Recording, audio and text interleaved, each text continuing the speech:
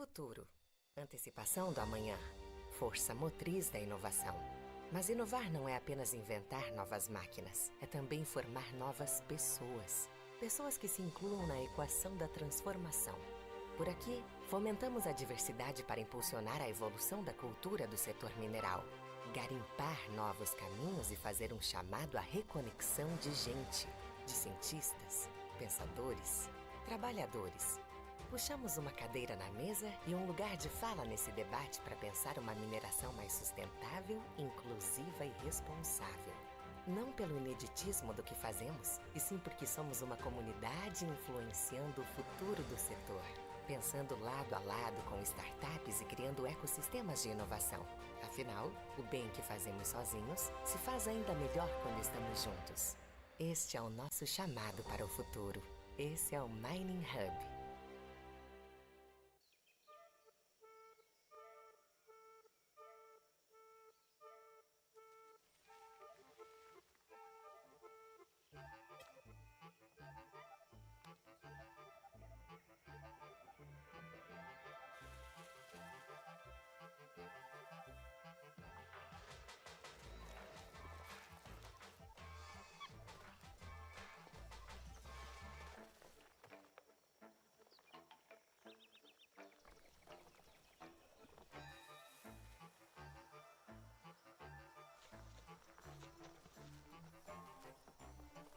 A palmeira andante é capaz de mudar de lugar em busca de mais luz do sol.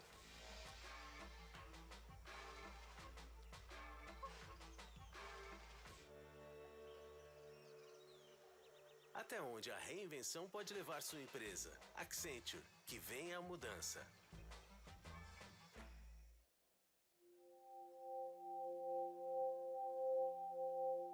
Qual é o propósito das pessoas, dos objetos e das empresas? Propósito é o que nos une ou que nos diferencia? Para a Anglo-América, a mineração existe para melhorar a vida das pessoas em todos os sentidos. E assim, com compromisso e transparência, oportunidades e possibilidades de crescimento são criadas para todos os municípios e regiões que hospedam nossas operações. Anglo-América, mineração e pessoas que fazem a diferença. Is your transformation plan radical enough to thrive? How can technology help you reimagine your working world? Are you reframing your future? Or is the future reframing you? In this time of change, find out how we can help you uncover opportunities now, next, and beyond.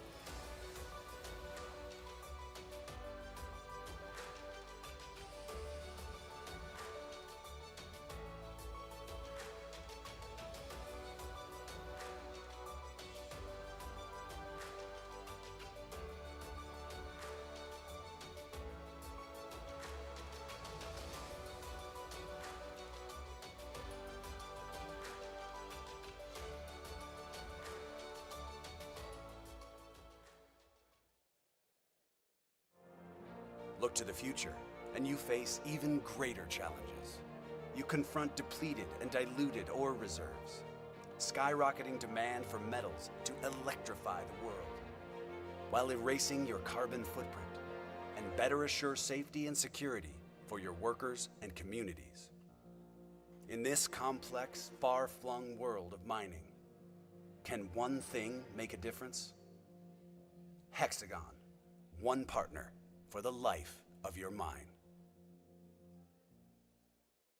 Somos feitos de histórias, inspiradas por pessoas que acreditam em nosso propósito e fizeram e fazem todos os dias a MRN acontecer. É isso que nos move adiante, escrevendo novos capítulos, construindo legados para as próximas gerações, com um jeito de ser que promove e fortalece a conexão com tudo e todos à nossa volta. Em 2024, seguiremos celebrando cada conquista com você. Hoje eu quero que vocês me conheçam. Somos de 77, brasileira, e hoje minha vida se divide entre municípios mineiros e capixabas. O que produzimos vai para o mundo inteiro. Tudo começa no Complexo do Germano, em Mariana, e Ouro Preto. Em forma de polpa, o minério passa por 25 municípios até chegar ao Complexo de Ubu. Em novembro de 2015, ocorreu o rompimento da barragem de Fundão, que jamais será esquecido e que lamentamos profundamente. Após 5 anos de operações paralisadas, retomamos as atividades no final de 2020 e sem a utilização de barragens de rejeitos, com novas soluções para disposição de rejeito e com um centro de monitoramento e inspeção que monitora todas as nossas estruturas 24 horas por dia, 7 dias por semana. Assumimos um compromisso com a sociedade de fazer uma mineração diferente. Seguimos aprendendo para evoluir e transformar. Muito prazer. Somos a Samarco.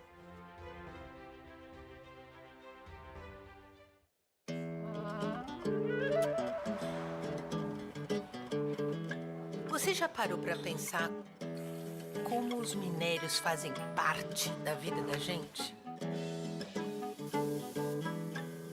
O cobre tá aí, no ultrassom que tá mostrando a Júlia pela primeira vez. Tá no fio da TV que vai emocionar o Pedrinho pela 100ª vez. O ferro tá no navio que movimenta a economia. E no fogão da Rosa que movimenta a casa toda. O níquel tá em praticamente tudo movido a bateria. Dos novos carros elétricos ao velho relógio da cozinha, onde essa turma conta os segundos pro bolo.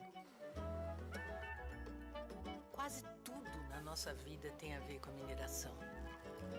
Transformar o amanhã hoje tem a ver com a Vale.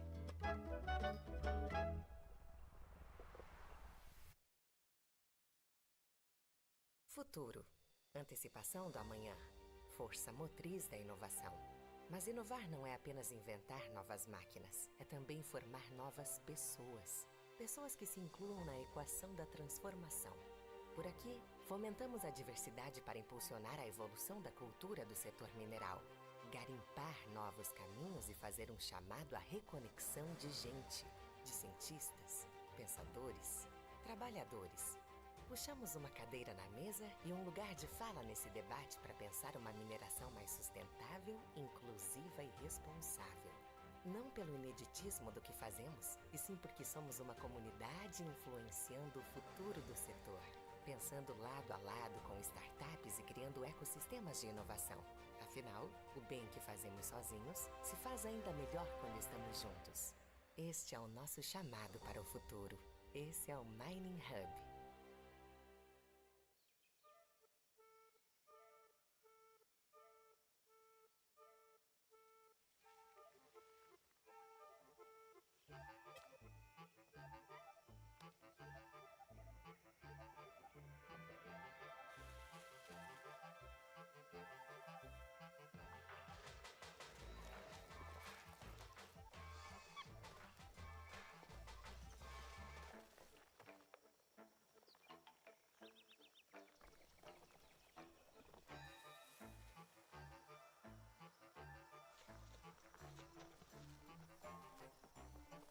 A palmeira andante é capaz de mudar de lugar em busca de mais luz do sol.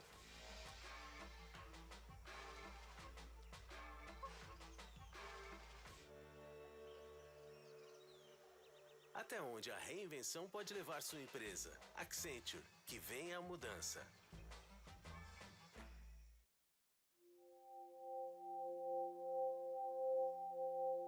Qual é o propósito das pessoas, dos objetos e das empresas? Propósito é o que nos une ou que nos diferencia? Para a Anglo-América, a mineração existe para melhorar a vida das pessoas em todos os sentidos. E assim, com compromisso e transparência, oportunidades e possibilidades de crescimento são criadas para todos os municípios e regiões que hospedam nossas operações. Anglo-América, mineração e pessoas que fazem a diferença. Is your transformation plan radical enough to thrive? How can technology help you reimagine your working world? Are you reframing your future? Or is the future reframing you? In this time of change, find out how we can help you uncover opportunities now, next, and beyond.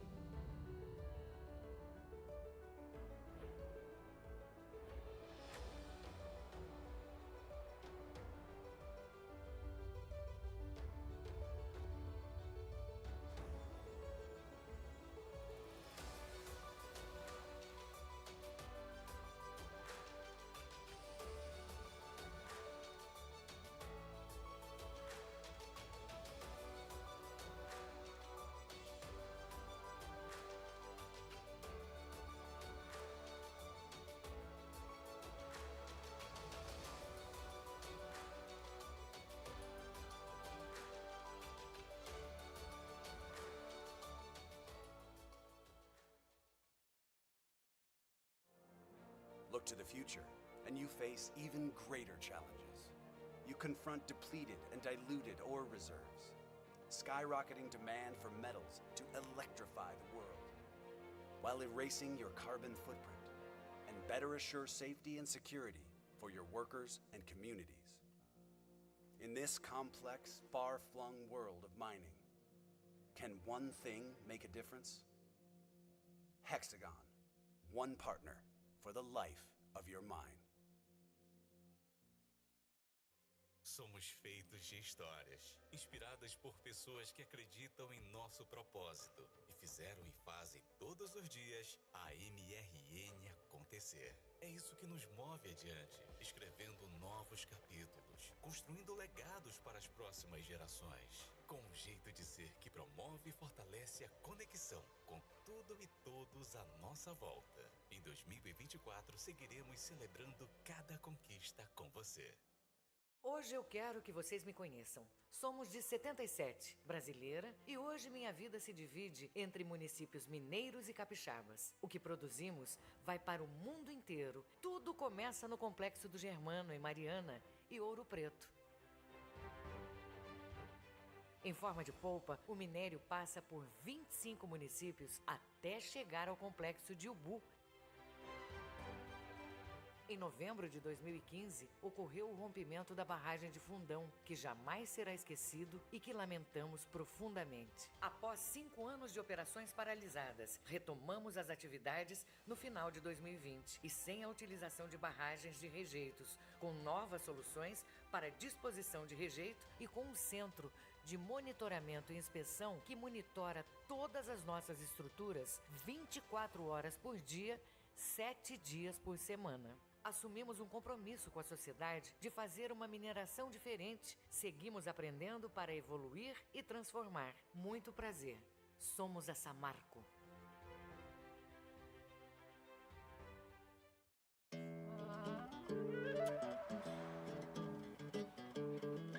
Você já parou para pensar como os minérios fazem parte da vida da gente? O cobre tá aí, no ultrassom que tá mostrando a Júlia pela primeira vez. Tá no fio da TV que vai emocionar o Pedrinho pela 100ª vez. O ferro tá no navio que movimenta a economia. E no fogão da Rosa que movimenta a casa toda. O níquel tá em praticamente tudo movido a bateria. Dos novos carros elétricos ao velho relógio da cozinha, onde essa turma conta os segundos pro bolo. Quase tudo na nossa vida tem a ver com a mineração. Transformar o amanhã hoje tem a ver com a Vale.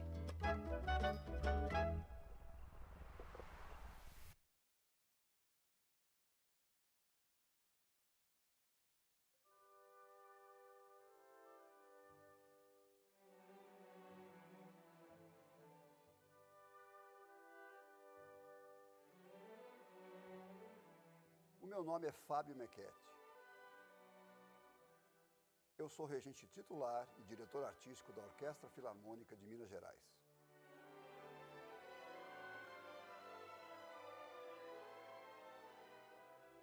A Sala Minas Gerais foi projetada e construída especialmente para servir como sede da orquestra. O teto, as cortinas retráteis, a estrutura de madeira, o estofado das cadeiras, tudo aqui dentro foi pensado exclusivamente para acolher e propagar a música de concerto.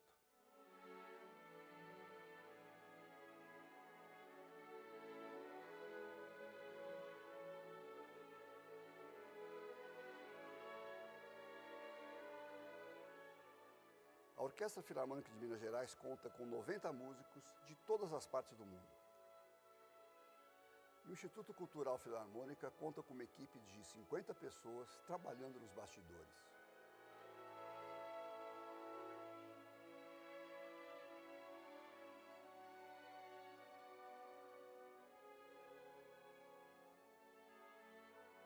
Todos juntos para entregar a você a experiência que é sentir a música dentro da Sala Minas Gerais.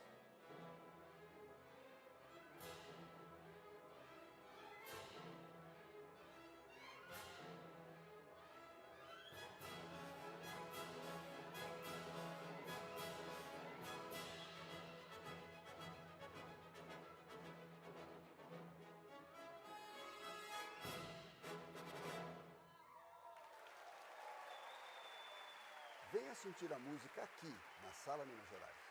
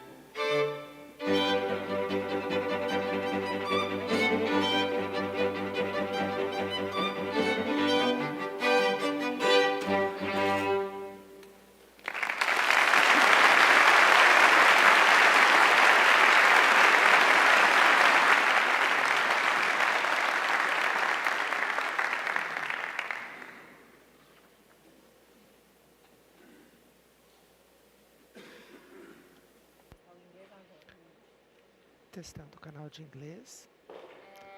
Testing English channel.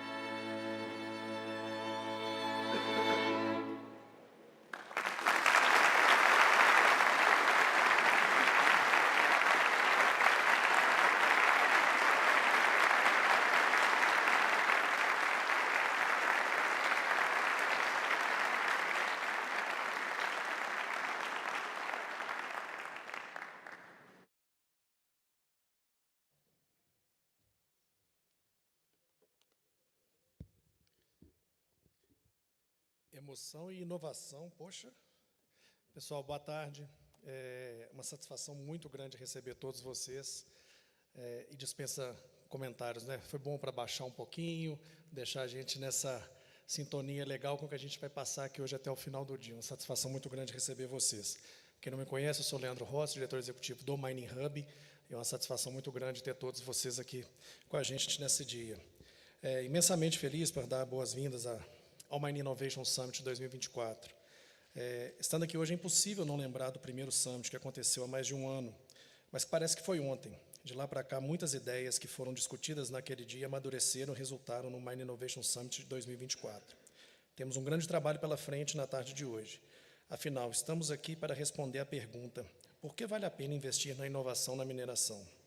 E para nos ajudar a responder essa pergunta, teremos mais de 30 especialistas que nos farão refletir ao longo de 7 painéis sobre os mais variados temas relevantes para o setor, sempre destacando o papel crucial da inovação.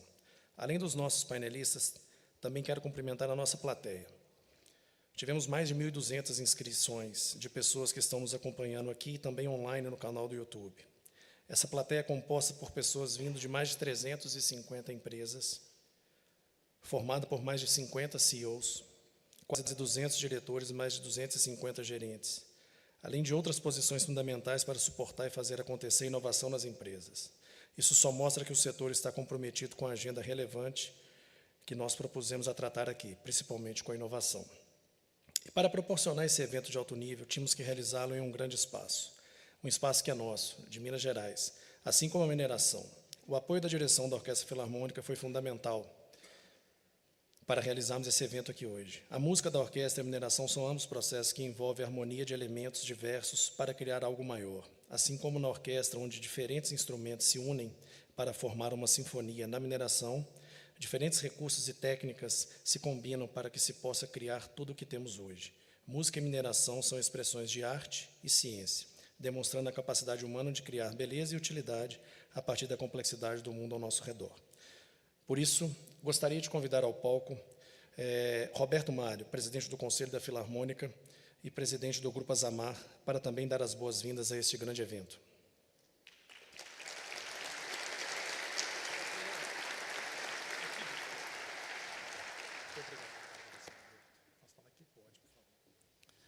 Boa tarde a todos. Meu nome é Roberto, sou presidente do Conselho da Filarmônica de Minas, do Grupo Azamar, também de Minas Gerais.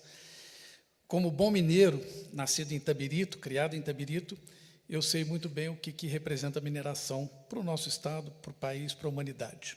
Então, a minha primeira palavra é justamente essa. Eu queria cumprimentá-los, a todos vocês, pelo que vocês fazem, né? O trabalho que vocês fazem, que é transformador. E como vários dos filmes aqui mostraram, mudam a vida das pessoas e mudam para melhor. E é um pouco o que nós queremos fazer também aqui na Filarmônica, através da cultura, através da música, mudar a vida das pessoas, mudar para melhor, transformar a vida das pessoas. Então, minha primeira palavra é essa: parabéns pelo trabalho de vocês, pelo desenvolvimento que trazem para Minas Gerais, para o Brasil, para todo o mundo. E a segunda palavra, finalmente, é justamente essa aqui é a Sala Minas Gerais, a Filarmônica é a Filarmônica de Minas, e como vocês, executivos da mineração, são muito bem-vindos. Isso aqui não é só a nossa casa, é a casa de todos vocês. Eu gostaria de que vocês pudessem aproveitar o trabalho, aproveitar a nossa infraestrutura, desejar umas boas-vindas para todos e um bom dia de trabalho. Muito obrigado pela presença de todos e um bom trabalho.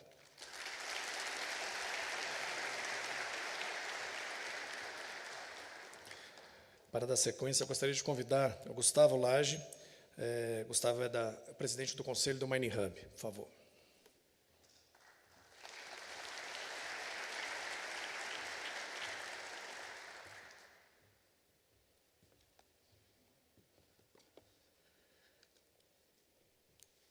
Pessoal, que casa linda, hein? Boa tarde a todos. Eu queria dizer para todos que é uma felicidade muito grande para a gente estar aqui com vocês e que é uma honra muito grande nós do Mining Hub termos vocês aqui como espectadores. Eu vejo aqui muitos colegas de trabalho, muitos amigos queridos, e hoje é um momento muito especial para a mineração e para a inovação do nosso setor. Eu agradeço também a presença de vários representantes aqui de empresa, em especial os presidentes aqui postados, na figura do Rodrigo Vilela, do Guido Germani e demais presidentes, diretores que estão aqui honrando esse compromisso da inovação da mineração. Eu gostaria também de agradecer também a presença de todos os youtubers, as pessoas que estão nos acompanhando no YouTube, melhor dizendo, que são mais de 1.200 pessoas. Significa dizer que a inovação hoje está atingindo um grupo grande da mineração e esse evento vai se perpetuar por um bom tempo. Nessa edição, pessoal, a gente sabe, e é válido trazer para vocês, que o propósito é falar de engajamento de inovação, de falar de questões de motivacionais da inovação. A gente quer ser muito provocativo aqui agora. A gente sabe que todos vocês são parte de uma aventura que é fazer o novo. Inovar num setor tão tradicional como o nosso não é tarefa para qualquer um. Quem está aqui conectado conosco de alguma forma This is a lot of work. If you're here connected with us, you want to innovate, and we want to challenge you to answer some of the questions in innovation. So our question today is, why is it worthwhile innovating? Why is innovation worthwhile? We want you to join us in this journey together with Mining Hub. Mining Hub has been around for 5 years already. It's an experience in collaboration and transformation. It's extraordinary. Recently, we talked to foreign representatives, and many of them didn't know that we had 44 companies collaborating towards a common purpose. In theory, we compete with one another, but we are able to mobilize and engage the sector. People felt a bit envious of us. So if you don't know Mining Hub yet, or if you just know a little, visit us. Our doors are open to you, and the more, the merrier in the challenge that it is when it comes to innovating mining. We started Mining Hub in 2019, focusing on startups related to mining. Then the pandemic came, and we had to be on a halt. But last year, we resumed our activities at full speed. Samarco and other mining companies brought new programs to our sector.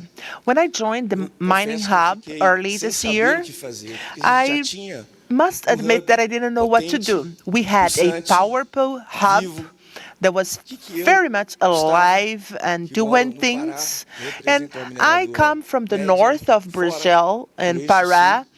I work for a mining company that is medium size. What could I add to such a powerful ecosystem? And, you know, that was something that was food for thought for me. I talked to a lot of colleagues. So our mining in the north of Brazil, next to the Amazon, was the driver, was the inspiration.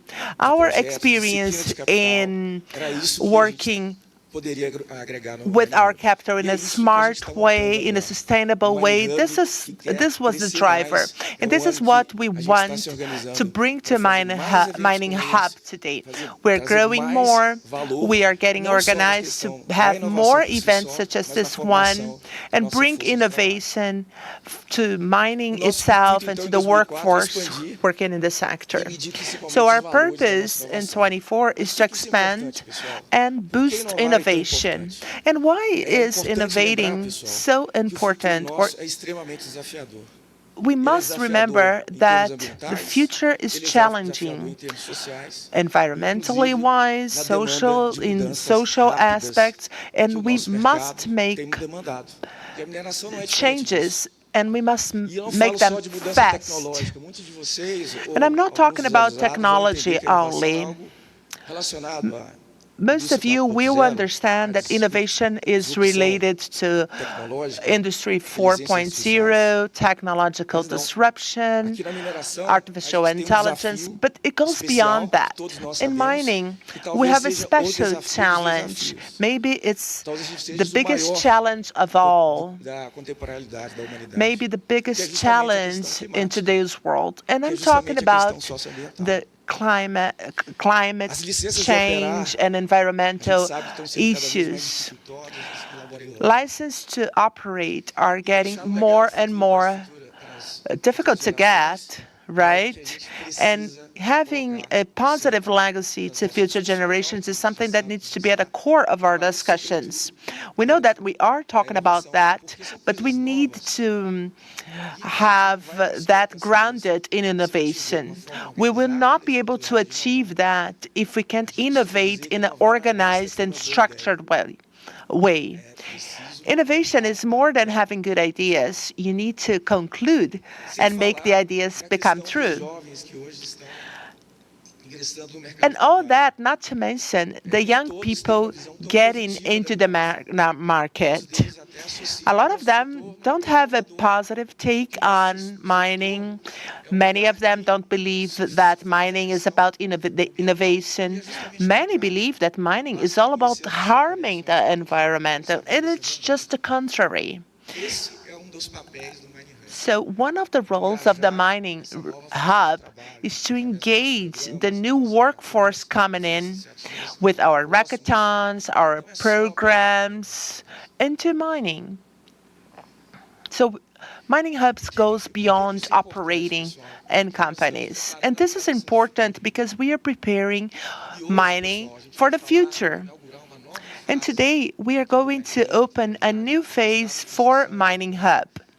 It was already going on in a more organic way, but we're very much focused on the purposes, on connecting innovations that are important and that will add value to our ecosystem. So I'm very happy to announce that today, this is the very thing we'll be talking about. We'll understand the positive impacts of innovation in mining. We'll have panels with Uber experts on the topic. We'll try to share our view on mining for the future. We are together in this journey, so there's no reason for us not to discuss this jointly and get organized to make that innovative view come true. And we need to find ways to engage this young workforce so that they dream to work in mining. I'm sure that many of you here dreamed to be in mining one day. I know I did. We'll learn about new technological frontiers. Many of you will not have heard of some of them. We'll talk about innovation for sustainability and towards carbon neutrality. We'll talk about innovation that is going to be grounded in maximizing values and leveraging incentives, fundings, and the like. We're going to be talking about Mining Hub as a company that centralizes and articulates these values and that seeks this at all times. And this is our vocation at Mining Hub, to build a collaborative ecosystem. Mining Hub belongs to you, and what we're doing now is inviting you to join us. And we celebrate this collaboration in this beautiful gathering here. It's time to get to know one another, to greet one another, because at Mining Hub, we visit our colleagues, we discuss aspects of mining with them. So let's do that. I hope you make the most of this event. It was well thought about for you. And let's talk about innovation. Thank you very much.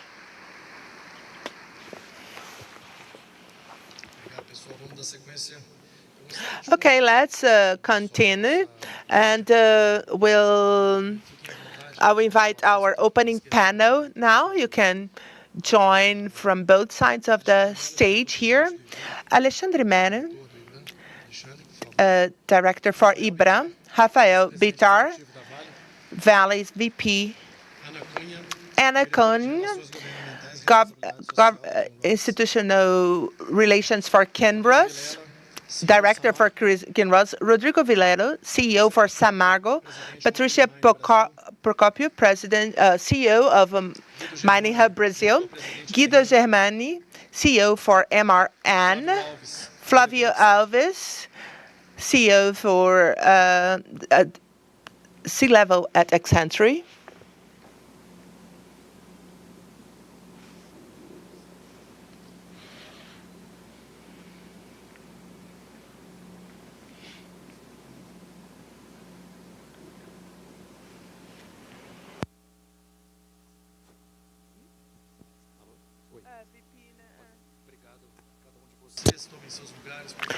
Okay. It looks beautiful from up here. The audience looks beautiful. Once again, good afternoon. We are going to continue our Mining Innovation Summit 2024. I'm very happy to be here with you and to have your support in this beautiful journey. So today is the day to show that innovation in mining is worthwhile.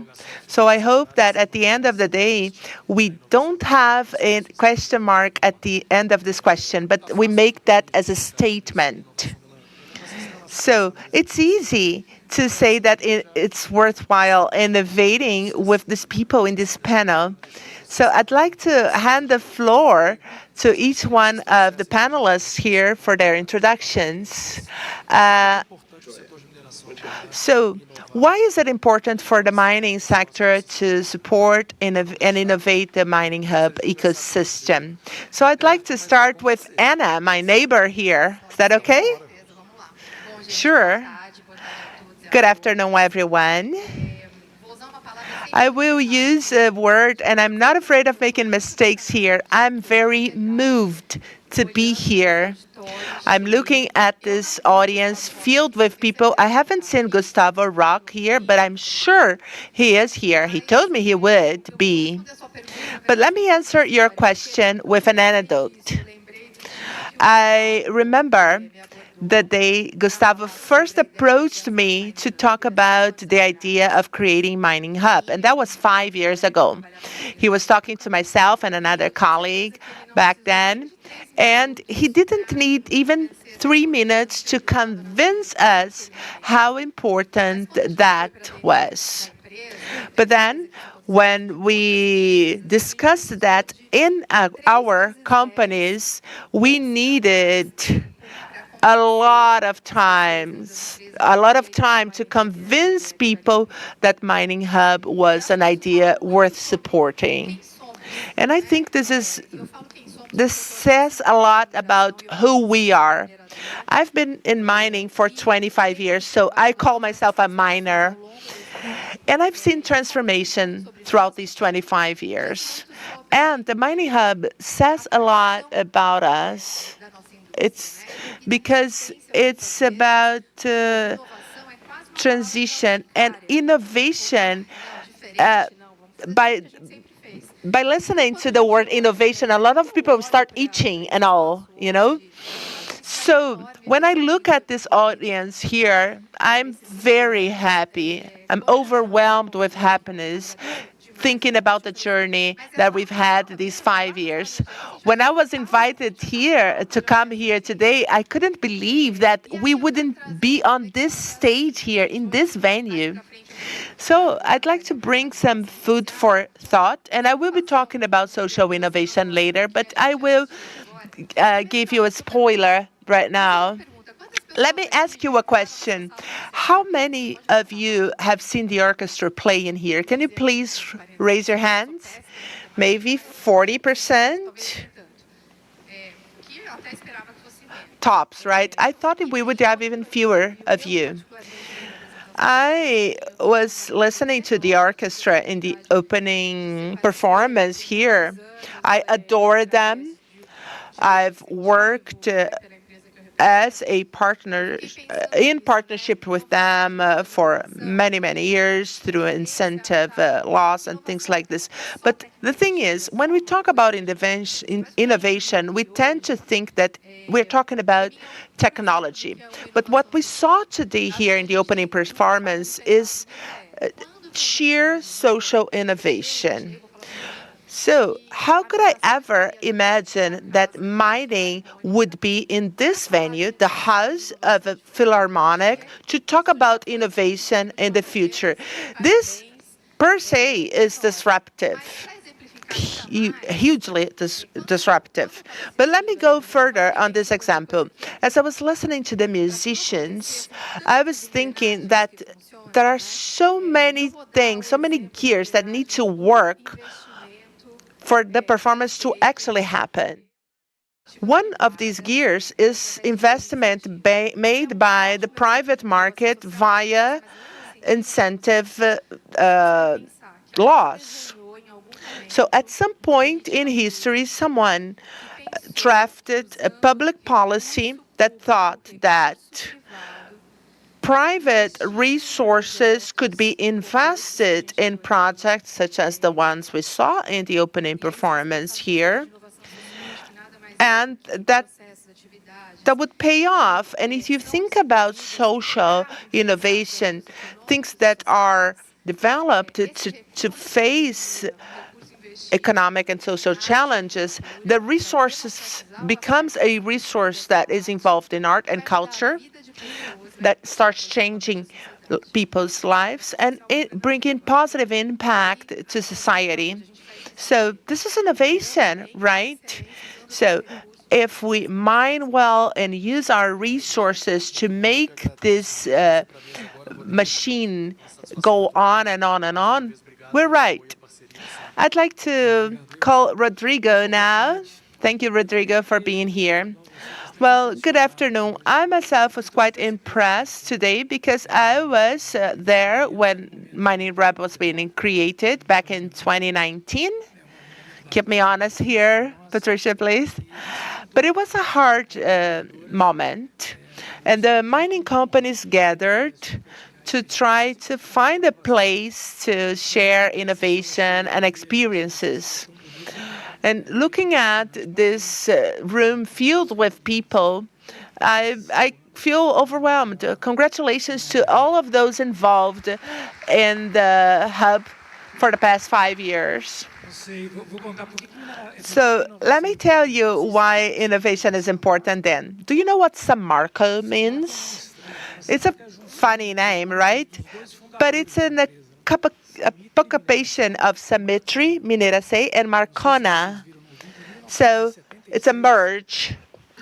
Back in '76, symmetry owned a lot of mining rights in the iron quadrangle area, and there were mines with low iron content that no one wanted. Back then, iron content was 45, 50% iron content, and back then that was tailings, right? Then Samarco joined with a Peruvian company called Marconda. It was an investment company.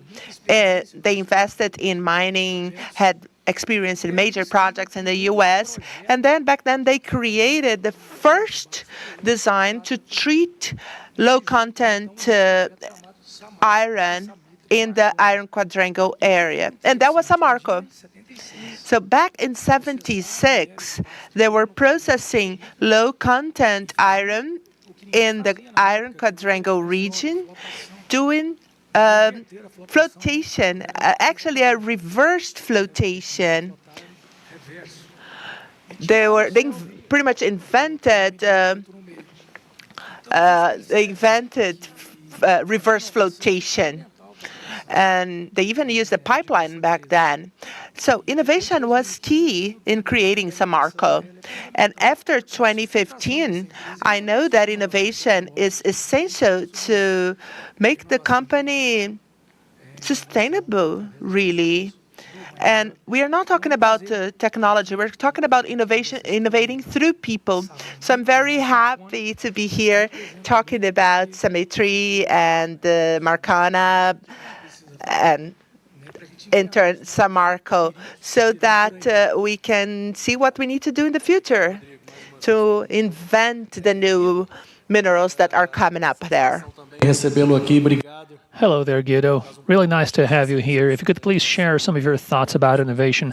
And let me with that, thank you for your support and trust. Thank you, Leandro. Hi there, everyone. I have to say that I'm truly honored to be here with you in this room. And I'm actually impressed with the quality of the venue in which we are today. Interesting story that one about Samarco. Obviously I had heard about the name Samarco, but I had never realized that it came from this, fusion of two companies which were basically there to try and process low-grade iron ore. So energy transition, which is what we are all trying to, see through, will, in a way, get mining companies to be more innovative in everything that they do. If you look at the amount of copper, nickel, lithium, and every one of those other minerals which will be needed in to have energy to see the energy transition through. And I think that sometimes those goals are kind of too ambitious, but still the amount of mining that you're going to have to do in areas in which you have low grade ores and more inhospitable places as well, all of that together will require a tremendous amount of innovation, not only so that these businesses can be economically viable, but also to mitigate and prevent the potential impacts that Anna alluded to, which are obviously becoming, matters that societies across the board are looking at, which have to do with the environment and local communities. But let me try and go back to your question, Leandro. Why is it that a company, the likes of MRN, and MRN is, by the way, not a big company, but why, anyhow, are we involved in the mining hub to the point of, actually chairing the mining hub?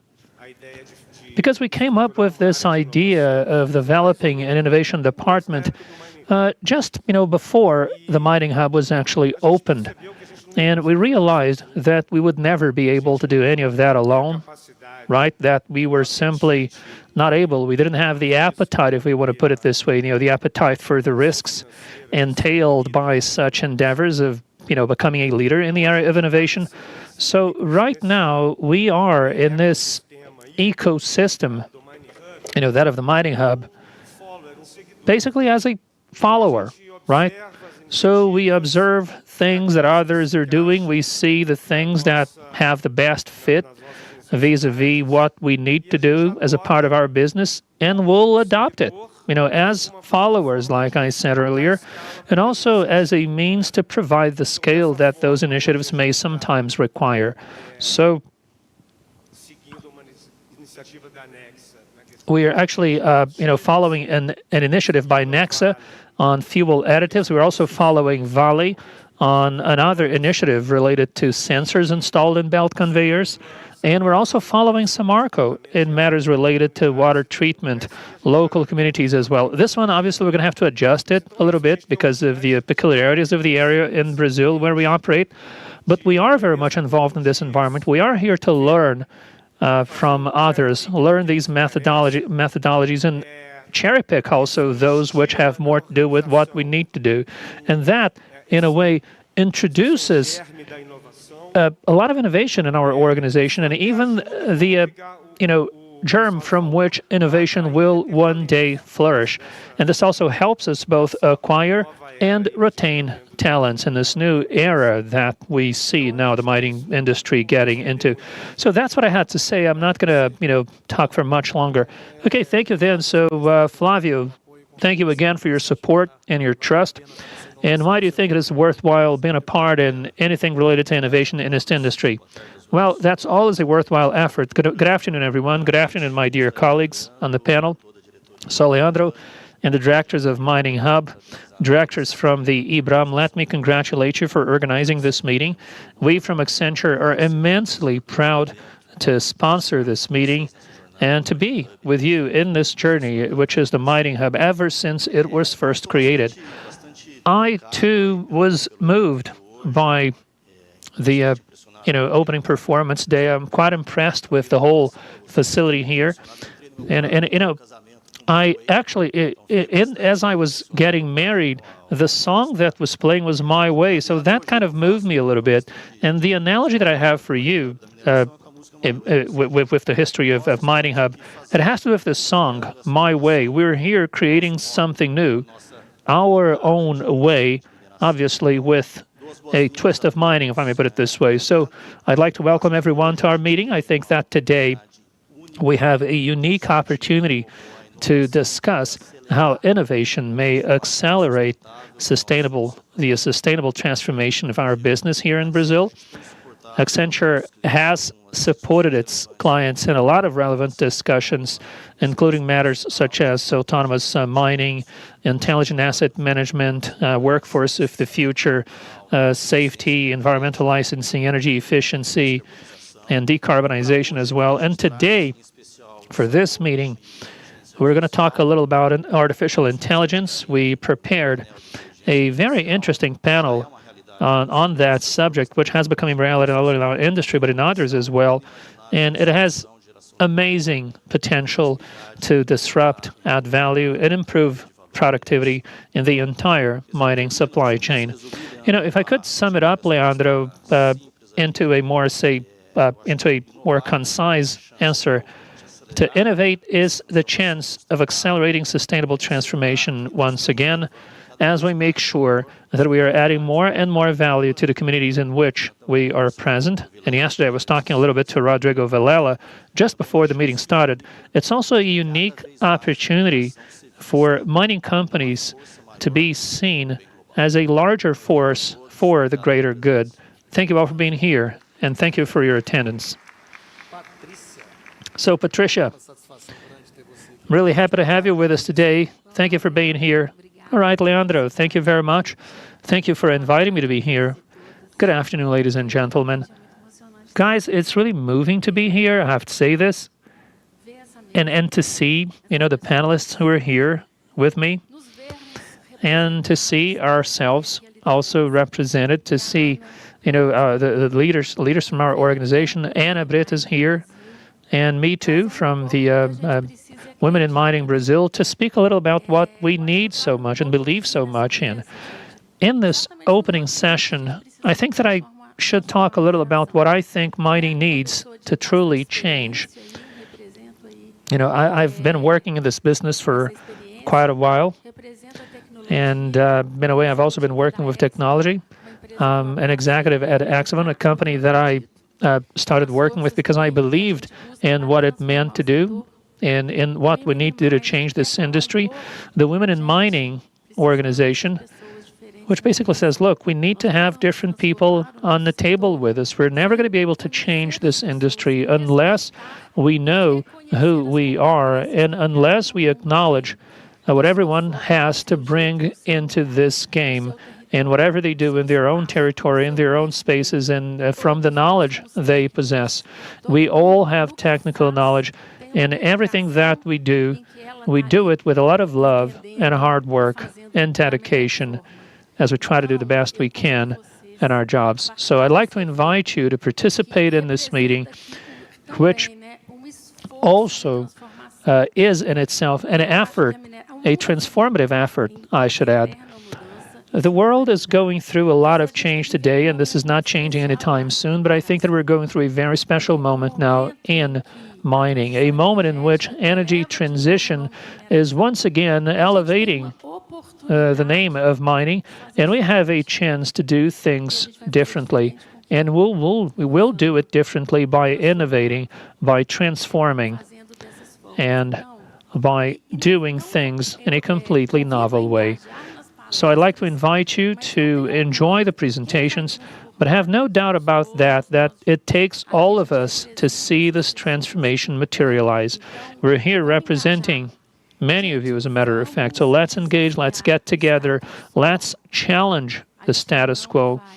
We are not going to be able to change anything unless we change, unless we come together. And this is what the Mining Hub is all about. It's the bridge that connects all of us, right? I mean, where are companies going to talk about this? Companies which might be competing for, things out there, but in here, they're still trying to have a glance at the at a new world. I truly believe that the efforts made by mining companies today are very much related to the future of people and to the well-being of everyone. Well-being and quality of life, these two things rely very much on mining. So I'm here on stage to speak about mining because I truly believe in it as an industry, and to see you here in the audience makes me believe in that even more. Thank you, Patricia. We're in this together. So, Alexandre. Thank you, Leandro. Good afternoon, everyone. So, Leandro, if I may, I'd like to make a quick comment as I greet the other panelists. Something that I've always wanted to do was to basically be on this stage, somehow on whatever capacity it is. Today, under this capacity, obviously, but maybe in the future in a different capacity than this one here. Well, maybe if you would play some Metallica here, this might sound good, right? It just might. So innovation is very much connected to evolution. And one thing that I think we have to discuss here is the fact that society needs to become more aware of what mining does. Oftentimes people don't know where mining is. I mean, everything in this beautiful, place in which we are, in this beautiful venue, there's a lot of mining here, right? Including in the orchestra, right? Those steel strings and also the wood that oftentimes comes from planted forests in which mining companies are present. It is very important to become more aware of that. And I think they have to be, in a way, the harbingers of that information and of the future of mining as well. And picking up on another question that you asked earlier, Leandro, why should we innovate in mining? A bit of a game play on words here. We have a Vale, Samarco, Nexa, CBMM, and Sigma, and so on and so forth. Why is it worth innovating? Well, innovation means evolution. Innovation means participation. And our industry, more and more, has been under quite a bit of pressure from the regulatory side, given the fact that new standards have been enacted, legislation as well, specifically the ones connected to environmental issues. And obviously, they have to be abided by rigorously. And the mining industry is here to face these challenges head-on as a sustainable endeavor. Another important item that will be discussed in a panel that we're going to have later today is the climate agenda. Once again, another important subject, and the climate has it's actually become part of the core business of mining companies and governments as well. I mean, if you saw what happened in Rio Grande do Sul in Brazil, that's a consequence of the type of effort that both governments and companies need to make to adjust to climate change. So this is another thing that we will be discussing in our meeting. And again, let me thank you for the invitation. And last but not least, let me say to all of you that mining is a part not only of this world, but mainly here in Brazil. Since the 1500s, we have had mining going on here. It has mattered a lot to our economy, to the development of our societies. And again, speaking at such a beautiful venue, it's also done a lot for culture. Culture is closely related to mining as well. You can talk about food or our historical towns that we have here in Brazil, and music as well. The Baroque buildings, the arts, it is everywhere, and it's also been a part of change and evolution. So again, congratulations on this meeting. The Mining Hub is celebrating its 5th anniversary. We're in this together also with the IBRAM, and I wish that you all will have a most productive meeting. So let me now invite Bitar. Thank you very much for being here, Rafael Bitar from Vale. And again, we're very happy to have you with us today. Thank you for being here. Thank you, Leandro. Well, this is something that everyone has said, and the big problem about being the last to talk is that everyone has said everything that was to be said. Yeah, but let me try and innovate. So let me start by congratulating the Mining Hub for connecting culture, innovation, and mining. I have no doubt in my mind that culture and innovation are two key elements as we are trying to improve and enhance the reputation of the mining business. Those are two elements that are strongly connected in my view. So innovation and what we have done at Vale. Innovation is in our DNA. Vale has been around for over 80 years. We have developed a lot of concentration techniques and also the palletizing operation for iron ore fines, also integrated logistics and the development of our Valley Max ships so that we could compete against iron ore coming from Australia. So we have had to reinvent ourselves a lot, even more so since Brumadinho. And let me again, pay my respect to the family members of the victims of the B1 dam failure in Brumadinho. But we've been trying to innovate not only the way we communicate, but also in the way we've been interacting with local communities and society. And that has required profound change in the way we do our business. And innovation as we move now into energy transition and the development of briquettes to support the steel industry. This is innovation that is not actually that new. It's been developed now for over 20 years. And I would say, I say that there's no energy transition without mining. It is impossible to dissociate these two things, and you cannot do mining unless it is sustainable, unless you have a fertile environment for that to happen in the form of innovations to decrease the amount of tailings we produce.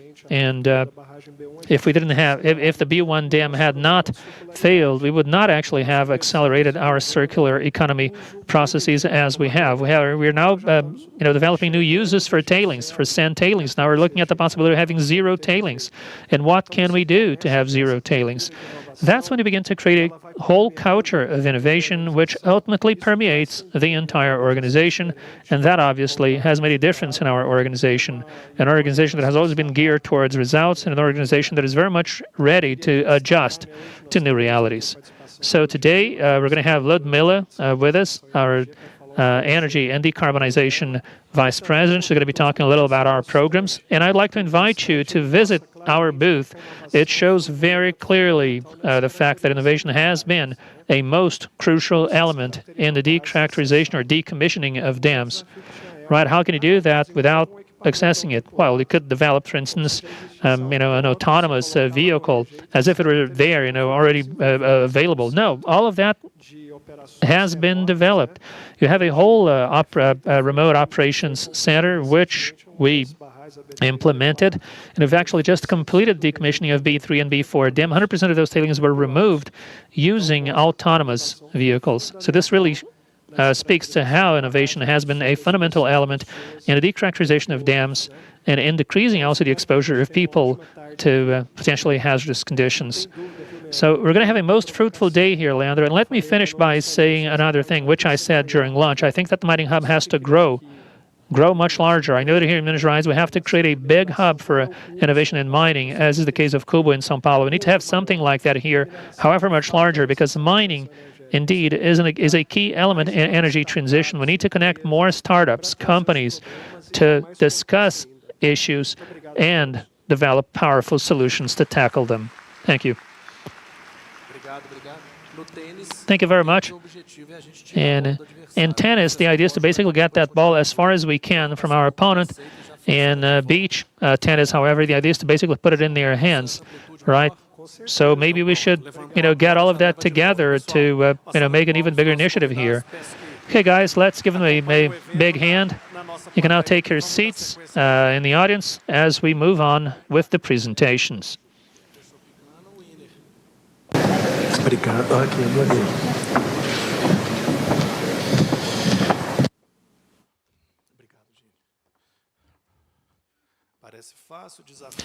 Okay, it might look easy to just move into our sessions. So I have to say that I'm really happy to invite the next speakers. We had a lot of interesting comments about innovations. Let's invite Luciano Siani. He has been working with mining for over 20 years. He's currently a senior consultant with the Natural Resources Group at Accenture and a consultant and also a member of boards of different companies. He worked for Bolsa Nato Brazil, O9 Solutions in the US as well. So our panel is about trade-offs in mining, strategy to maximize value generated by innovation, and how we basically look at short-term needs and long-term projects. Really happy to have you here with us, Mr. Siani. Thank you.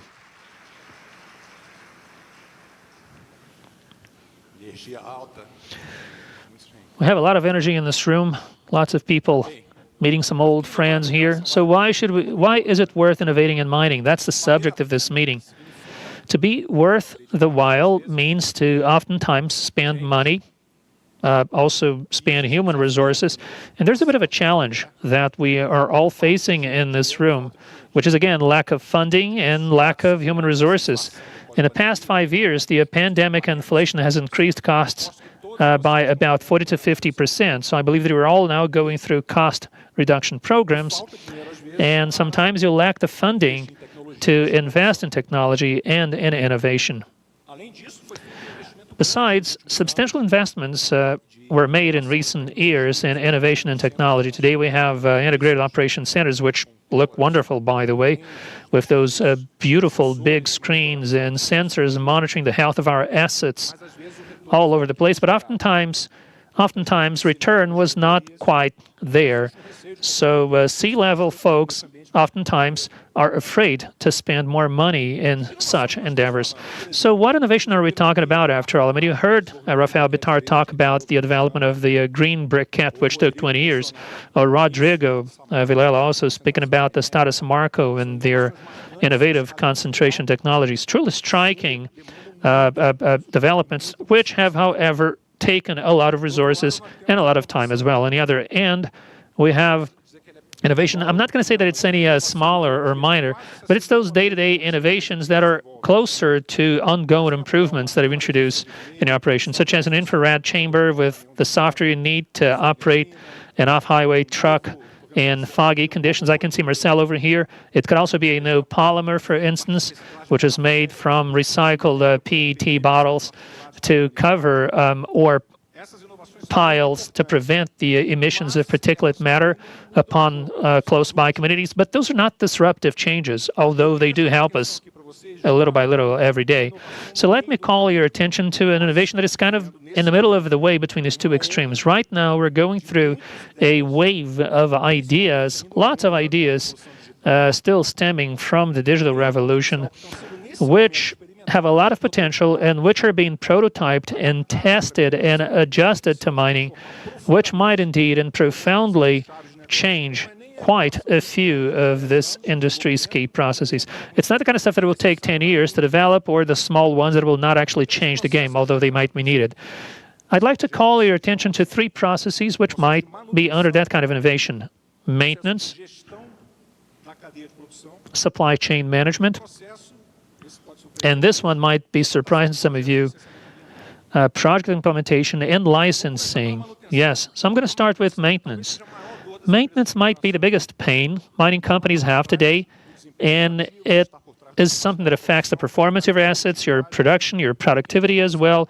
Who here doesn't know, that famous statistics that an operator with a tool in their hands in front of a piece of equipment, that accounts for maybe 20 or 40% of the time that person spends at work. They can't do preventive maintenance, and they do more corrective maintenance, and they have maintenance backlog, and they have your assets underperforming, and a whole vicious circle that starts from there. Today, actually, before I go there, there's lots of there's a big lack of synchronicity in the maintenance process. You cannot have the teams, the tools, the components, and the permits, all of them together at the same moment in time, so that whatever job is needed is done at the time it is required. Some tools are being adjusted today so that it can do exactly that digitally, so that it can manage your manpower out in the field, so that it can have real-time feedback about what's going on in the field, so that it can optimize intelligently the whole schedule so as to get as much as you can from your maintenance crews. And by the way, I forgot to mention one thing. Those digital tools are obviously being further enhanced by AI resources. Another important point for maintenance is to basically get that work front released for the occupational health and safety teams, for them to perform the risk analyses over every task. We have tools which have been developed. They were not fully adapted to mining. They're still being introduced abroad. In Brazil, we have no such types of tools to manage critical risks, instead of outsourcing that to the occupational health and safety team, but to allow instead that each maintenance crew is able to build their own checklists based on libraries which contain thousands of potential situations, experience in other words, so that they're there in the hands of maintenance crews for them to manage risk much more quickly and efficiently, allowing the occupational health and safety team to do only the more critical part of the job they are expected to do. And in maintenance, we also have the holy grail of all maintenance streams. There's a lot of conceptual work being done now, which is to have like a co-pilot, if you will, assisting the maintenance crews, so that some AI or generative AI tool reads the maintenance documents. They know the track record of that piece of equipment, so that whenever the maintenance worker is there in front of the equipment, the AI will help them pick what intervention might be needed. So all of this is happening with substantial potential to transform maintenance. Okay, so supply chain management. And for this one, I'm talking about mine, processing plants, and your product stockyards, loading, transportation, discharging, blending, recovery, reclaiming, and then loading your products onto ships. AI has helped us now to respond much more quickly to optimize these processes. In your dispatch system, so let's say that you have an excavator that is now, that just broke down to begin to have trucks queuing up. AI tools can optimize the use of those trucks in real time so that you can actually increase the productivity of your trucks in your mine. We look at your stockyards, for instance, in ports, and the blending issue. I mean, which piles? Where should you form those piles? Which machine should you use to make up those piles? Which machine will you use to reclaim those piles, to keep those ships loaded? You also have a lot of digital tools which are being tried today to automate this entire process and to make it actually a more intelligent process. And finally, in industries in which you have a longer supply chain going all the way down to the end consumer, which is the case of fertilizers, there's a problem which might not be the, like a daily problem that you face, but a larger problem instead, which is how to optimize for purposes of additional, for purpose of value addition. Which products you produce? How will you get those products distributed? Which distribution channels will you use, and where you will you store these products, and how much of these products should you store in those warehouses with market prices shifting around all the time? So variations in demand, considering everything that is happening in your production, and what you should do to maximize the return of your business in real time by means of real-time simulations, and to even simulate what your long-term schedules should be to minimize your carbon footprint or water use. All of this is being analyzed by tools that are being developed as we speak. We see that this is undergoing a lot of change, a lot of evolution on account of real-time digital tools equipped with artificial intelligence resources. And finally, the project implementation process, this one today, super archaic. I mean, other than construction, right? In civil construction, companies are using BIM. If you look at those FEL 1, 2, 3 pre-feasibility, feasibility projects, they have a lot of interfaces, a lot of gates, a lot of teams involved. Even if you have one same organization taking care of all of that, lots of handovers, lots of disciplines that have to be coordinated together, and a lot of rework as well. Because if you tweak, for instance, disposal of tailings in your project, you automatically, the person who's designing the service roads, they have to change those service roads, which might actually need for you to do a little bit more of devegetation. And the folks preparing the environmental impact studies were simply not told of any of that. And further ahead, the environmental agency will get all of that information and will start asking you questions. You're not going to be able to give them very thorough questions, because what mining has been doing today, the mining industry, is that we are now importing techniques used in the aeronautics and automobile industry to decrease the time it takes to develop products. It's basically collaborative tools, workflow tools, in which you create a digital twin of a project, considering your entire supply chain, which would allow you then to connect all of the interdependencies in this project in real time. So whatever change you make in any aspect of the project, every one of the other disciplines involved will be changed and adjusted automatically. Then back to artificial intelligence. If you think about AI and environmental permitting, you can have AI reading the environmental impact report, compare with the legislation, and find the gaps. And this can be done in a proactive way, so you can prevent back and forth between companies and authorities, right? So there is a lot happening when it comes to digital tools being used in the process. So look at these three processes. We're not talking about a 10-year time frame and not minor changes.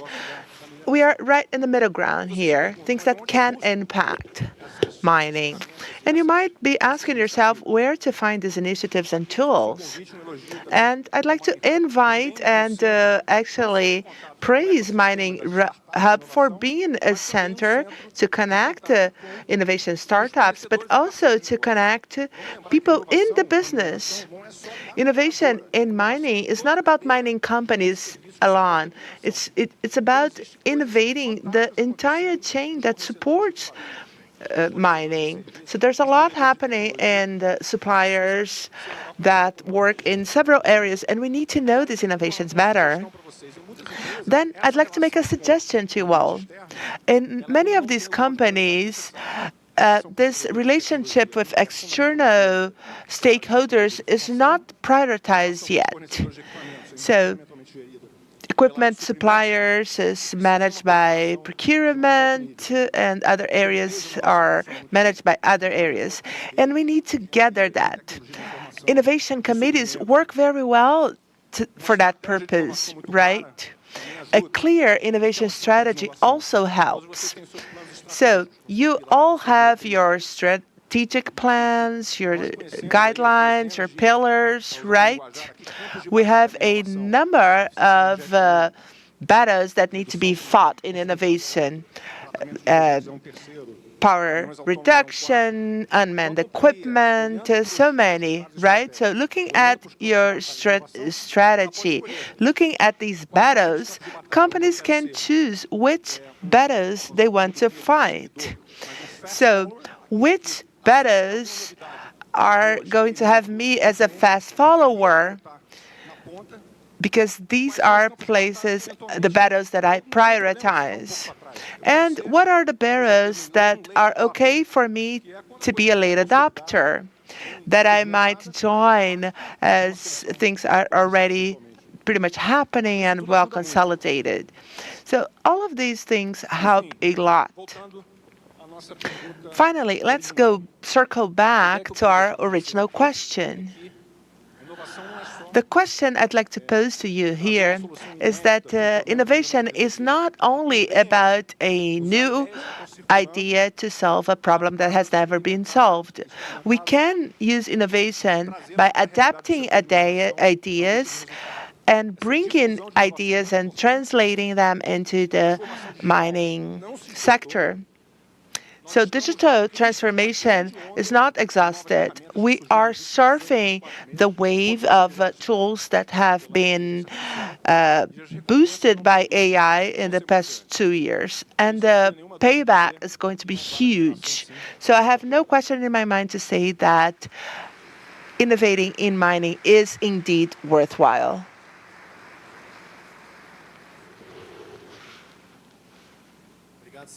Thank you, Siani.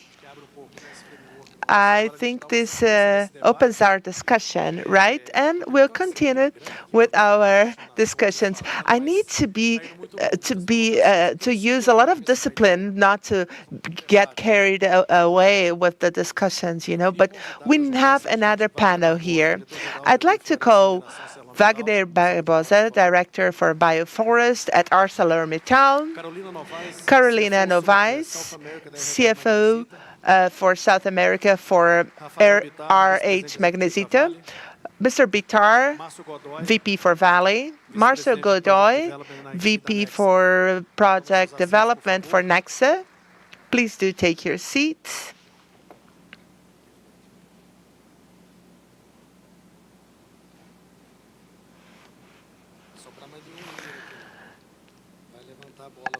Okay, now we are going to continue the discussion about those resources that we mentioned in the opening, right? Well, Siani tackled so many topics here. This is going to be a great debate here. Thank you very much for being here. The view from the stage is really nice, guys. But I'd like to start our discussion here by asking Wagner something. Well, Wagner, can you tell us how ArcelorMittal aligns the innovation perspective with the global perspective? Well, it's great to be here. I'm very happy to be here in such an important event for mining that may give us some answers, right? Now, as for the question as to how to connect strategy and innovation and how to bring results to move forward in your strategy, ArcelorMittal sees innovation as a major driver, and it has been so for many years now. As a mining company, we are also connected to the steelmaking industry. We are part of the steelmaking industry in Brazil, mainly. And one of our strategic pillars is verticalization. We have 6. We believe that we can move both upstream and upstream towards the steel supply chain. And then, considering our strategy discussions that happen annually, we discuss these pillars, we associate KPIs to them, we cascade this down to strategy, and we come up with projects and KPIs that will move our strategy forward, considering innovative projects. Now, late last year and early this year, we innovated in our strategic pillars, and we added innovation as an important asset to the company. So we created a specific pillar for innovation. And our purpose was to bring the innovative culture to the company, to change and to change fast. That's key. Another key point for us is structure. We need to provide infrastructure for innovation. So you might have rules or a hierarchic framework, but we need structure. We have the first steelmaking innovation laboratory connected with startups, providing new projects and everything. We are very much fostering innovation in digital areas. We have research centers in the world. Over 1,600 researchers work for ArcelorMittal globally. We also have partnerships such as the one we have with Mining Hub, with Siani, and the Federation of Industries of the state of Minas Gerais. So what I mean to say is we have a whole structure breathing innovation on a daily basis and connecting to supply chains to see the opportunities. Now, we must talk about the strategic aspects related to that. As mentioned in the first panel, we need to ask ourselves whether it's worth innovating in mining or not. But the thing is, innovation will happen. Do you want to come along or be run over by innovation, right? Innovation will push us forward more and more. The times we are experiencing today, as Bitar mentioned, are times that on one side brought terrible things to mining, but also brought opportunities to pick up pace on innovations and new projects. Well, thinking about aligning strategy and innovation, he mentioned about a global company, right, Arcelor, but Vale has a local organization. Vale is a Brazilian company. How does that work at Vale? Strategy, innovation? Well, I think Luciano aced the issue, right? He said it all. He knows how we are organized. He was a C-level executive at Vale back. But I think if a large company is not organized, all people want to have different research and development projects. And if that happens, there's no alignment. So first, get organized. Align the research, development, and innovation program. We have a committee for that. And we aligned that with strategy. So each initiative needs to be in line with the strategy. So the different projects from exploration, asset management, geotechnics, stability, each program has a technical sponsor that validates the initiative and oversees and follows up on results. So first, you need to get organized, right? And second, you need your initiatives to be properly in line with your strategy. Great. Now, let's talk about Nexen. It's a dedicated operation. You operate here and in Peru. You have a huge project pipeline, a huge environment with Votorantim. How do you align strategy and innovation? Well, I'm very happy to be here with all of you. Good afternoon, everyone. Well, I believe that the structure needed to connect the strategic plan to more relevant systems that may cause impacts at different levels is key. Luciano mentioned some of these dimensions, Bitar mentioned others, and these aspects will be in the mining process. And we're talking about phases starting in exploration, and oftentimes exploration stays in the background, but exploration is all about innovation. And it can change a mining company's history, right?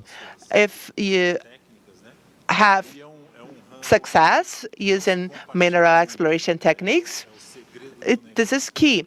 But this is like the secret of our business, right? So there's not much space for sharing those secrets, but it is what grounds everything in mining, exploration, I mean. But once you establish your structure, your strategy, what's most critical in an organization such as ours is to also execute the process in a way that's not very time-consuming. This way, you can test as many opportunities and ideas as possible in an efficient way. And you have to do that fast so that your pipeline will move forward. This is key in a company. We must manage to pilot projects and move them forward and include them in pipelines that will yield results to your company. And I believe that this adds to what's been said by my colleagues here. This is essential in a company that needs to be innovative and bring new ideas to the game and wants to move forward in its journey and be more sustainable as a business. Well, thank you. Strategy execution, internal stakeholders, experimentation. So this needs to be part of the company. Well, I'd like to talk to you, Corinne, about measuring impacts of innovation implemented and guaranteeing that they are contributing with long-term objectives for the company. How can you measure that? Thank you very much. I'm very happy to be here with you all. I second what Wagner said. Magnesita and works like that. We have strategic goals and indicators, and we cascade down to strategy. And innovation is all about that. We have specific metrics in the innovation, research, and development portfolio, but most essentially, the way we reach the bold results set forth in our strategy is through innovation. And I have a great example about that. Magnesita is not a very famous company. Maybe you don't know us, but we produce refractory solutions. We are one of the largest refractory solution providers in the world. Refractories are essential in modern life. Without them, there's no glass industry, no steel industry, so on and so forth. We are also verticalized, and this is part of our sustainable strategy. Mining for us is about carbonated materials, for example, magnesium carbonate. So to stabilize our raw materials, we emit CO2. We release CO2 to the environment. So I was talking about a professor about innovation, and innovation is about solving a problem. And our problem is to decarbonize our industry. And I chose this issue because one thing we can do is to replace virgin raw material for secondary raw material, reprocessing, ensuring quality at the same time. In closing, what happens in our industry is that we have a specific goal in our strategy that consists of the percentage of secondary raw material we use. In 5 years' time, we increased that by 3.5 folds. And this is only possible through innovation, and not only about technological innovation through our research and development process, but we used reverse logistics, partnership with customers, institutional relations, because we need to recycle a lot of our residues. So innovation is pretty much cross-sectional for us here. Well, such an increase by 3.5 folds, that is great. This allows you to have quality, and you can help the entire supply chain. So we talked about strategy, alignment, but some things are not very concrete when it comes to innovation. I'd like to start with Bitar and culture of innovation. Do you think a company can have an innovative culture all throughout the levels, and how can you translate that into concrete results? Great question. Well, the first thing is you need to define what innovation is to you. If you don't do that, you miss out on the opportunity to capture minor innovations on the shop floor. You must use them. So continuous improvement needs to be used. At Valley alone, we had over 384,000 innovative projects that stem from continuous improvement at Valley. So these projects come from minor solutions of one-off issues or localized issues that involve a certain sensor put at a certain piece of equipment to solve a certain mechanical issue. This is and there's a solution there. And this is essential as a culture because you start connecting people's mindset at all levels, solving problems through something. It can be a sophisticated solution or a simple solution.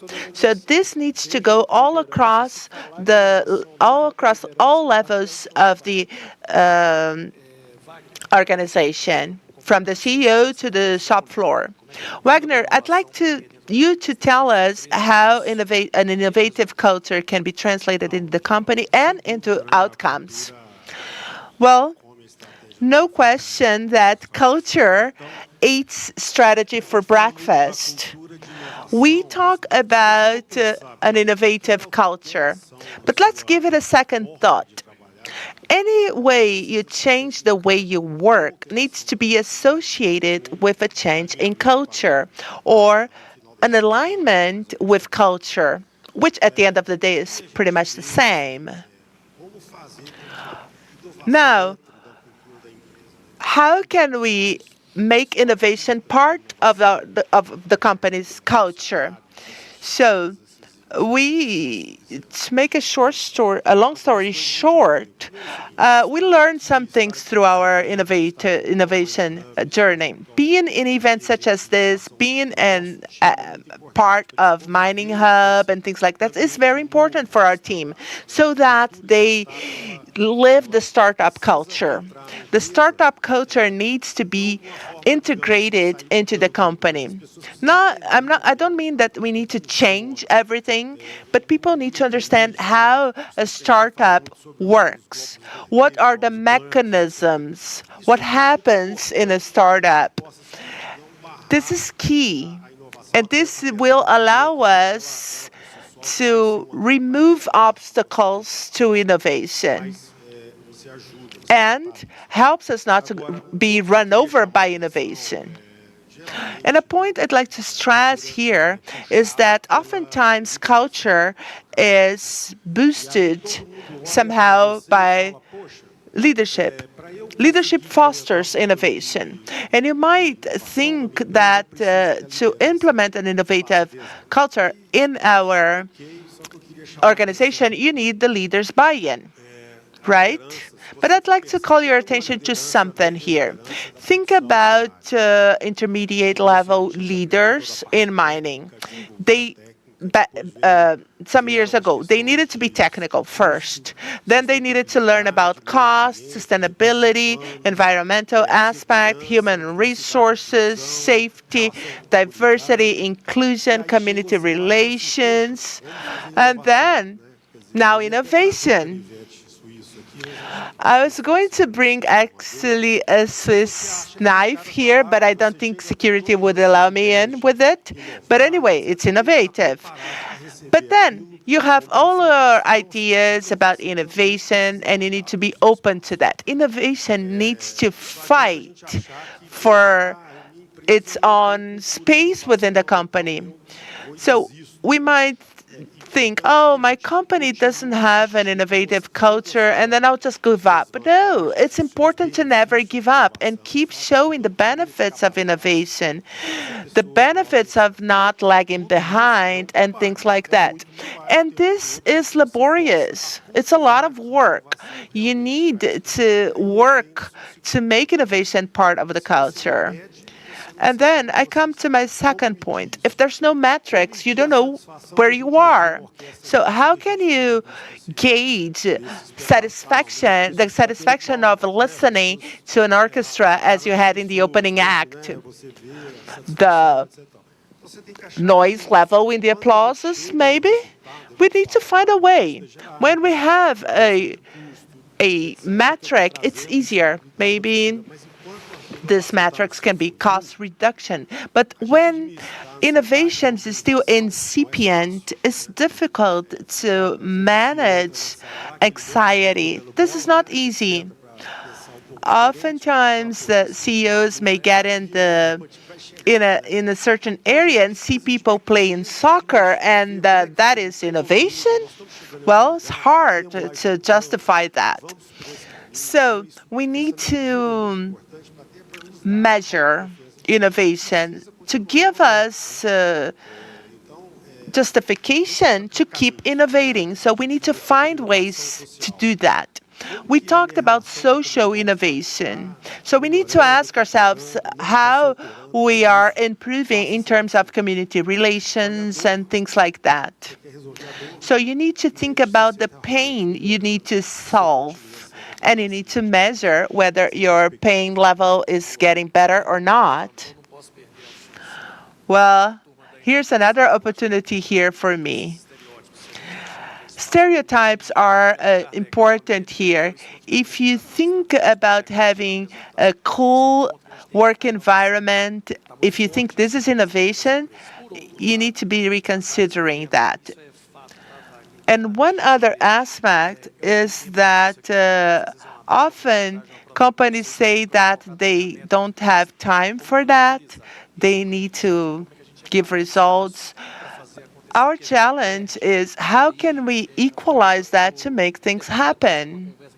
And circling back on what I was talking to Rafael earlier, sometimes we sit on a very good opportunity and we don't do it. We miss out on the opportunity.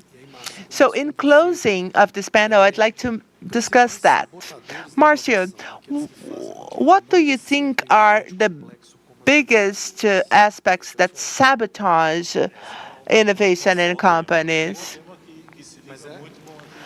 Well, I think this is a great topic, and it's very much connected to culture and attitude within companies. You said culture eats strategy for breakfast, but there's another quote I like.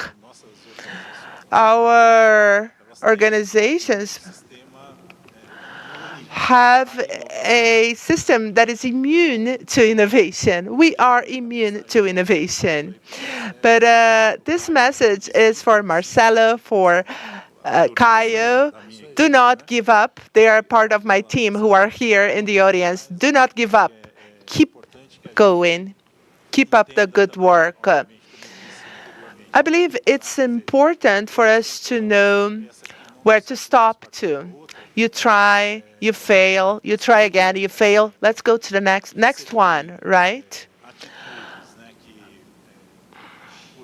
But the thing is, when you don't move forward, when you give up in the middle of your journey, this is sabotage, self-sabotage. And this prevents us from winning over this immune system I just mentioned.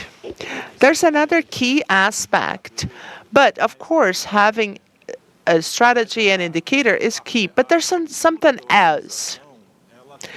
A company's culture plays an important role in preventing us from self-sabotaging. Let me give you another example, and it's related to Siani, who opened this panel here. Innovation is in the details. Once we had a finance VP talking about results to people, earnings. He was innovative, and he didn't say operations was bad, or operations was good. He said, no, now we're going to have a weather forecast. Do you remember that, Luciana? And that gave a clear message as to what needed to be done, but it didn't discourage people so that they wouldn't stop trying in the middle of the journey. And this is important. When you're trying something new, it's important for the company to find a specific moment in which they're actually listening to you. So it's important to create opportunity to have experience sharing moments and things like this. And this prevents sabotage or self-sabotage that we oftentimes see in the company's immune system. And this happens in other industries, not in ours, right? Just kidding. Well, I'd like to say what Magnesita thinks about these aspects that lead to sabotage. I think we have three. First is being afraid to make mistakes. And if you're doing something new, you might make a mistake. The second aspect is very much related to cultures in the Americas, which is being afraid to share. Oftentimes, you want to be given credit for the idea, but if you don't share it, you miss out on the opportunity of furthering your idea. And I believe this is something, at least in my company, we need to work a lot on. Third is a stiffness in the answers that you give, right? You're overly rigid. When you think about a solution, you have a clear idea of based on things that you already know. So how can you overpass that? And to do that, you need to work with leaders. It's a management of change, really. You need to change paradigms here. Well, excellent. In closing, Bitar, your final remarks here. A cold call for you now. Is innovation worthwhile? Does it add any value? Well, I say that it does. I could give you a few more recent examples. There's a program that we created called PTM, and it's basically a geological database, right? Before you start putting ore into the plant, you basically have to know more about that, the geology of that ore. And we have a lot of other devices connected to it, such as autonomous drill rigs, which have yielded savings closer to $500 million. So that's technological innovation that helps us do or deal with our core business. Other recent progresses was the program that we developed for PET plastic bottles, by which we created a new polymer from PET bottles. And that program alone increased by 50% the amount of money garbage pickers were paid previously for PET bottles. So that's a benefit that doesn't actually show up at Vale, but it does show up in the hands and pockets of the families working in this business. So innovation does add a lot of value to us, but it adds much more to local communities and to the people with whom we work and interact. So yeah, I think it's completely worth it. And this is, we have reached a point of no return in innovation, I believe. Okay, guys, we're now getting close to the end of our panel. Let me ask you now to give our panelists a big hand. You can now take your seats in the audience so that we can keep moving on with our next session. Thank you again for being here. Okay, so we're going to switch things around a little bit in terms of the types of presentations. And Bita, this is the match point. So let me invite to the stage a person who's going to give you an idea about a somewhat ambiguous and complex environment, but at the same time, an environment in which speed and change are constant variables. So let me once again, I think this is going to be the most interesting conversation. Let me invite Bruno Soares, a well-known tennis player. Bruno, where are you? In addition to doing an excellent job in the tennis court, Bruno is also the co-founder of the Madfish Group. Yeah, lots of, applause. There you have it.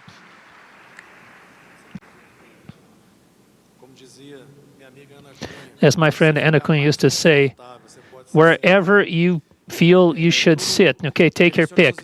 So Bruno has made a lot of investments in healthcare, education, and sports to try and advance these industries. Well, they've kind of cut your presentation down.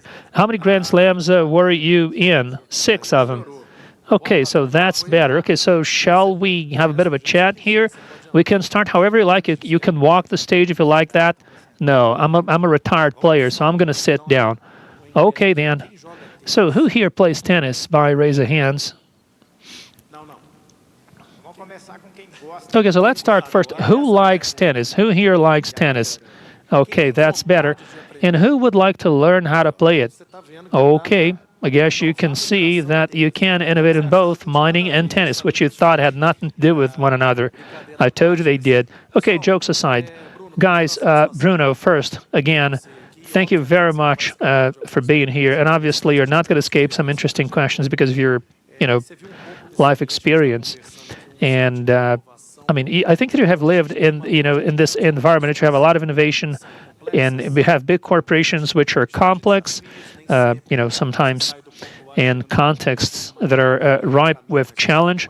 Oftentimes they fail to pick the shortest path between points A and B because that involves choice, that involves different magnitudes of investments as well. And I think that folks might be curious about you because there's obviously the ATP tennis circuit, and I think that I have seen a lot of complexities and difficulties and ambiguities there as well.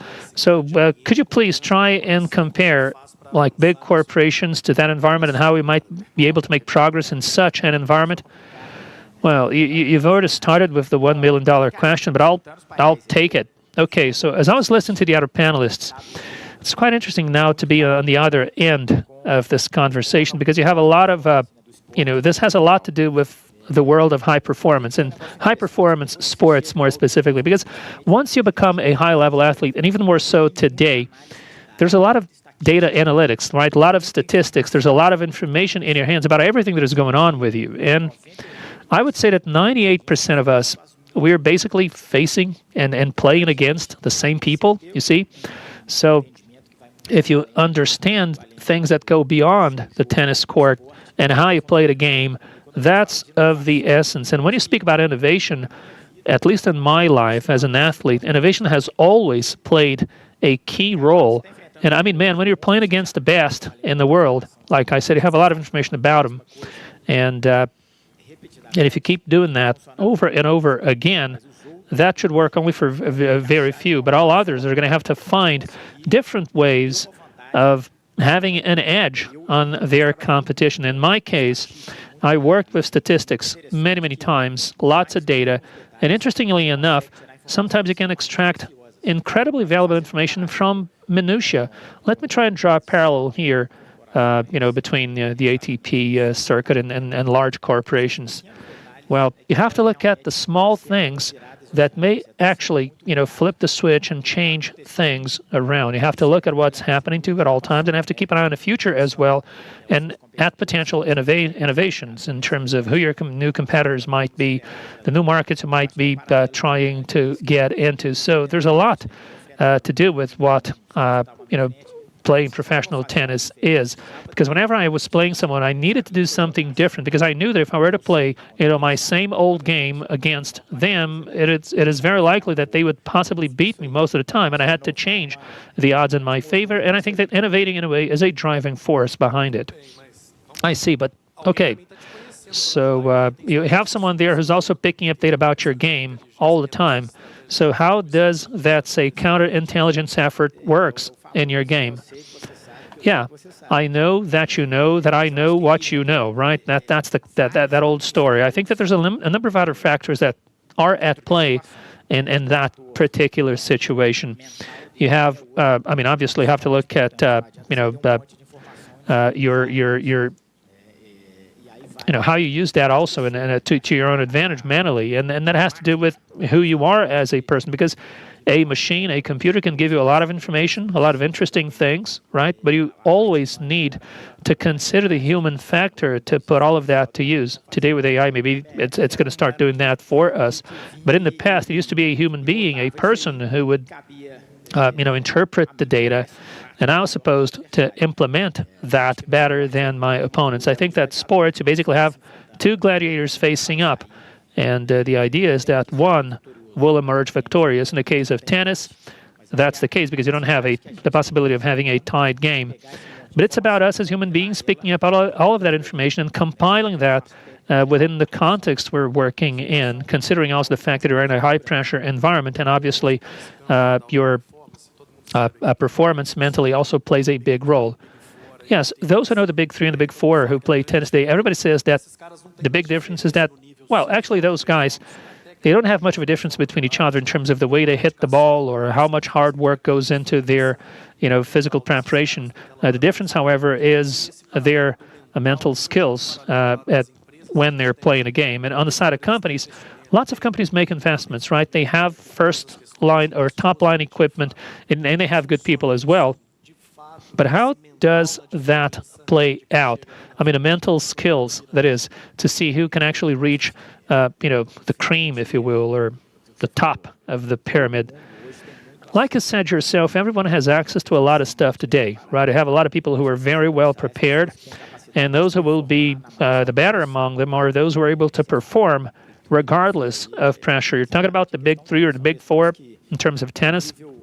Those are folks who, under extreme stress, they can perform with the same level of excellence, and that's extremely hard. I mean, oftentimes we don't pay mind to any of that, but and this is something that I try to provide the companies that I work with, to really get people, or find the people who are able to deliver under pressure and those who can't. And sometimes when you look at that, with fresh eyes, I would say that companies oftentimes do not pay a lot of attention to this. And, I'm actually watching this TV series, which a lot of people have recommended, and I'm finally watching it. It's called Billions, and this guy has a performance coach. Many of you might be watching it. It was actually cool to see it, and specifically after I retired, which is this, right? And that's what this coach does. And I think that everyone should have an Andy Rhodes inside their own companies to do that job. And now looking at the other end of the spectrum, Bruno, I mean, if you have seen Madfish, I mean, you have actually become yourself a serial entrepreneur. And going back to that environment of innovation in which you have big corporations on one end talking about how complex things are, and have startups on the other end, and companies developing solutions, which is actually where you are playing the game now. So how can you actually make that work? Well, I have to bring in people who know how to make it work, because it's not me. No, look, jokes aside, I think that I'm how can I put this? You see, one of the biggest privileges of having been a successful tennis player was the fact that I was there in that ecosystem, which allowed me to meet wonderful people, of enjoying some privileges, such as the one today of being here talking to this great audience. And I saw with all of that a successful business. I didn't have the time to do that. I was, actually lagging behind people who had been preparing for longer, but I had a network which is pretty strong, and that was my competitive advantage whenever a good product was identified. So I basically placed my chips on people, and this is how Madfish began. We brought in some people who, are very much active in the investment market, and those are the folks, by the way, who can understand the economics to see if things make sense.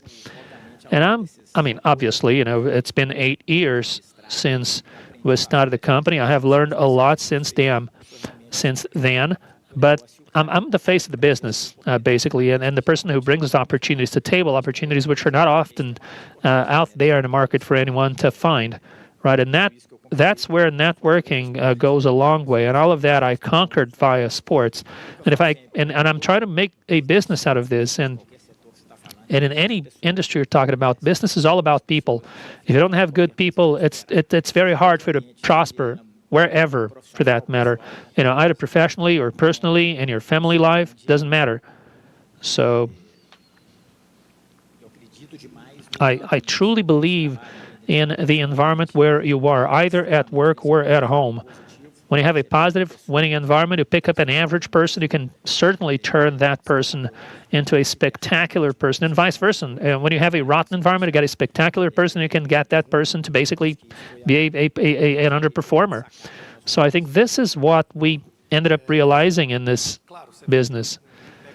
I see. So obviously you have your career in the ATP circuit, and speaking about networking, as you said yourself, I began to look at this as a business. You're certainly on the forefront of a lot of people, and I'm talking out to the startups watching us today. And when people say, "Look, I want to grow my business, I have to escalate it so that this actually becomes something," is there any advice you want to give to these guys?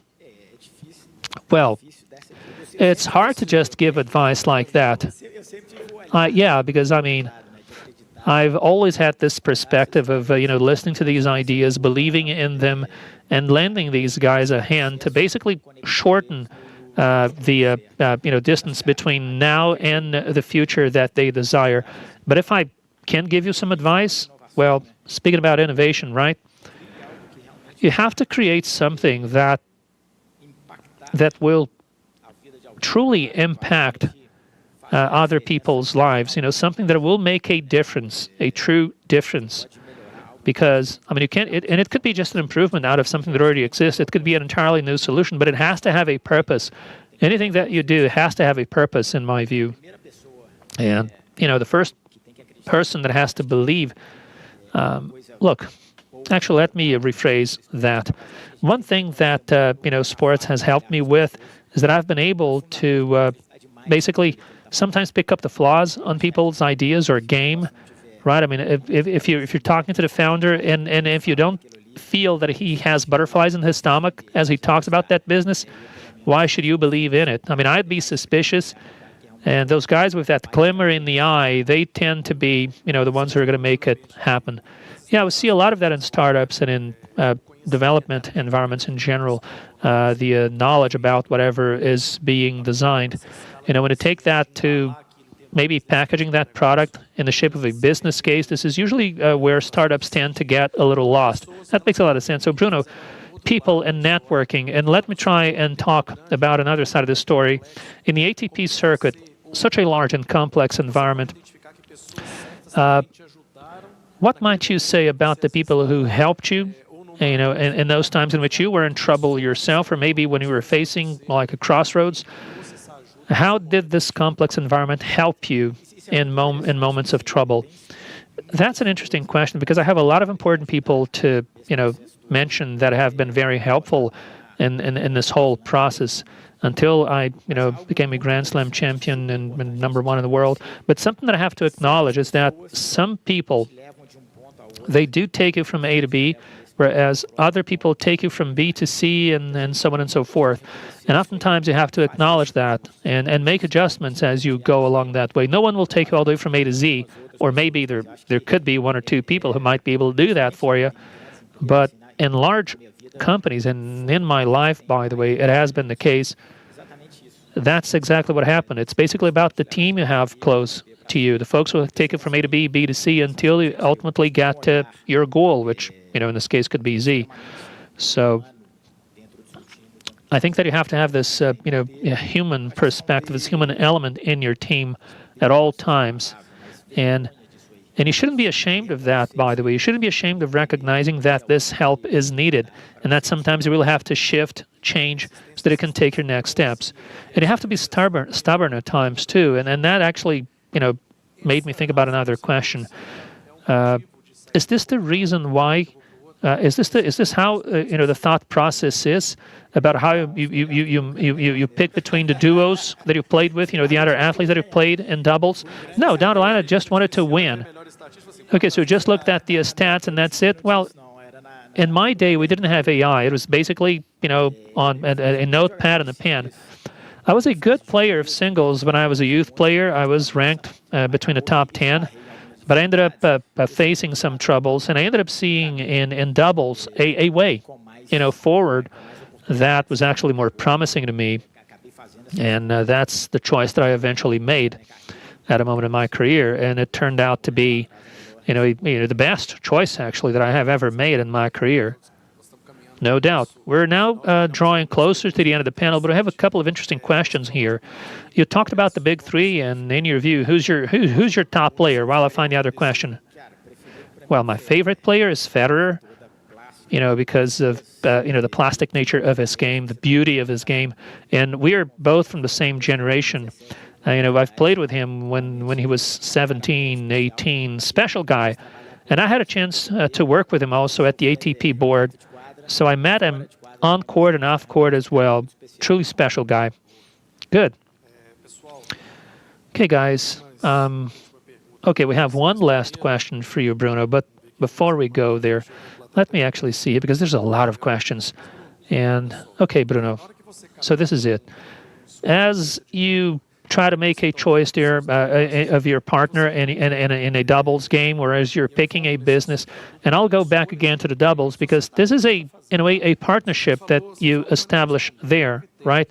But what criteria did you use when you were picking a player to play with you in a doubles game. It's quite similar to the way that I pick, the businesses that I will invest in. I would have like 3 criteria, and it's similar again to the criteria that I use to make investments. The first of them was basically have to have some empathy, and you have to have you have to have some sort of friendship with each other, right? I mean, you have to get along well, right? I mean, do I like that person? Right? Would I like to say, in a way, be married, quote unquote, to that person, because that's basically what a partnership is in many ways. And the second thing is, let's assume, obviously, because for me to think about playing with someone, that guy has to play tennis pretty well. So I have to see if he performs well under pressure, because for you to get to the best trophies and the best titles, you have to perform consistently under a lot of pressure. And number 3 is whether we make a good team or not, right? If you get check marks for all of these 3, I basically go ahead for it. And when I invest in companies, it's quite similar to that. You have to look at the human side of it. Then I would also look at, whether whoever was leading that business was able to get it, to come through with it, if they would perform under pressure, and if had a good fit with the market. Okay, you spoke about 6 Grand Slams. Which of them was the most important for you? Oh, wow. The first, or was winning the first and then moving on to the other one from point B to point C? Well, the first one, carries a, big relevance because, of the dream that came true that day. But the Australian Open that I won in 2016 in men's doubles was more impacting. And I know that we don't have much time, but because of the whole, event, because of the very tough doubles that we had to play, special weekend in which I also won the men and women doubles as well, so mixed doubles. So this one was really, really big. There's a crazy story about the finals, and I'll tell in the next Mining Hub. Well, we'll still have some time. You can tell the story, man. Come on. Okay, I was playing one of the finals game in the evening, and I slept for the game. Ended up pretty late. Tough game. 3 hours playing, and we had to talk to the press and then the trophy, the ceremony. And I had another final game the other day. I had to do some physical therapy, and I slept at 4 a.m. in the morning. And the game was at 4 p.m. And I said, look, you know what? I'm going to sleep because I have to rest. And I went to bed at 4 a.m. And I woke up and I said, okay, I'm feeling good. What time is it? 7:45 a.m. And I had slept for only 3 hours and 45 minutes. And I said, God, man, I have to sleep. This is a Grand Slam finals. And I closed my eyes, couldn't fall asleep. And I said, okay. I went upstairs. Okay, we're going to play an autopilot. I had like 16 cups of coffee. And okay, so I think that you have an answer for your favorite Grand Slam. Well, the U.S. Open is my favorite. New York is the first time that I went there with my parents. When I was still a kid, I fell in love with it. So to me, yeah, New York has this amazing combination of things. Actually, my best performance is as a tennis player, and I'm truly in love with that busy city. Okay, so the environment, in a way, plays a role in the results. Okay, so your final remarks, and thank you once again for being here with us, lending some of your expertise to us, both on court and off court. Okay, just a quick thank you then to everyone. First, congratulations on the job you have done. And we've been friends for a while, and we've been keeping track also of everything that is happening here in Belo Horizonte, which is, again, our hometown. Thank you again for the opportunity to be here to talk to you guys, albeit like a quick one. And I'd like to wish you all a great day, great meeting. And I hope that we can meet again. And if you like tennis, if you're truly in love with tennis, I'm going to be around later, and feel free to, come by and talk. Let's talk. Ask me questions. Try to learn a little bit more about what we've been doing. Thank you, guys. Wonderful. Bruno Soares, thank you very much.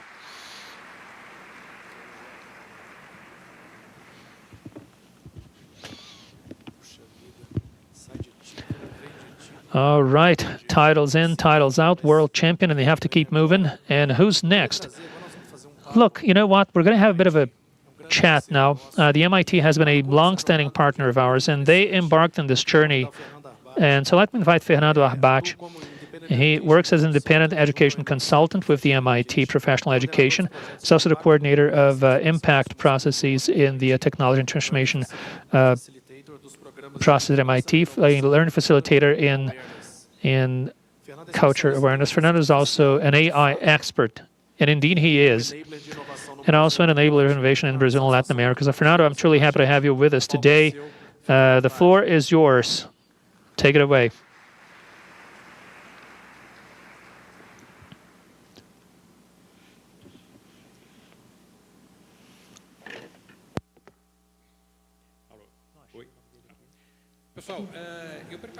Okay, everyone, I prepared a presentation, but I'll try and have it, delivered in a more dynamic way, because I was just listening to what everyone said here.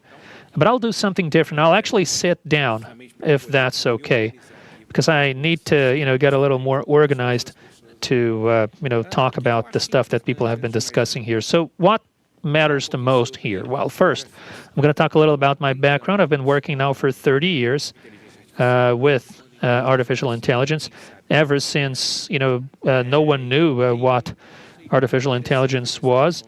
And I have a couple of interesting ideas about artificial intelligence stemming from Alan Turing's ideas. In 1950, he wrote an article called The Imitation Game. I'm not sure if you know this. Wonderful article. And it offers us interesting perspectives of innovation. And this is something that is truly fantastic, because in reality, this is an idea that we have been working with for quite some time. And one thing that we have to consider is that, and this is actually something that I'm going to get to eventually, what happens today when we talk about innovation? When we talk about innovation, and I studied this quite a bit, and I was also listening to what other people were saying about it, Anna, Rodrigo, Guido, Flavio, Patricia, Alexandre, Vitar, Wagner, Márcio, Carol, Bruno, and Luciano as well. Almost everyone here talked about the troubles they face with innovation. So before that, let me try and present you with an idea which will, in a way, be used in everything that I'll say here today. Where does Brazil stand in terms of innovation? Well, today we are ranked 49th in terms of innovation. But the thing that actually caught my eye was our position in terms of human resources. And this is an important point. And this is something that really, as I said, caught my eye when people spoke about retaining talented people. How can you do that?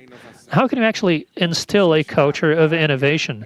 How can you work on such culture of innovation? This is the problem that we have with innovation. Innovation is complex, difficult, extremely expensive to be done as well. And Bitar said something which was very interesting, or Guido maybe, about the number of projects they have. I think 384,000 projects at Vale. And that's a problem, because in reality, I mean, if you look at how much focus, how much attention you're giving to these projects, because you need to be resilient there. Anna spoke about something that is also very important, the difficulty of getting internal buy-in. And those are all realities that we face in Brazil. And they happen. When you talk about measuring innovation, well, that's the kind of data that you should be looking at. Just look at this. When we measure innovation, and Brazil is lagging behind, and has lagged behind actually for quite some time, and we're actually lagging even more behind. I'm part of a group today of 25 people who worked starting at 2 a.m. in the morning only with AI. 25 people only. And these 25 people, they work on things that are 10 years ahead into the future. Not even half of what we are doing can be offered out today in the market for a very simple reason, the main of them being energy. Just so you have an idea, today we use, as we do LLM, which is large language models, which is, ChatGPT in other words, we spend about 2.5 hexajoules of energy. You know what? How much Argentina uses a year? Well, that same amount of energy in an environment of 180 hexajoules in the world, or 1.5% of all energy used in the world that is spent with LLM. And how can we actually increase any of that, right? Because the more you generate text, the more you produce manuals, the more you produce information, the more will we have to process that information. If you wish to have regenerative EA, what is the problem for you to get it going? Well, we're going to need a hell of a lot of energy. And are we prepared to do that? Important point to consider here. How can you solve the energy problem? with people, people with focus, people with the skills. People who we're not actually looking who they are, but how they do things. We need people who are available to further understand how to develop tools, how to work with intelligence. That's a very important detail. I'm among the 5 most quoted LLMs in the market. The 5 of us are over 45 years old. And we hear a lot of people talking about 50 plus age group, right? Wouldn't that be the solution? Finding professionals with a broader knowledge, right? Think about that. So ask yourselves, what's the average age of someone who will actually make startups exponential? We're not talking about young people. We're talking about 40 plus, because to do that, you need something called experience. You need people that work the graveyard shift all over the world, because sometimes you need to source people elsewhere. In an important piece of news here, back in 2085, we'll have more people dying than being born. So we'll not be overpopulated. We'll not have a population globally that is in facing starvation. No, we'll have less people in the world. But the thing is, on one side, we need to think we are at a crossroad, right? We have now people that can't keep up with AI, right? I have a program there that it was AI 101, really like the basics. And the number of people who didn't know anything about it was huge. So early adopters 20 years ago, they were able to be avant-garde, because the cycle of change took a while. Now everything happens fast. So these elements are conflicting with one another. So think about that. How can you make decisions based on that? Let me show you something important. Let me take a seat even to do that. This is absolutely relevant. Here goes.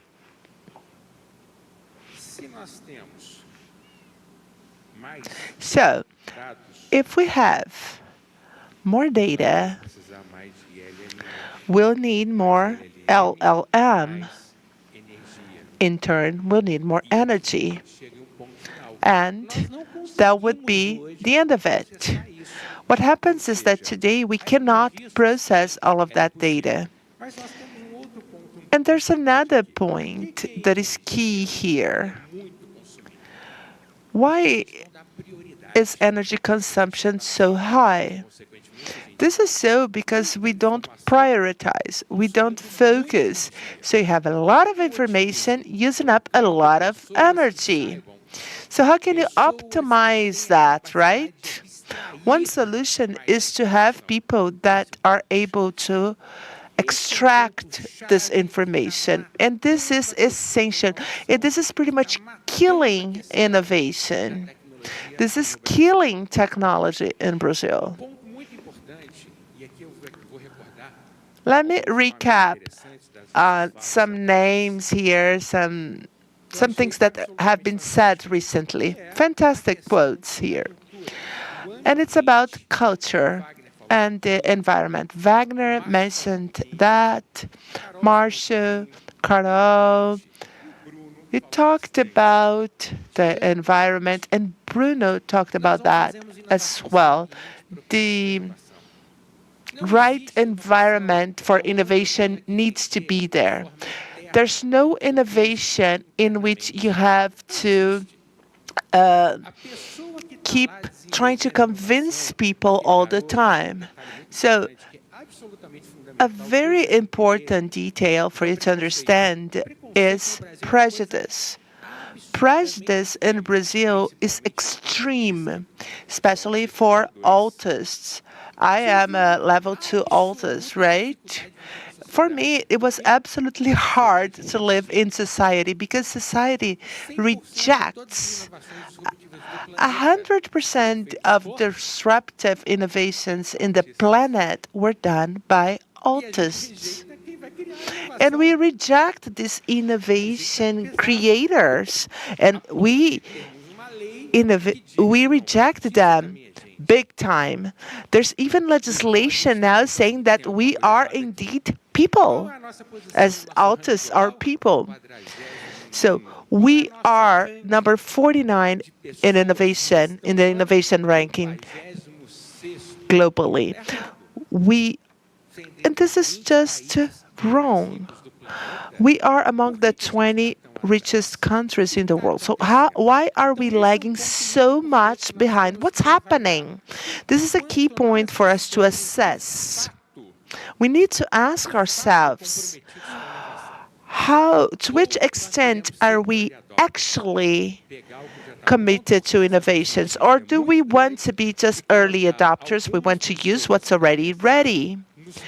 Do we want to have researchers? They are expensive, right? So the biggest problem is in something that is brought upon by innovation, and it's called solitude.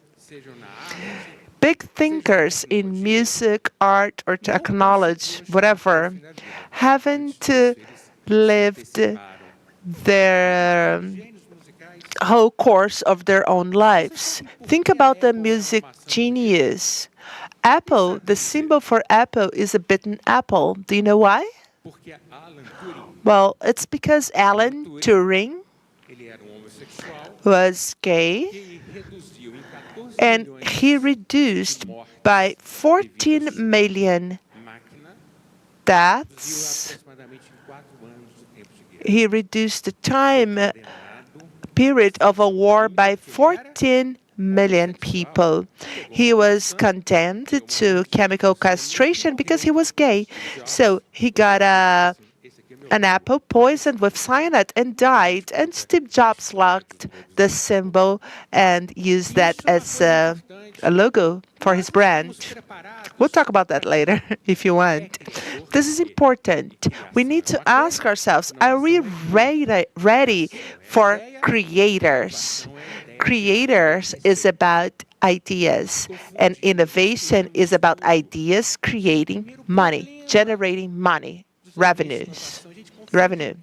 And this is the biggest problem. We get creation and innovation messed up. How can you talk about generative AI if people don't even know where things start and where things end? They don't know what comes before generative AI. They don't know anything about machine learning. Machine learning is work that is done based on oversight. You need oversight, right? You have a very interesting thing by Nicolas Cage. By correlations, it said the more movies Nicolas Cage makes, the more people die from drowning. AI connected that. We need oversight to say, well, the machine made that correlation about Cage, but it's just a coincidence, for the love of God, right? So we need oversight in machine learning. We need to think about these important aspects. And one of them is, how am I going to organize innovation to me? Bearing that in mind, I have a fantastic example for you, which is Kendall Square Mile. When you talk about innovation, you talk about the Silicon Valley, right? It's all about the Silicon Valley. But there's the Kendall Square Mile. Kendall Square is where things really happen. Kendall Square is where those people are thinking about the AI you're using. And there's a reason why Kendall Square is the way it is. It is a square where you have MIT, a block, MIT, Harvard, computing genius, medical field genius. You have Moderna there, one of the creators of the most versatile COVID vaccination. People go from one building to the other building in the same block, and they find people that complement what they need. It's a multidisciplinary environment. You're working with people who are blue, yellow, all colors. They're wearing kilts, they're wearing piercings, things like that. Doesn't matter.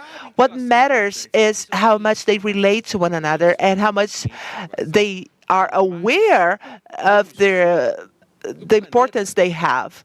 This is the most promising innovating environment in the world, and it has been so for decades.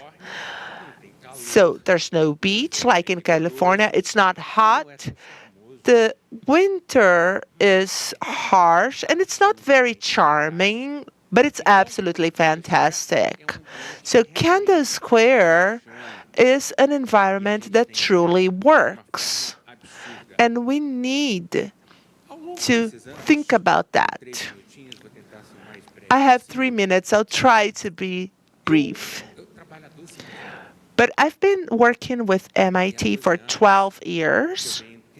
And for 12 years, I've been trying to bring innovation to Brazil, and it's extremely hard. I started innovating in '96 when I created the second virtual publishing house in Brazil. And I went miserably bankrupt. And it did. And I failed to bring innovation to Brazil because I failed to talk about culture.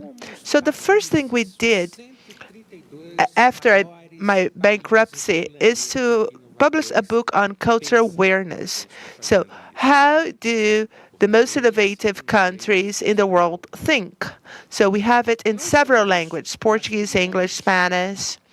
So this book's going to be published. We now have a knowledge hub. And the purpose was fantastic, a knowledge hub. So we wanted to gather people that can propagate this environment and discuss together. These books were created by the people in the knowledge hub. We have over 100 chapters, 1,000 chapters now. We also have an environment called Knowledge Initiative, which will be part of a Kendall Innovation Center at Kendall Square Mile and with Harvard, so that we can have an innovation laboratory. These are key points for us to ensure Brazil's sustainability in the medium and long terms. Otherwise, it won't make it happen. There's no silver bullet here. It's not going to happen out of magic. It's not a magical thing. We are working on learning more. We are working diligently on something we refer to as knowledge energy. We have an ebook that gathers innovation-related papers. We're working on this publication. So read up. I'd like to close saying one thing. Leandro was a student of mine. He is brilliant. He is innovative by nature. And I've told people more than once at the Knowledge Hub, let's get people from the mining hub and have them go to Kendall Square Mile. People are going there, and they're not going there because it's a beautiful place, but rather because it's an innovation. It's an environment that favors innovation. A very important detail is that Brazilians often say they have an issue with time. Every time, every day, I wake up at 2 a.m., I work until 6 a.m. in the lab, and then after 6, I do my official working hours, right, in Brazil. So it's not about time, it's about purpose. I've overstayed my welcome, but I have another point that I'd like to make. We are creating an environment. Patricia is here. I invited her to be a member in this environment. I'd like to reinforce this invitation to Leandro. I deeply admire Leandro, and I think that together with Mining Hub, they are the point to converge all of this here in Brazil.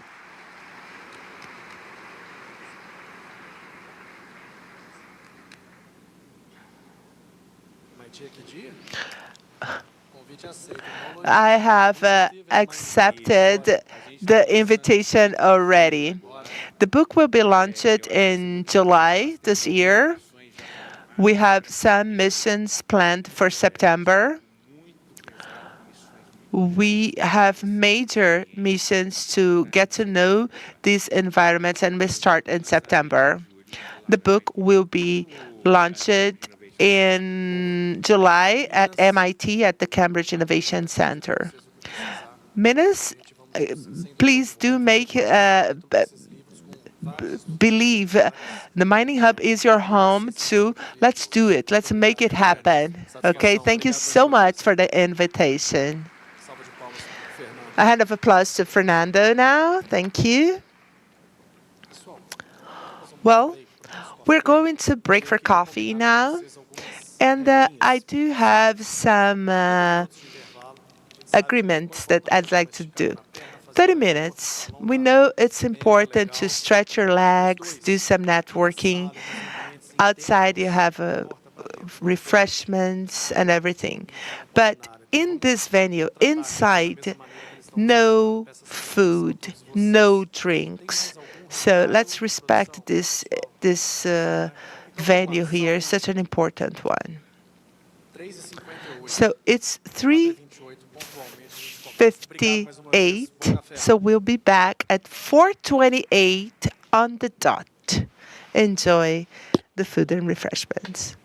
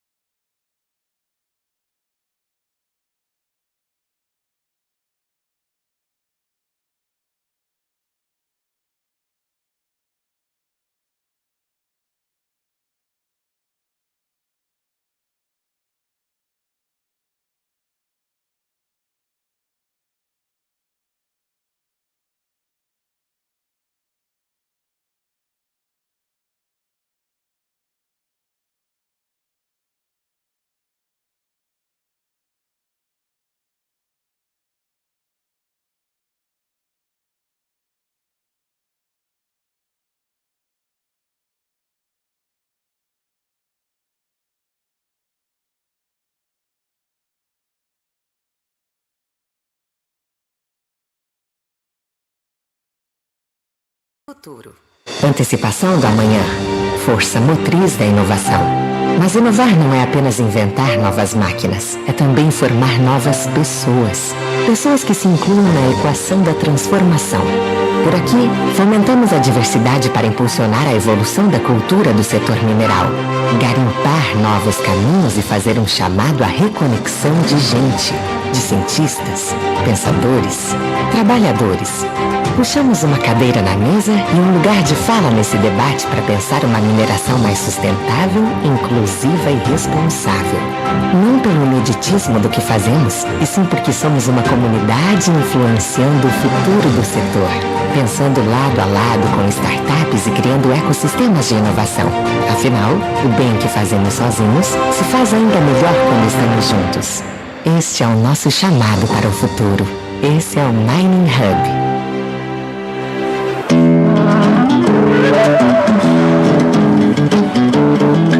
Você já parou para pensar como os minérios fazem parte da vida da gente? O cobre tá aí, no ultrassom que tá mostrando a Júlia pela primeira vez. Tá no fio da TV que vai emocionar o Pedrinho pela 100ª vez. O ferro tá no navio que movimenta a economia. E no fogão da Rosa que movimenta a casa toda. O níquel está em praticamente tudo movido a bateria. Dos novos carros elétricos ao velho relógio da cozinha, onde essa turma conta os segundos pro bolo. Quase tudo na nossa vida tem a ver com a mineração. Transformar o amanhã hoje tem a ver com a Vale.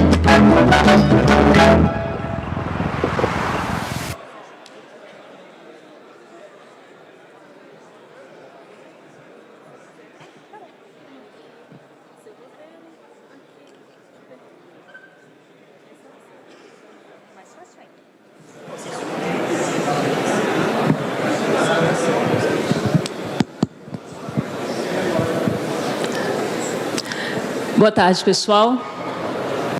Good afternoon, everyone. Good afternoon and welcome back.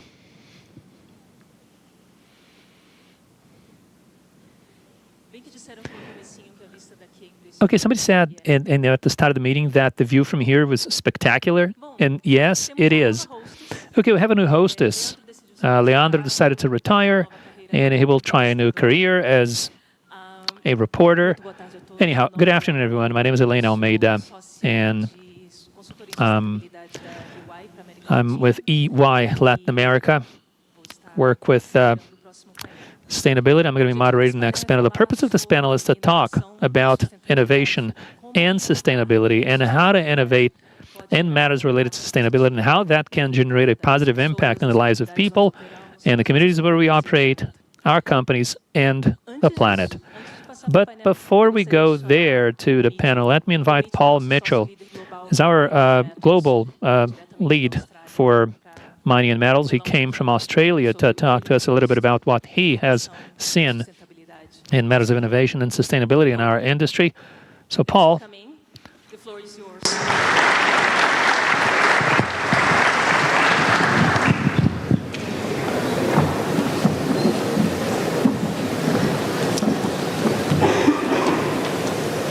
Thank you, Eleni, and thank you everyone for having me here.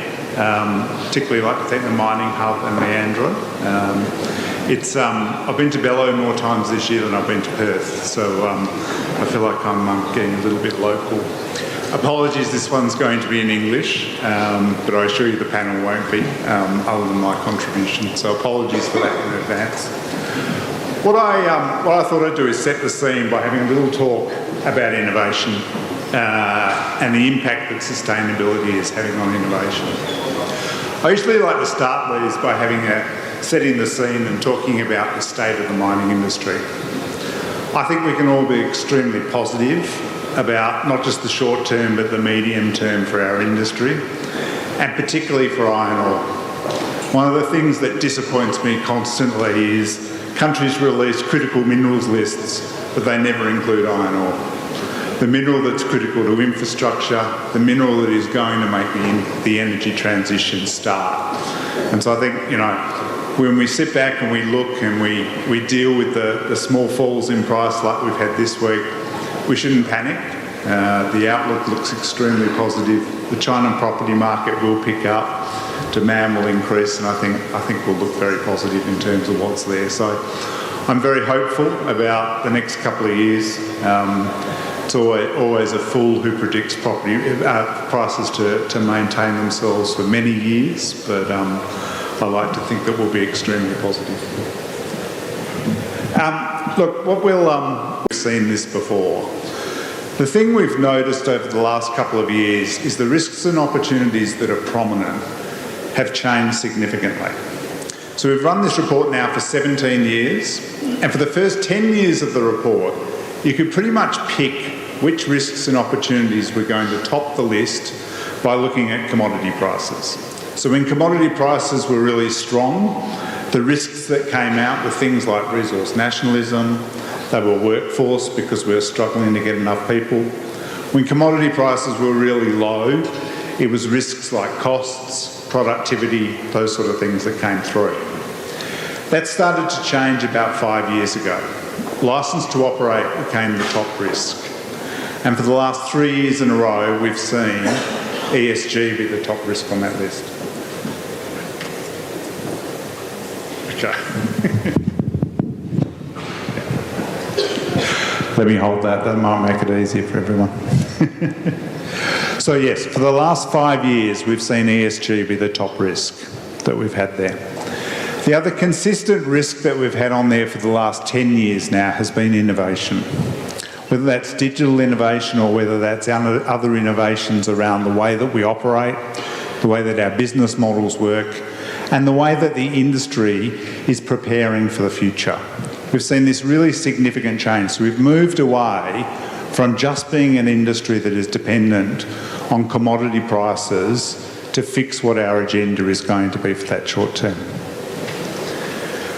When we look at innovation over the history of our industry, innovation has typically been focused on productivity. So you think about the great changes that have happened in the mining industry. So the invention of dynamite, the utilisation of major machines, and the utilisation of chemicals to extract metals. The three big innovations we've had over those years.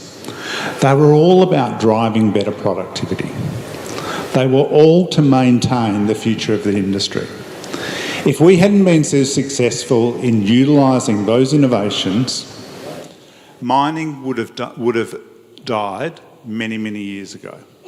And the lifestyle that we all enjoy today would not exist. But the new innovations we're seeing now are not just being driven by productivity. What we're seeing is a convergence of those risks and opportunities that our survey has shown us. And we're seeing that innovation is now being driven by sustainability. The energy transition has accelerated it, but it is those broad sustainability terms that are really driving the changes that we are seeing companies focus on. The way we will operate a mine, the way we will develop a mine, and the way that we will manage legacy once we've finished extracting those minerals. And so I think that when we look back in 10 years' time, the innovations that we're going to see over the next few years that have been driven by sustainability are going to be as significant as dynamite, as significant as the invention of major equipment to move material around a mine, as significant as our use of chemicals. And so you think how they changed from mines being small artisanal operations into major industrial enterprises. And you think about the nature of the change that happened in those, the innovations we're going to see around sustainability are going to have a similar impact on us. We're going to see different mines, we're going to see different extraction methods, we're going to have different ways of moving material around, and we're going to interact differently with the communities that we operate in and the legacy that we create. Now, I haven't got a crystal ball to work out what those are. I've got a few guesses in terms of what they look like, but I know that they'll be huge. And they'll have a significant an impact on the companies that operate and the way that we work in this industry. So we've really got to think through, how do we make sure that we're a winner and we can participate in that? Innovation doesn't just happen in a vacuum.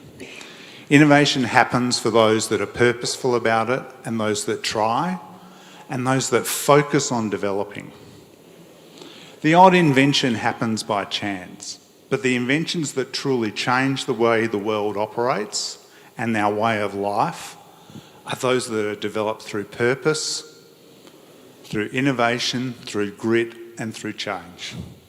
Think about the way we use our telephones today and the way that those things have changed. That didn't happen by someone just coming up with the idea and sitting in a corner. It came up with a determined process that didn't just look at engineering, didn't just look at electronics. It looked at design, it thought about the way that humans interact, it thought about what we're going to need to make our life better. And those sort of innovations are going to come. So I think, when we think about innovation and how we make innovation happen, we have to make sure that we prepare ourselves for those things. And the way that companies are set up to be able to enhance that innovation does have to change. Big companies generally aren't great at innovating, but we are where innovation has to happen.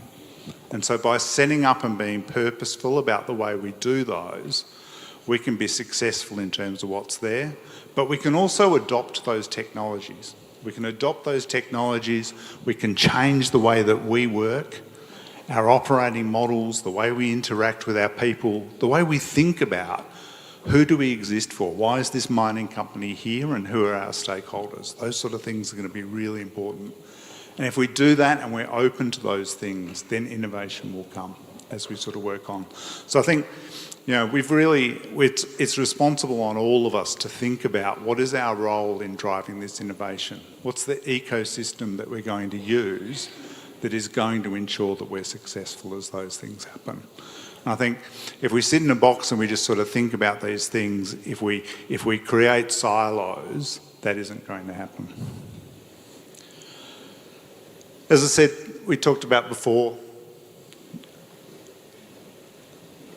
our industry has been good at driving innovation in terms of what's there. And I'm really encouraged by what I'm seeing around the environment that's being created. So what the mining hub's doing, what Ibram's doing around getting people together. And I was encouraged by the comments in the opening section and Vale's commitment that we all heard to participate in helping to drive this ecosystem that's going to create more. Those sort of things are what we need to do it.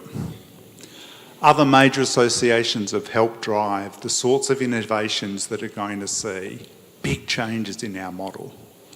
I think ICMM's initiatives around nature positive are fantastic because they broaden the agenda. For far too long we got stuck just on thinking about carbon. But ESG has to be much broader, and it has to broaden beyond the E. It has to go to social, it has to go to governance. We have to think about all of those elements and how we drive what's going to happen with this innovation agenda that's going to happen. The big thing that's held us back in the last couple of years has been lack of collaboration. And I think, many of you would have seen last week that there was a joint trial announced between Rio Tinto and BHP. I spent many years working for Rio Tinto. Doing a joint trial with BHP was something that we certainly didn't entertain in those days, and those that suggested it probably would have been laughed out of the meeting room. But it's fantastic to see how much they've matured and the way they're working together. So together with Caterpillar and Komatsu, they're testing electric vehicles, sharing that data between each other and sharing that data between the OEMs. So we're seeing those OEMs coming together with two large mining companies to innovate and do those sort of things. Collaboration and making sure that we can be fast to implement is just as important as some of the innovations we're going to do. We've also seen a massive surge in digital investment and some real benefits coming out of what's being done in digital. I think a lot of the hard work we had to do in getting our data and technical infrastructure right has now been done, and we're ready to see better decision-making models being built. We're starting to see the use of machine learning And what we think we'll see in the next couple of years is increased use in AI and probably some use of generative AI in terms of what's there. As I said before, though, we don't know what that future is going to look like. I think a lot of us can look at what a mine of the future will look like. The one thing I'm certain of, though, is that the pace of change and the way a mine looks today will be significantly different. And that pace of change is going to be driven by sustainability and driven by the energy transition. And one of the things I sort of like to refer to is, if you ask kids today, they think this is the first energy transition the world's been through. It's actually the fourth. Some people say it's the fifth, but it's at least the fourth. If you think of the last energy transition, which was when we started to use petroleum products, innovation happened extremely quickly. So the picture at the top left is an automobile in 1910, and the picture at the bottom left is one just 30 years later. So you think about how much those automobiles changed. They went from looking like a horse-drawn buggy to looking not that different to a vehicle that's today. Maybe a little bit bigger. We don't tend to drive cars that are that big anymore unless we live in Texas. But they look so different in terms of what's there. So what are our mines going to look like? Are they going to change as much as that? Of course they are. They're probably going to change more. Think about what a phone looks like today compared to what a phone looked like 30 years ago. It's unrecognisable. And that's the sort of change that's going to be driven in the mining industry, but we're going to drive it differently in terms of what's there. We're going to see it being broader because we're not just going to focus on productivity, we're going to focus on E, S and G in terms of what's there. Before I finish, I'd just like to give a little plug. I think one of the things we should all be encouraging and one of the things we should be looking for is opportunities to collaborate with universities and collaborate with other parts of our sector. So one of the ones that I thought I'd highlight is BRIM, which is a research institute that's based out of the University of British Columbia. So BRIM was set up by Peter Bradshaw, who a lot of you would remember. So Peter founded Placidome. And they work with a number of mining companies, including some of the people in this room, and they look for collaborative opportunities to drive research. So it's a really different model to the way universities have worked in the past, but it's a model that's seen fantastic success. And the one that I'm really excited about is the mining microbiome. So the mining microbiome and MMAP is utilising natural bacteria.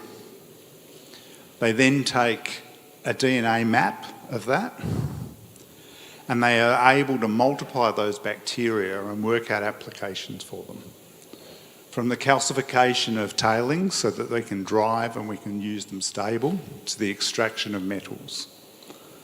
So linking biology with mining and starting to link some of these other fields of practice is probably some insight that we would all need into what the future of mining is going to look like. Thank you for listening. I'll hand back to Lenny and we'll get the panel up here. Thanks. Thank you, Paul.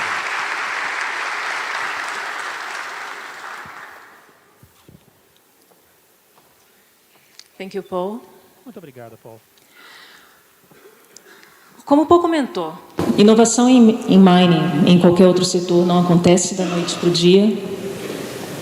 Também não acontece sozinho. Eu acho que a gente está aqui para trabalhar de forma colaborativa, para colaborar, para trocar ideias, para escutar o que as outras pessoas que já passaram por essa jornada estão fazendo. E para falar um pouquinho sobre jornadas, sobre inovação no âmbito meioambiental, social, de governança, para desenhar o invisível juntos, eu gostaria de chamar um painel de estrelas. Ana Cunha, por favor, vocês já contaram com a participação da Ana. Keivan Macedo, da Natura. Keivan.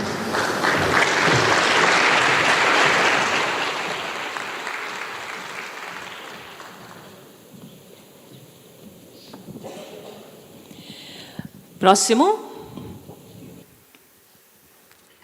Thaisa Bissacô, diretora de Meio Ambiente da Alcoa. VP for Environmental at Alcoa.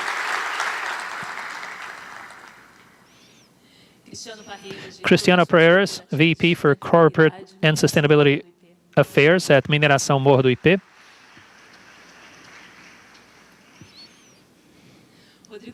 Rodrigo Couto, CEO Latin America for the mining division of Hexagon.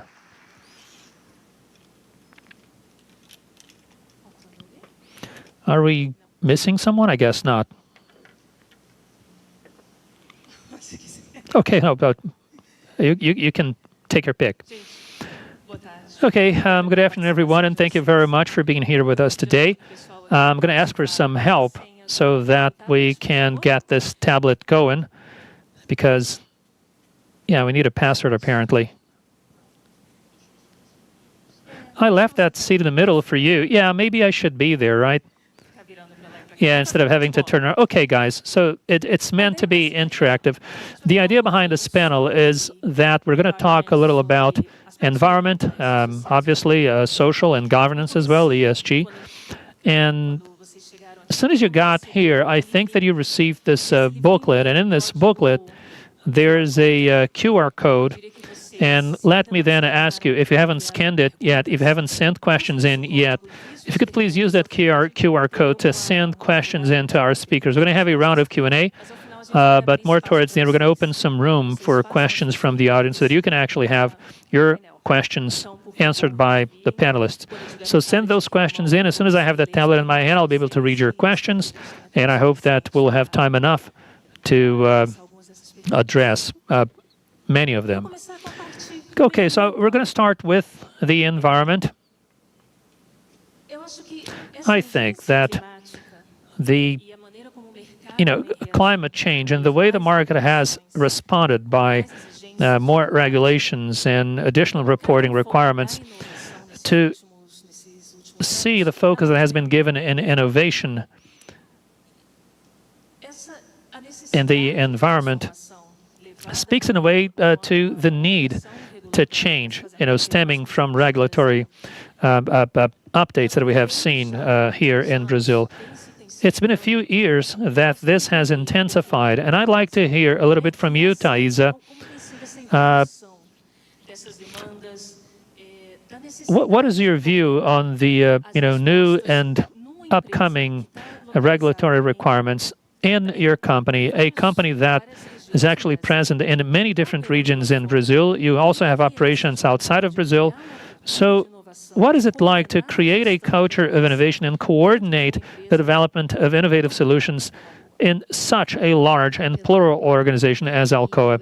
Thank you for your question, Elaine, and let me thank also the Mining Hub for inviting me to be here with you today. Let me also congratulate the team for such a great meeting. And you're always showing us something different. Elaine, you can't say today that the environment is not an element in the strategic goals of any large company. We saw that in Paul's remarks and also in the things that we have to deal with every day. So the environment is one of the innovation strategic priorities also in large corporations. Any large corporation, and even more so, transnational organizations have the environment as one of their basic pillars. But it's not actually that easy to get it implemented. Alcoa, as many of the other companies represented here, we, with headquarters outside of Brazil, usually those operating excellence centers which lead the innovation and technology strategies, they are not located locally or regionally, and it is our job to try and bring to our leaders how much we need to also be connected to the specificities of each one of our operations. Brazil is a country of continental size, so the environmental challenges are rather unique here. Alcoa operates in 3 Brazilian states, entirely different from one another, even though we might say that the common global challenges are the same, such as climate change, biodiversity, water, and circularity. A lot of the environmental challenges are local in nature and associated with the peculiarities of that local biome in which we are present, the reality of the local communities in which we operate, and having innovation with a glance at those minor differences is important. So we have to connect to this structure.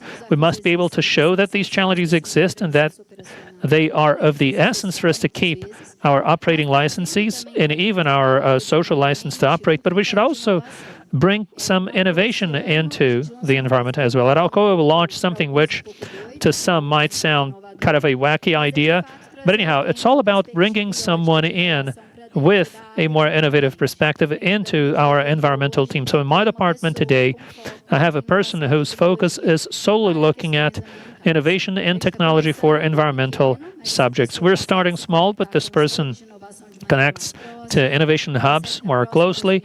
This person is also closer to universities and is able to actively listen to the challenges coming up in the three areas in which we operate.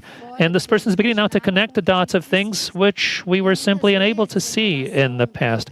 Oftentimes, innovation will focus on more, say, disruptive things, such as decarbonization, which is the kind of technology that will require substantial investments. But we also have other challenges of a more local nature, but which also require innovation. Mining in the future, for instance, in which you have to remove some vegetation, in which you also have to look at ecosystem services, it will no longer be sustainable unless we are able to map out the natural resources or the specific species that are located in each site and which are relevant to local communities. And to do this the old way we did it, by basically running forest inventories in large areas, is no longer something that we can do in a model in which we operate today. So you have to find technologies to make it happen, connecting that to local knowledge, awareness, and innovation so that this becomes a material element in our portfolio. It's just a bird's eye view, the one that I'm giving to you. Obviously, we have a lot of other challenges that I could speak about, but to start, maybe we should go from there. Okay, thank you, Thaisa. I started off by saying that innovation, and because of all of these changes, regulatory changes and the new requirements, we have seen a lot of attention given to climate change, environmental matters as well, and biodiversity has now become one of the top concerns. TNFD is here to bear witness to that. But innovation must also look at people, and we have seen in today's panels how important it is to encourage a culture of innovation, to encourage your teams so that they have the room to experiment things, obviously with the funding needed to do that. That it is also important to listen to what the communities in which we operate need. Anna spoke a little about the importance of making investments in innovation and encouraging innovation in the social arena. And in the beginning of the day, you spoke a little about that. I'd like you to please elaborate on that, Anna. What does it mean to engage in social innovation? Good afternoon, everyone. I think that, there's actually a lot of stuff that you have to consider when you think about social innovation. And I spoke a little about those things earlier today and about how we tend not to link innovation and social initiatives.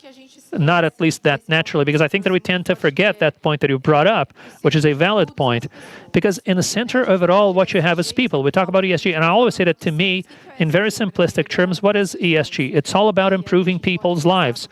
And obviously, we can talk about these three letters and describe them and, using all sorts of different terms, but it boils down to this.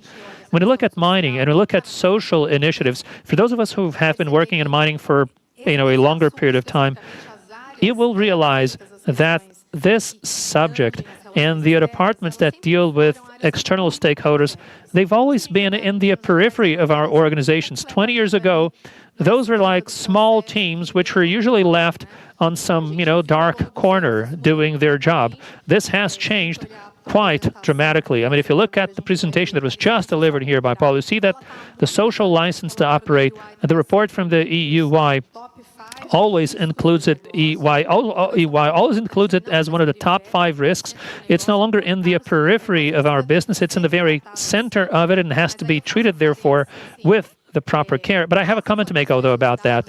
The information, data, the scenario is what we're looking at, but practice oftentimes is somewhat far from what has been described. If you look at social innovation, it tends to be seen as kind of a small silo in organizations, meaning that it belongs, say, to the social team, for instance. It's not the responsibility of everyone. And if you think about intrapreneurship, which has a lot to do with innovation, social intrapreneurship, it goes against that. This is the kind of thing that has to permeate the entire organization, so that you can actually explore the full potential of the innovative thinking and innovative solutions that the organization can develop as a whole. And this week I was reading another report, which is a report from a competitor of yours. I'm not going to name them. okay, about trends in mining for 2024. And the very first trend is purpose. Purpose. There you have it. Purpose has a lot to do with what we are discussing here today, all different aspects. But I have, again, to speak a little about this. This has to do a lot with social initiatives as well. So purpose in terms of, for instance, let's say, how do we describe our employees today, and how do they want to have their personal values connected to the values of the business? But not only that, society as a whole today, they also expect, and there's also a survey about, trust in mining companies that shows this. First, they do trust companies, people in general, more companies than governments, and I'm not going to discuss that, by the way, but they also, society in general, also believes that companies are underperforming vis-a-vis what they should be able to do in matters related to social challenges. Gustavo Lage spoke earlier this morning about this huge challenge that we face as an industry of having ESG and more, social and environmental, because those are things that are very much connected to what we do as an industry. It's an industry which, because of its natural characteristics, it kind of sets us aside and offers us a substantial competitive advantage, because we tend to be in local territories and communities for decades on end, and this is also a characteristic that might also allow us to drive structured long-term change. When I talk about social impact, obviously, and in the way in which we should be leading change, and it's not about doing that alone by ourselves, but rather to help accelerate important change.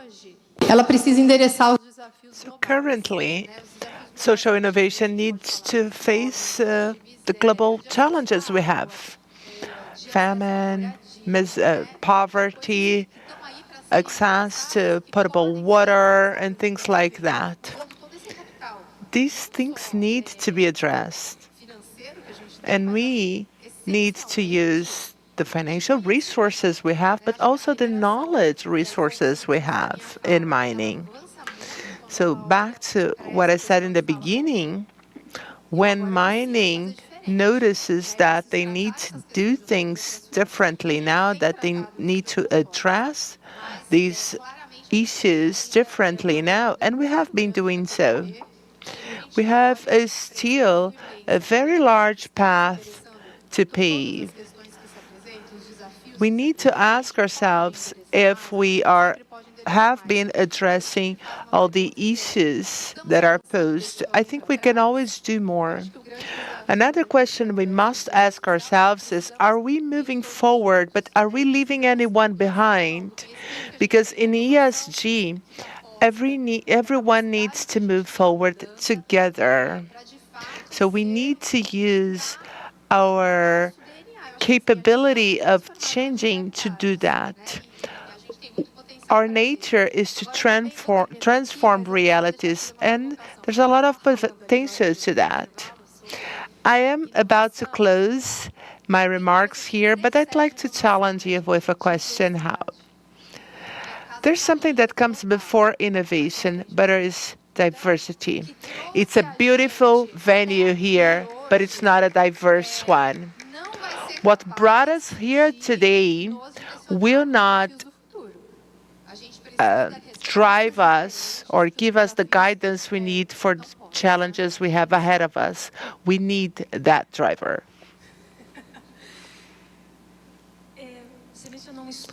Well, you mentioned the study that was done by Elder. There's a recent study that approaches trust. And the trust level of people in public institutions and governments has been going down. Communities believe more in the transformation brought by the private market than by the public. So I think we can always do more. We can listen more. But we need to prioritize. We can't tackle everything at all times. We can't tackle all of the sustainability goals at once, right? But this is not a decision made by a small group of people, the group of people that work with risk management, compliance, sustainability. No. Sustainability and innovation through sustainability requires a mindset swap. Changing culture in a company is not easy. It is part of a journey. And that being said, I'd like to know what Rodrigo's take is on that. Tell me a bit about the journey to foster an innovative environment that will allow companies to prosper together, right? I think this is the big point. It's a joint effort. I'm moved to be here today. And I'm here because this is so because I found in the audience the person that gave me my first job, Virginia at TSA. I think she laughed when she bumped into me. But Virginia, thank you. This is acknowledgement, right? Well, let's talk more specifically about ESG, and then I'll tackle innovation. I'll try to talk about innovation in 5 minutes. But let's start with governance. Governance is about commitment. That's the starting point. And being committed means that you are a driver to transformation. In Hexagon, we are committed to the net zero standard. We have a SBTi that provides inclusion goal and sustainability goals that are auditable. The 4 main important goals are to have 100% to use 100% renewable energy by 2027. By 2030, we need to have 85% of carbon emissions reduced in our plants and operations and offices. Last but not least, by 2025, we must have 30% of our executive positions led by women. We are at 24% today. So women, send in your CV. I need to get to 30% by next year. This kind of culture has led to interesting motivation among our people, especially in the Belo Horizonte office. We've had a number of insights and investments in our operation here. And the company sought social programs that make me very happy, because these are programs that happen here in Belo Horizonte. One of them is Mano Down, and you also have 14 that provides tennis lessons to public schools. Bruno, by the way, you are invited to come for a class, to give a class to people. And we also have, in mining communities, we have music programs. So we are fostering music in these communities, in these mining communities. Another important initiative is a ballet group for the blind.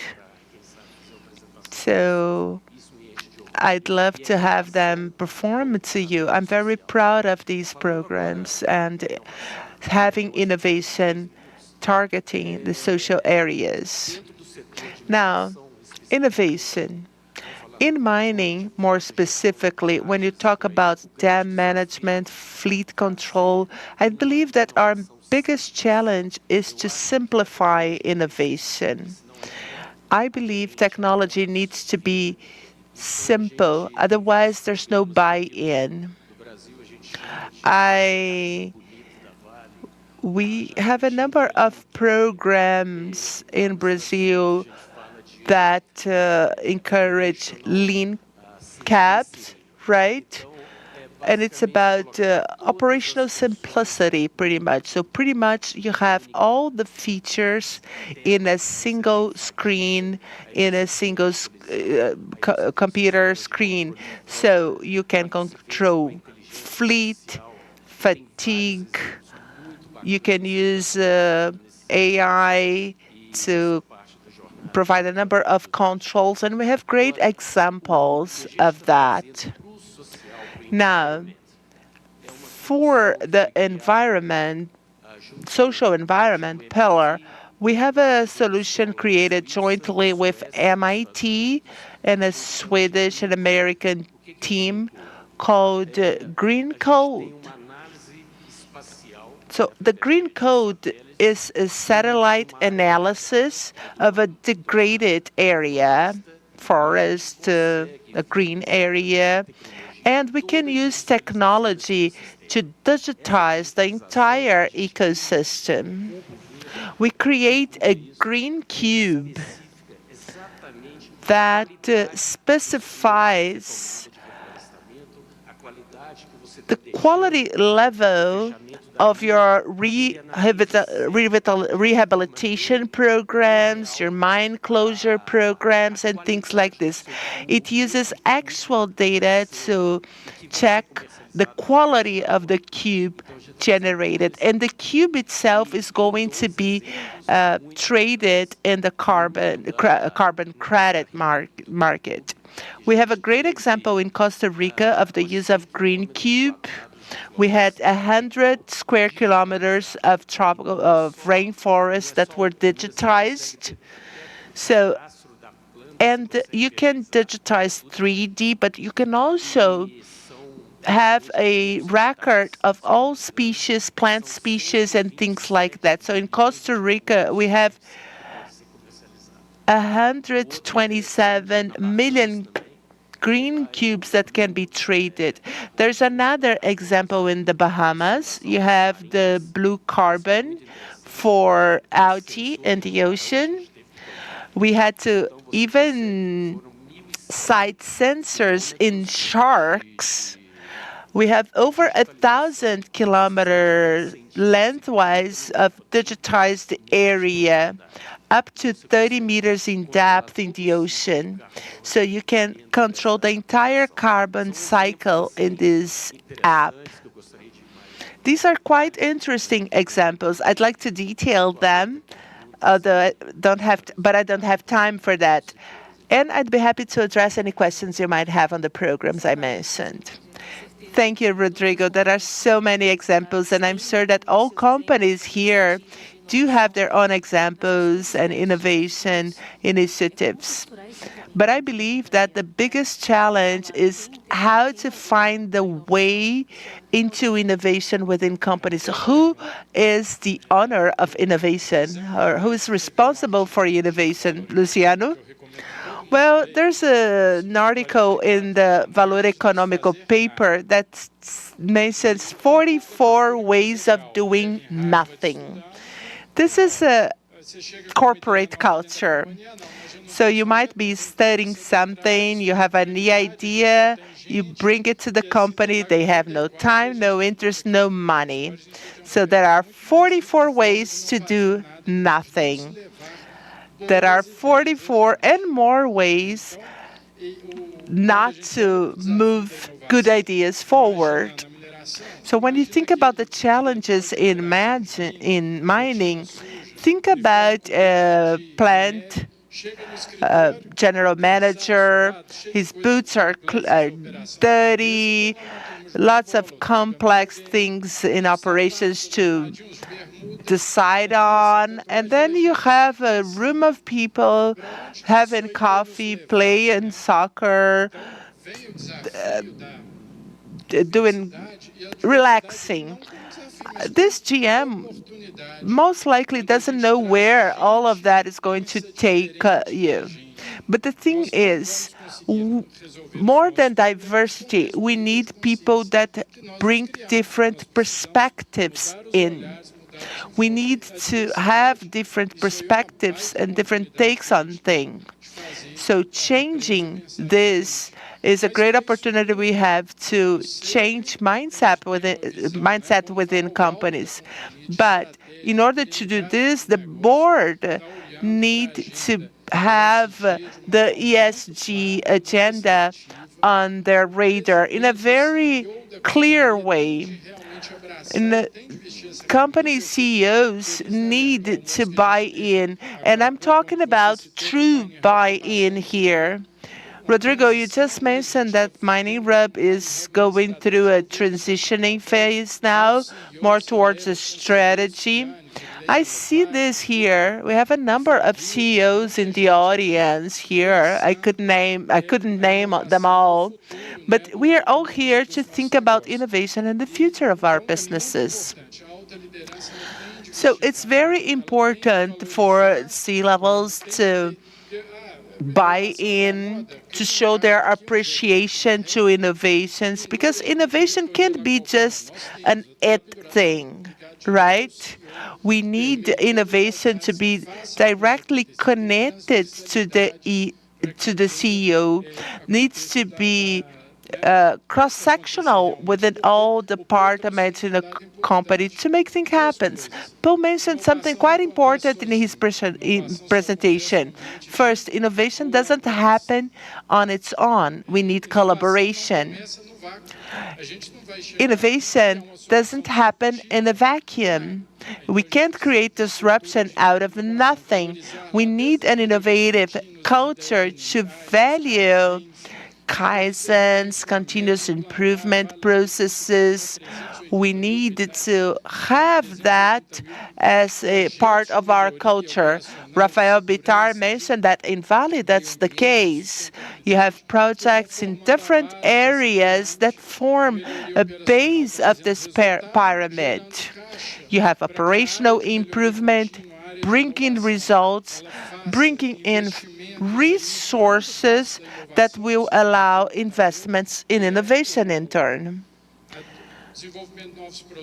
So you develop new products, new service, you have returned to the company, and then the big disruptive leap towards venture capital and things like that.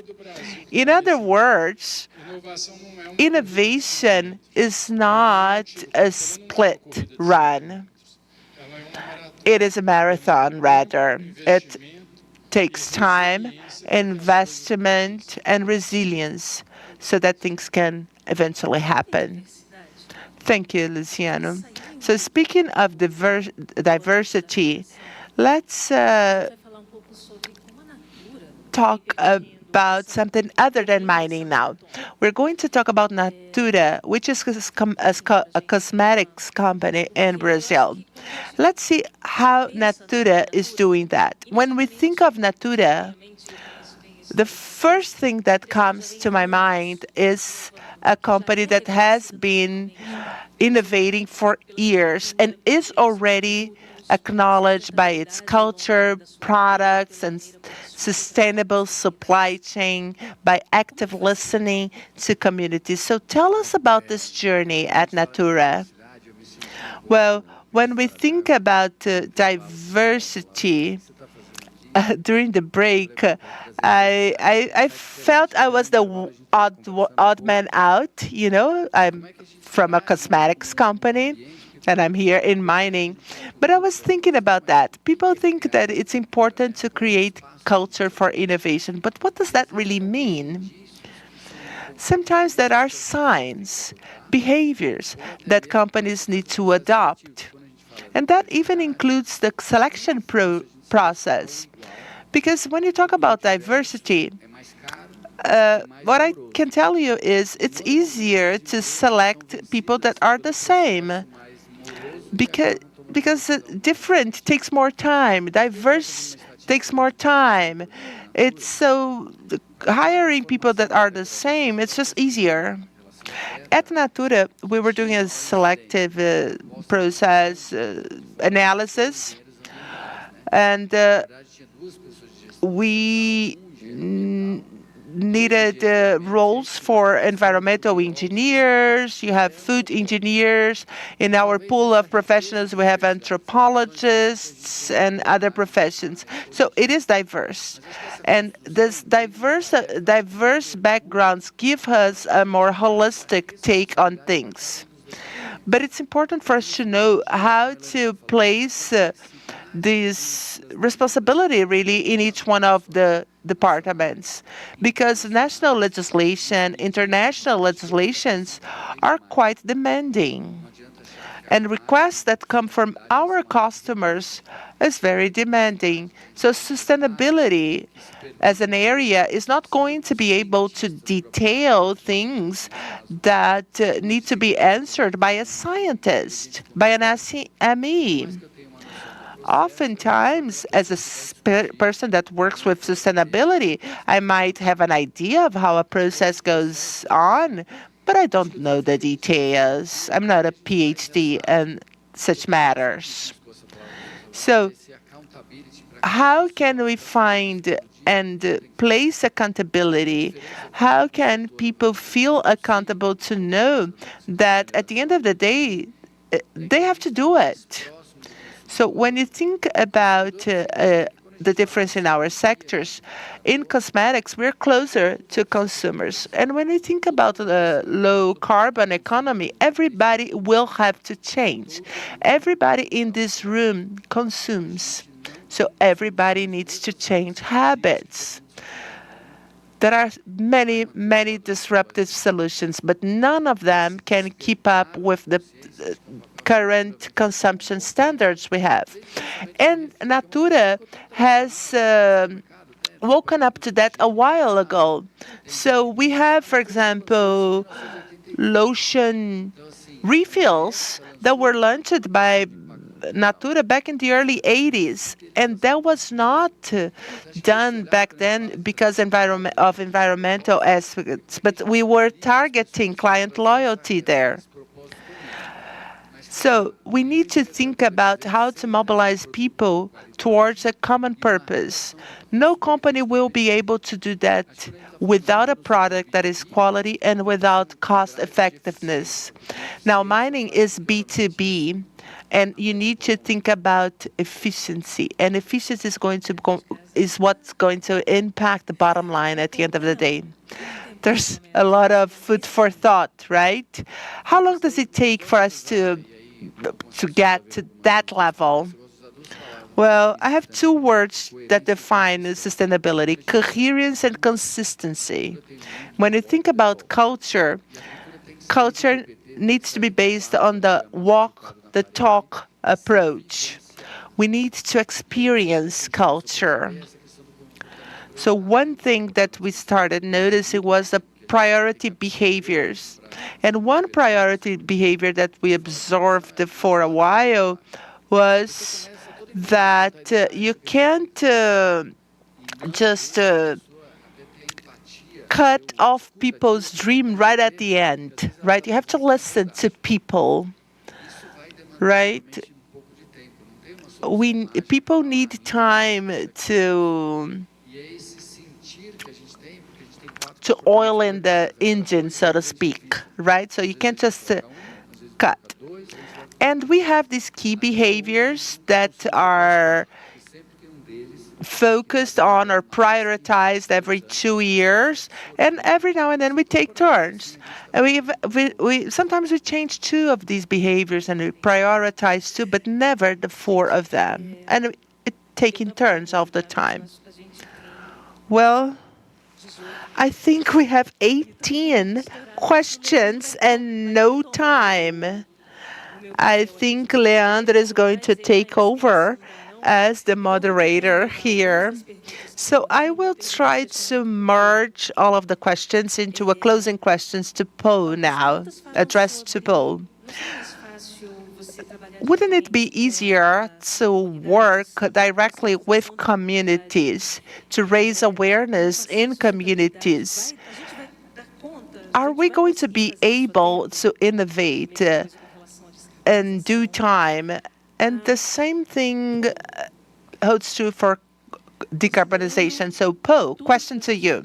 Considering everything you listened so far, considering the initiatives you heard about from different Brazilian companies, even from Natura Cosmetics company, you heard about their journey.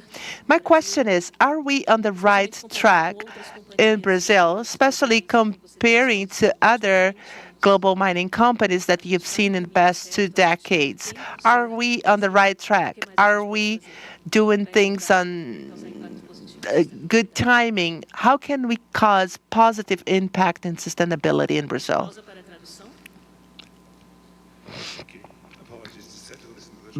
Bom, desculpa, porque estava terminando a tradução, pessoal. I think Brazil and the companies that are operating in Brazil are on the right track. I think what I've seen when I've been here this time and when I was here last.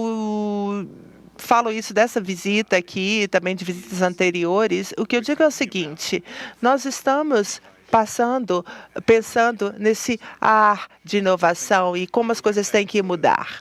Então, se a gente voltar uns anos para trás, o nosso foco em inovação era... Because I think now what we're seeing, and certainly what I've picked up here, is that innovation has become far more dynamic.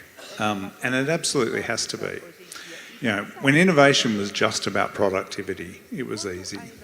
But when innovation is about sustainability, it becomes much harder. And it has to. So we've always realised as mining companies that if we don't innovate about productivity, we'll go out of business. So the first general manager I ever worked for said to me, the tonne we pull out tomorrow will be more expensive than the tonne we pulled out today, so we have to get better. And the same thing applies to ESG.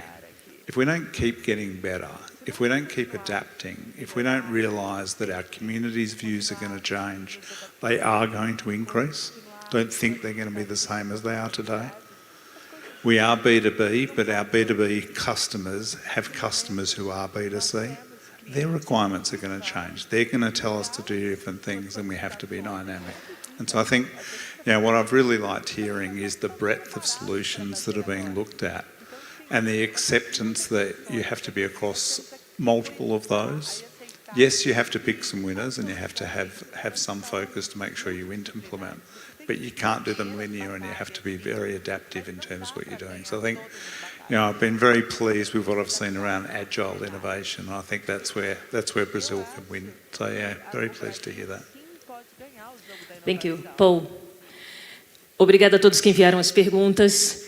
Rodrigo, Cristiano, Thaisa, Keivan, Ana, Paul, obrigada pela presença. Vamos desenhar junto? Obrigada, pessoal. Leandro.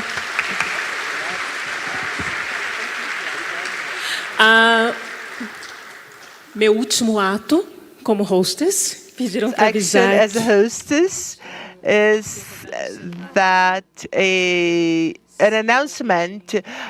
Cell phone was found in the ladies' room. If you lost or misplaced your cell phone, please talk to one of the girls in the back of the room.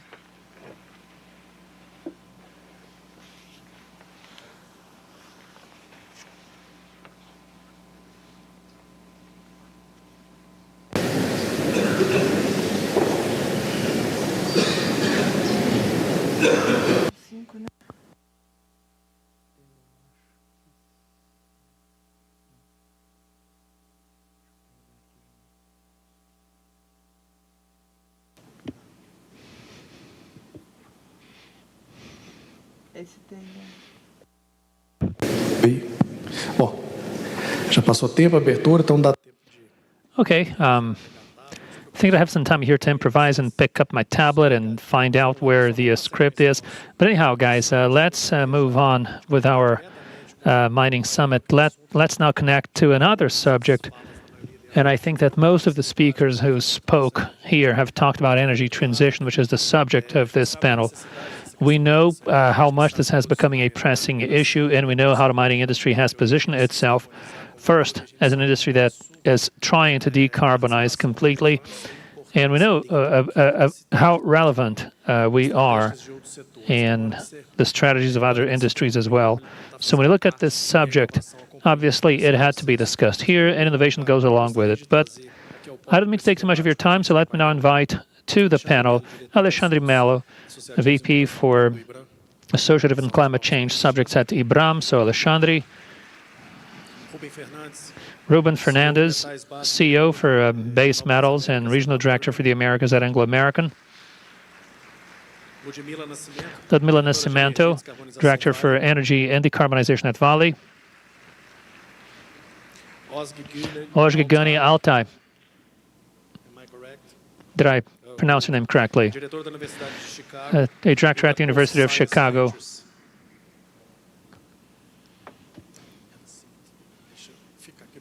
Okay, I'm going to be in the middle here, I guess.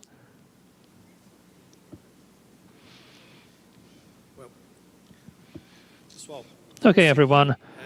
So I think that I have a very interesting opportunity to connect because we have Alexandre speaking about that, from the IBRAM, which is an industrial organization, and he's going to show to us some data from a relevant study about the update on CO2 inventories. This is an important point. We also have the academia represented today, the University of Chicago, and you have two very relevant players participating intensely in this discussion as well, the likes of Vale and Anglo American. So, Alexandre, without any further ado, let me start with you, as you're going to talk about the inventory, and from then on we're going to move on with the discussion. It's going to do that? Okay, so take it away.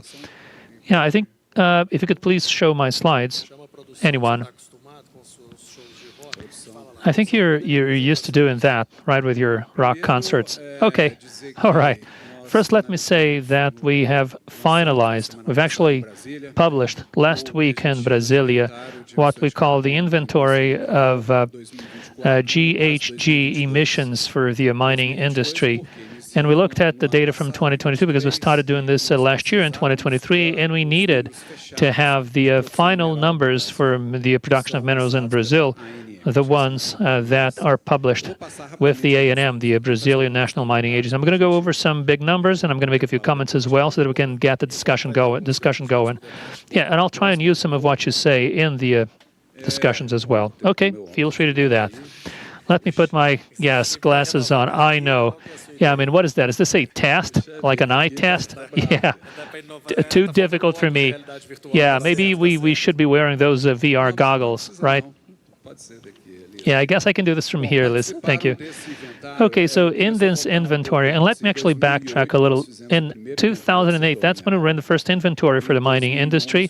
In 2011, we did the second inventory study contemplating 17 different types of minerals.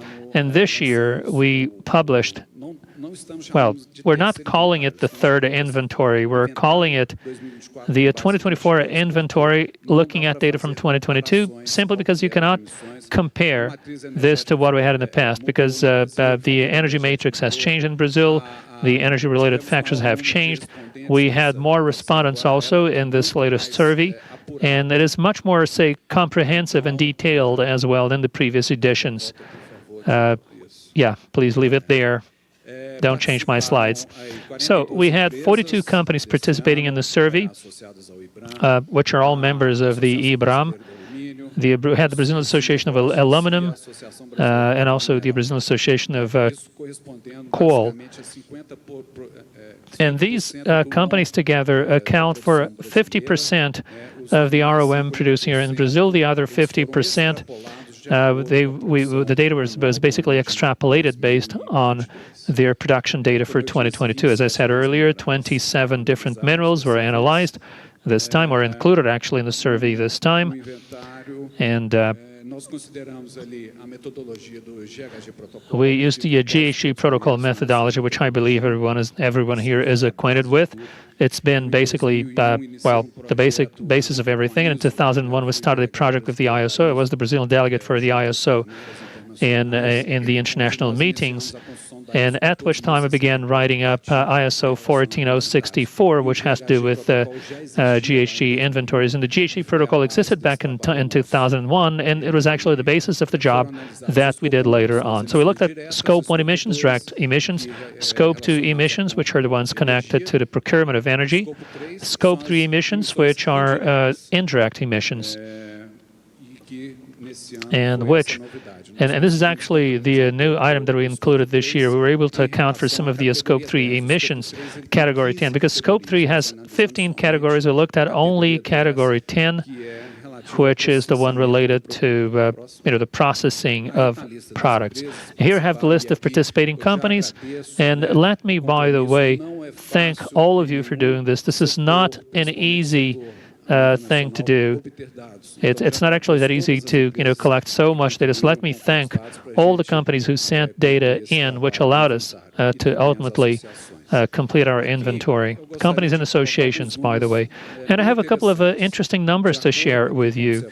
If you look at the Climate Observatory, and again, because we did not compare this to the Brazilian national report. The last report that we had published here was actually in 2016, and they are now producing the next one. It should have been produced every 4 years, but the last one was simply not issued. So we used the report from the Climate Observatory, which accounts for 2.3 billion tons of CO2 equivalent in Brazil in 2022. And if you look at our numbers for our industry this year, 12.7 million tons, which is equivalent to 0.55%, Ruben, 0.55% of all emissions in Brazil, which is very little as compared to other energy-intensive industries, and which are also covered by the Brazilian climate policy. You see that the biggest portion of our emissions coming from our industry in Brazil refer to changes on the use of soil and forests, specifically devegetation and also slash and burn. Third, energy. Fourth, waste. And fifth, we have industrial processes. And within industrial processes, we have all Brazilian manufacturing industries, including mining, and combined they account for 0.55% of emissions in Brazil. And this here is a comparison which I think is worthwhile considering. If you look at 2011, the companies included in our report, or actually the companies that reported data to us, we only had 25% of the mining companies with activities in Brazil. It's quite the other way around today. 75% of the mining companies in Brazil have their own GHG inventories, and this number is growing. Like I said, 12.7 million tons of carbon equivalent. That's the result, and we had altogether 1.6 million tons of additional emissions, that is. And so Scope 1 emissions, which is where we had most emissions, 88% of them to be more specific, and 12% were Scope 2 emissions. And the gases that we looked at first, and with 85% of that pie chart, carbon dioxide, 10% methane, and nitrous oxide at 3%. So if you look at the breakdown, you should see that the biggest Scope 1 emissions in mining refer to moving equipment, basically, big trucks, excavators, etc. In second place, we have industrial processes, or actually changes in the use of soil, 14%, which is basically devegetation, deforestation, and stripping. And then stationary combustion engines or combustion devices in general with 9%. I guess that does it for my presentation. So what I had to say to you as I wrap up my presentation is that in this discussion, climate change is becoming a more important subject, something that has been considered in the strategies of both companies and government. And I'm actually happy to see that the world apparently discovered, the impact of carbon in recent years. I've been looking at this since 2000. When I talked about carbon back then, nobody actually knew much about this, carbon credits and the like. And I see huge opportunities for Brazil because of, our energy matrix and projects related to carbon, the amount of forest that we have here in Brazil, native forests and also reforestation projects, we have substantial opportunities here in this country to take advantage of the benefits coming from a regulated carbon market, which is about to be launched here in Brazil, a voluntary market in which companies have been working with now for a number of years. And let me also say to you, to wrap up my participation, I mean, because the trend is that this should grow globally, and the population will also grow. We're going to need more energy, and the more the population grows, the more energy we will need. And where will this energy come from? The world is moving into renewable sources of energy. We will still, however, be very much reliant on fossil fuels. There's no doubt about that. But we have to move towards renewable sources of energy, and mining will become a substantial driver when it comes to the critical minerals that are now being discovered all over the world. People are discussing this, and this is a big opportunity for Brazil, not to talk about the mitigation efforts that companies are already involved in, mining companies, that is, we can also produce the critical minerals that will be used across the board in a number of different applications. And adaptation, which is something that we need to consider.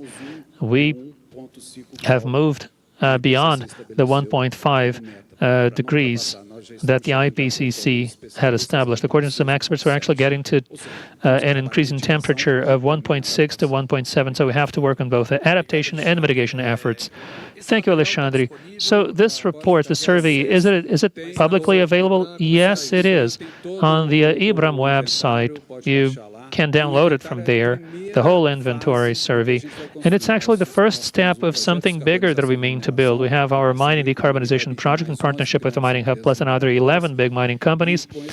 And with these two projects, we're going to kickstart what we are calling the carbon roadmap, so that we can then define how we're going to be able to decrease emissions and define also what our targets should be. Wonderful. It looks like you were reading my notes, but the big job that has to be done, and let me also call in the other panelists to the discussion, we indeed need to move from point A to point B, specifically in matters pertaining to energy transition. And Ruben, let me start with you, if I may.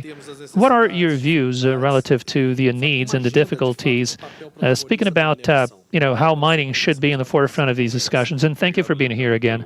Thank you, Leandro, for inviting me to be here. It's always a pleasure to be in my hometown, to run away from the heat of London. Yes, can you believe that? It's quite warm there. Spring, 8 to 10 degrees, that's how warm it is. But anyhow, speaking about climate change, I think, well, first, by the way, let me also, share the sympathy for our brothers living in Rio Grande do Sul in southern Brazil. Terrible situation. We never thought that this could happen in Porto Alegre. People sailing through the main avenues of the downtown district of Rio Grande do Sul. Many people lost their homes, many died, and this is actually something that we should be mindful of as we talk about energy transition. So look, energy transition is not something new to mankind, right? I mean, we've been through a lot of other energy transitions, from charcoal to oil and petroleum, and then into nuclear, and now we're moving into a whole different moment in this planet. London, as I've been living there now for some time, and just to give you one example, there's an area there called Dropsy. This area that was revitalized, truly interesting, lots of restaurants and stores, really cool to go there. But in the past, in 1800, this was actually an area in which they received charcoal, or actually coal shipments, which were used to lit the city. 8 million tons of coal. So that was the energy they used at the time. And we're now going through a different moment, a moment in which we have to understand that this transition has to happen more quickly, and that's the big issue here. It's not the transition itself. The transition will occur. The world needs it, 1.5, 1.6, or 2 degrees Celsius. We need to go through that transition more quickly, and it will take a joint effort. Not only mining should be involved in this. Obviously, we could be a driving force in it, but it's not also about strategic or critical minerals. It's about everything. If you think about iron ore, for instance, iron ore is of the essence also for energy transition, because it is pointless to think only about copper or lithium or nickel, cobalt, or rare earths. We need steel. We need to have high-quality iron ore just as well. Steel mills are going to have to be able to work in a low-carbon scheme. So it's a whole effort from the mining industry. And the trouble is, how can we have access to these minerals in a more efficient way? And mining as an industry has a fundamental role to play. We have the technology. We need to make a lot more progress, obviously. I think that the mining industry is somewhat lagging behind in terms of innovation. I mean, what was the latest technology breakthrough? Maybe the copper XSW. I mean, Vale is doing a whole lot of other things also in this direction, which is great, but we need to make much more progress, much more quickly as well. And we need to have access to these minerals. Minerals are there under the ground. And let me paraphrase my former boss, Tiffany, who's currently the CEO of Vale Base Metals. He said that in the past, the Greek would say that that what they had is air, earth, fire, and water. Today, air and water, they still remain very important for the survival of humankind. We need to change the last two items and actually convert them into energy and minerals, because this is what will make this world turn round. It will not move without mining. So our job, our responsibility is quite extreme right now in terms of how we can do this more efficiently, with better communication, with better engagement with governments and local communities as well. How can we change how mining is seen as an industry? Because those minerals are there under the ground. We need to have access to land. We need to be more efficient as we do that as well. Mining today is done only in remote sites. I mean, Vale has a mine close to here. In Itabira, we have another mine in Conceição do Mato Dentro. But mining, copper, I mean, you find it in the Congo. And it's not a geopolitical issue. It's a matter of geology. You know, God made our planet the way it is, and that's where we have those minerals. And we have to find a way to have access to these minerals in more efficient terms, and also by collaborating more with society in general, because if this is not a joint effort, we're not going to be able to make much progress in terms of where we have to get to. Jose, let me try and bring you into this discussion as well, and to try and hear your perspectives about it as we try to move from, say, point A to point B, and I'm talking about energy transition, from the standpoint of mining. How do you think mining would have a role there, and what role would that be? Well, I am actually not from the mining Na realidade, eu não industry trabalho, also, gente, no setor de but I've been an mineração, como inventor, vocês I've been sabem. an innovator, Né? I've been Sou an inventora, academic researcher, scientist. I've been an investor. Now I'm facilitating innovation. So I have a different perspective, and we sort of talked a little bit about diversity and why it's important.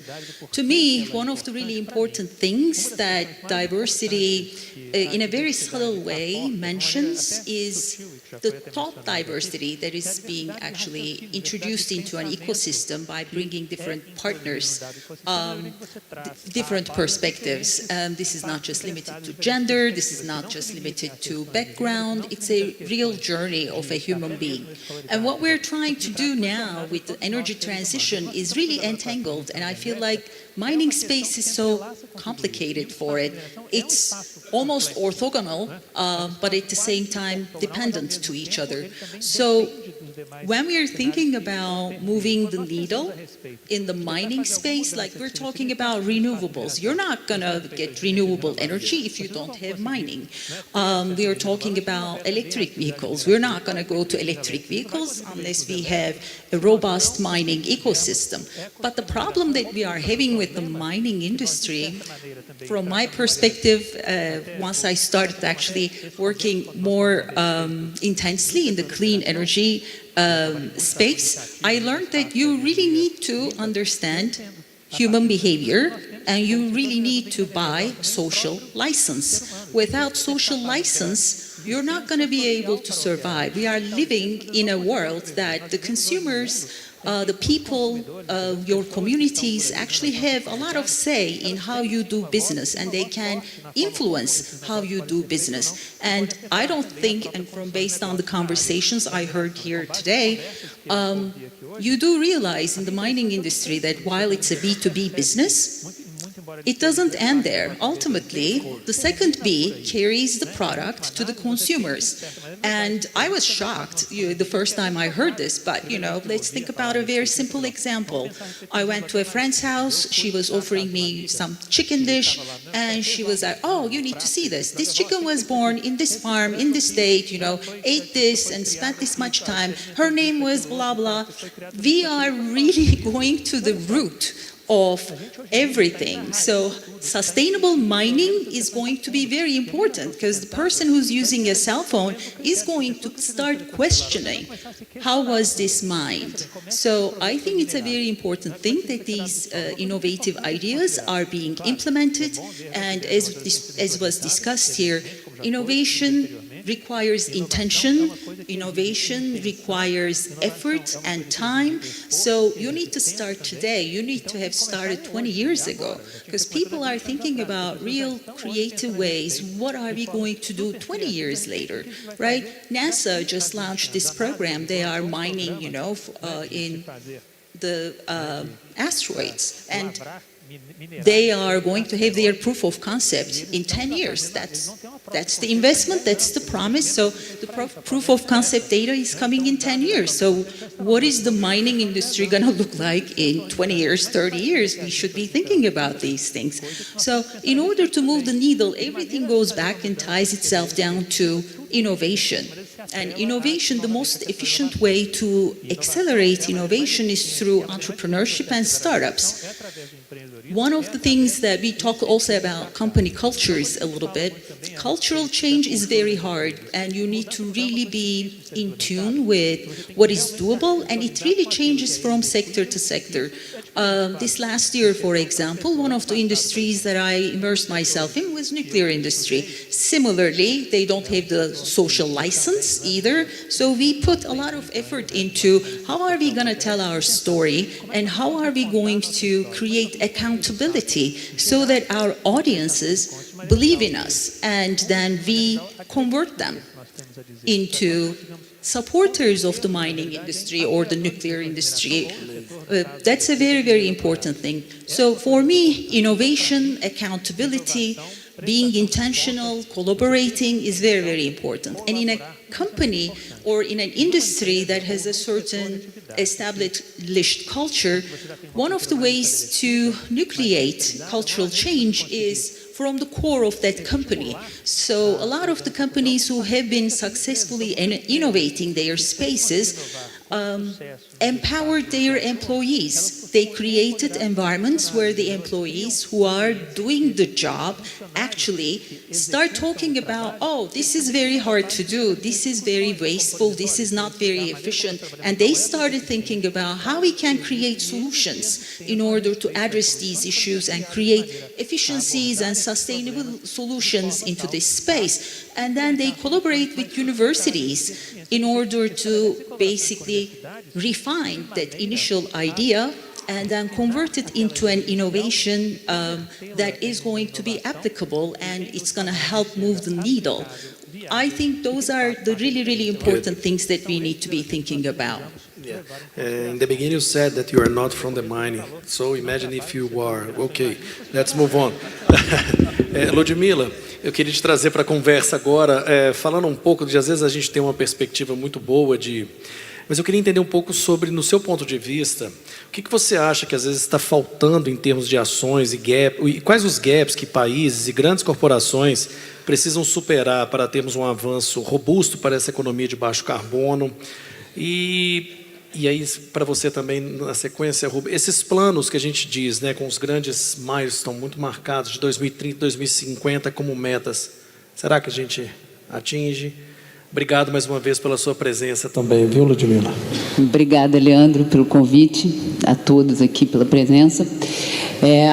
Bom, pergunta o que falta, okay, né? So the question is, what is missing? Well, there's a lot missing, to tell the truth, but let's maybe start listing. Yeah, because it is a transition, right? Yes, it is a transition, and it's not a disruption yet, even though we're going to need a lot of disruptive things along the way. So the first point that you made about governments and companies. And speaking specifically about governments, we have seen the enactment of a lot of policies and regulations, and this needs to happen. And this was also mentioned in other panels. People have spoken about, our appetite for risk. And when we look at regulations and policies, they tend to decrease risk a little on the side of the investors, so that more investment is made on the technologies that are needed and the changes that are needed, so that we can ultimately have the energy transition materialize. Energy transition is not an easy task, mostly because modern society was built entirely based on the use of fossil fuels. So this is not a change that will happen overnight. For you to change the energy matrix, it usually takes about 50 years, but we need to accelerate that process, which is a difficulty in itself. And obviously, as governments begin to impose policies and regulations, and with that, they begin to stipulate targets, companies tend to follow suit with that. And unfortunately, it happens oftentimes not by love, but through pain. And I think that Ruben made a comment about that earlier in his remarks, about the effects that we're now beginning to see of climate change, such as the tragedy in Rio Grande do Sul. Change that will keep happening. And unless we take steps to bridge that gap that you alluded to, things will only get worse. So first, we have regulation that is being enacted, and with that, I think investments will begin to flow in and to become more available. And it's not so much a matter of funding and whether funding is available or not. There is funding available in the U.S. and in Europe, and we're also working towards those same regulations. But insofar as companies are concerned, first we have to look at goals, targets, right? And all companies represented here, I think they do have those targets as well. You have to set ambitious targets to really, try and see what the challenges are to meeting these targets. At Vale, we have very ambitious goals to decrease our Scope 1 and 2 emissions by 33% by 2030. We also have intermediate goals so that 100% of the energy, the goal was at 25, but we we met that goal in 2023. All of the energy that we use here in Brazil comes from renewable sources.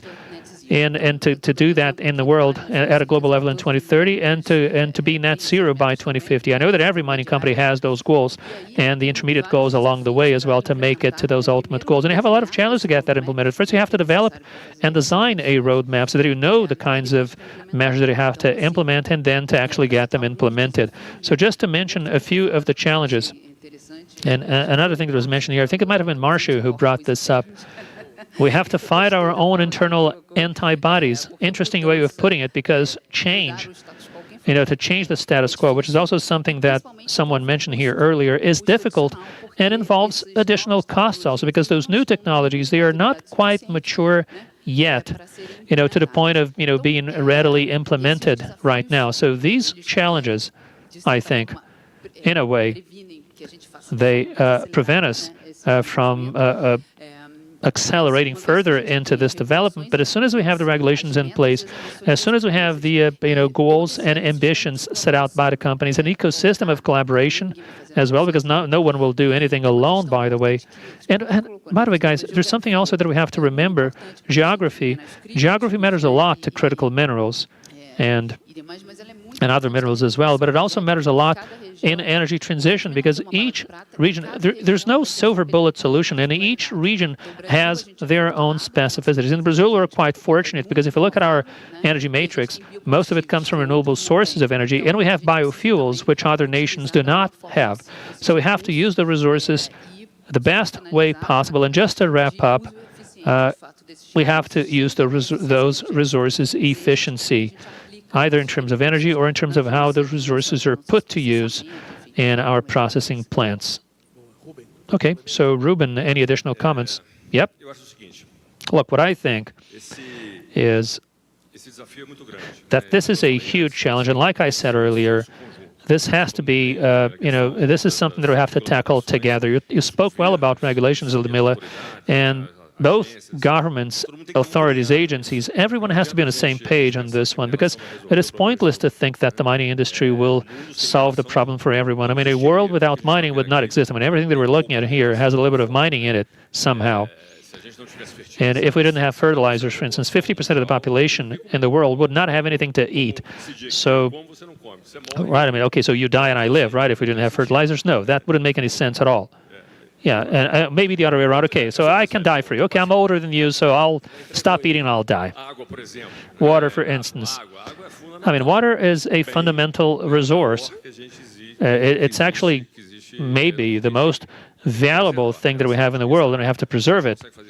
And we use a lot of water in mining, but we have done it quite efficiently, and we have invested in technologies to do that. And Anglo, for instance, Anglo-American, we have a lot of initiatives to this end to do flotation with, say, 30 or 40% less water. And all of these things combined are embedded in the role that we have to play as an industry.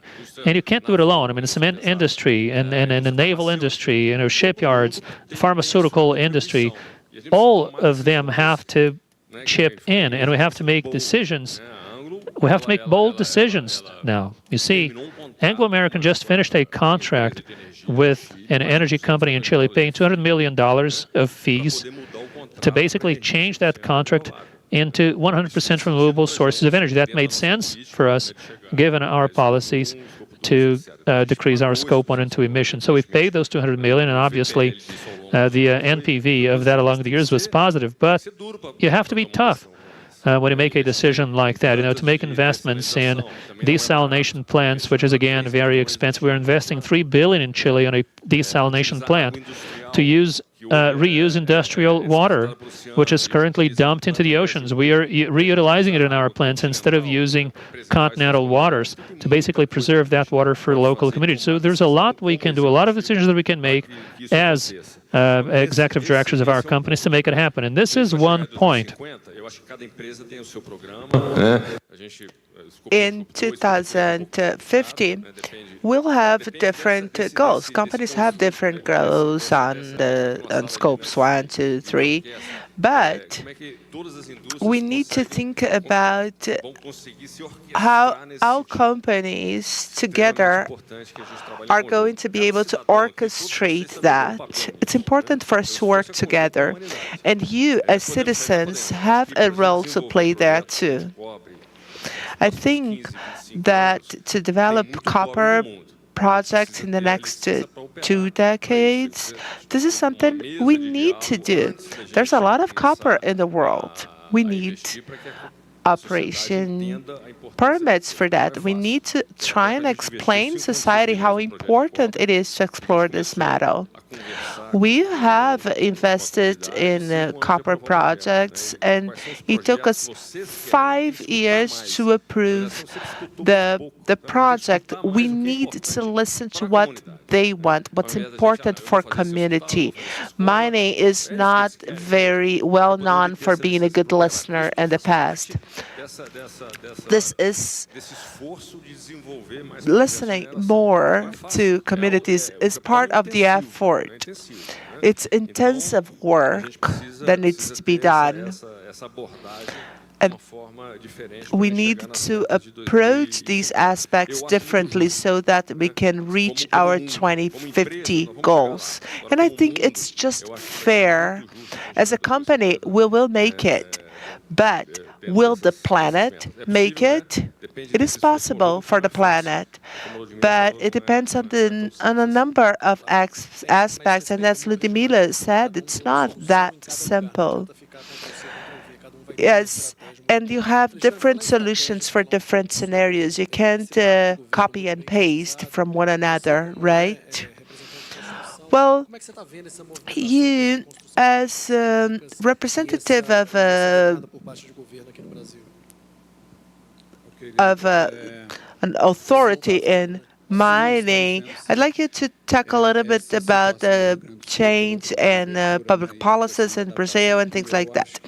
Well, we've been facing catastrophes here, climatic catastrophes in the south of Brazil. Governments and countries are not ready for that.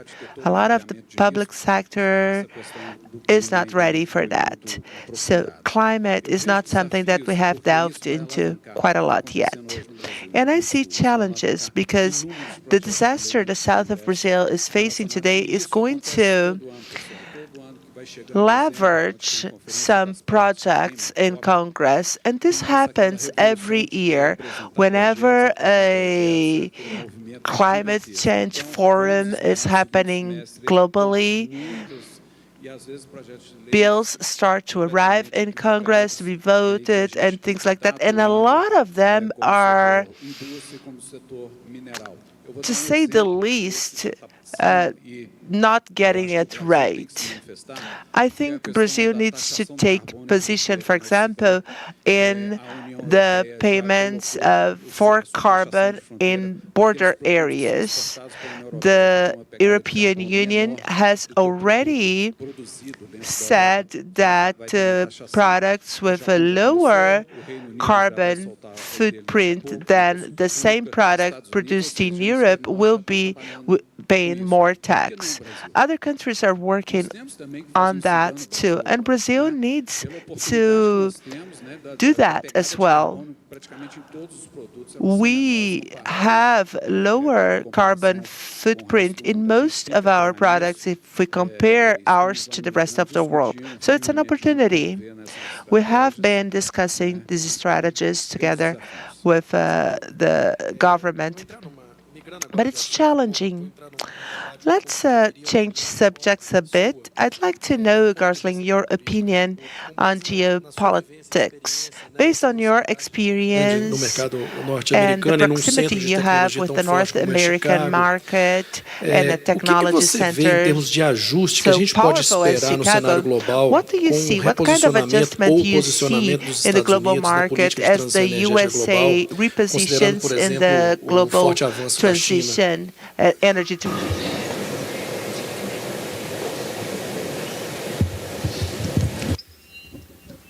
Yeah, this is another really interesting question, I must say. It is combining, again, the topic that I touched on a little bit, the social license. But interestingly, geopolitical climate really is informing us about national security. The U.S. government is really sensitized with the, changing geopolitical climate. The relationships are under scrutiny because one of the things that we have discovered in recent years is monopolizing this space or, figuring out a way to just, empower and weaponize your resources could really be devastating for a company, for a nation's security. So when, for example, China had the power over some American companies to reject them certain minerals or rare earth materials, U.S. was really,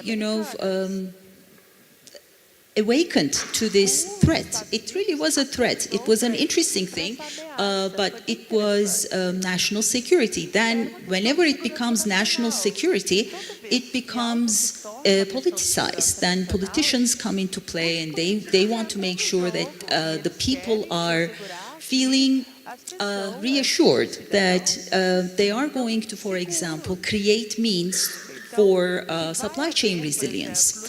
And supply chain resilience, we have been talking a lot about this subject since COVID. It affects all of the different, industries as well. But particularly in this space, I remember, for example, I believe the name was Mineral Security Partnership. After the China alarming situation, that partnership was rolled out. Interestingly enough, whenever there is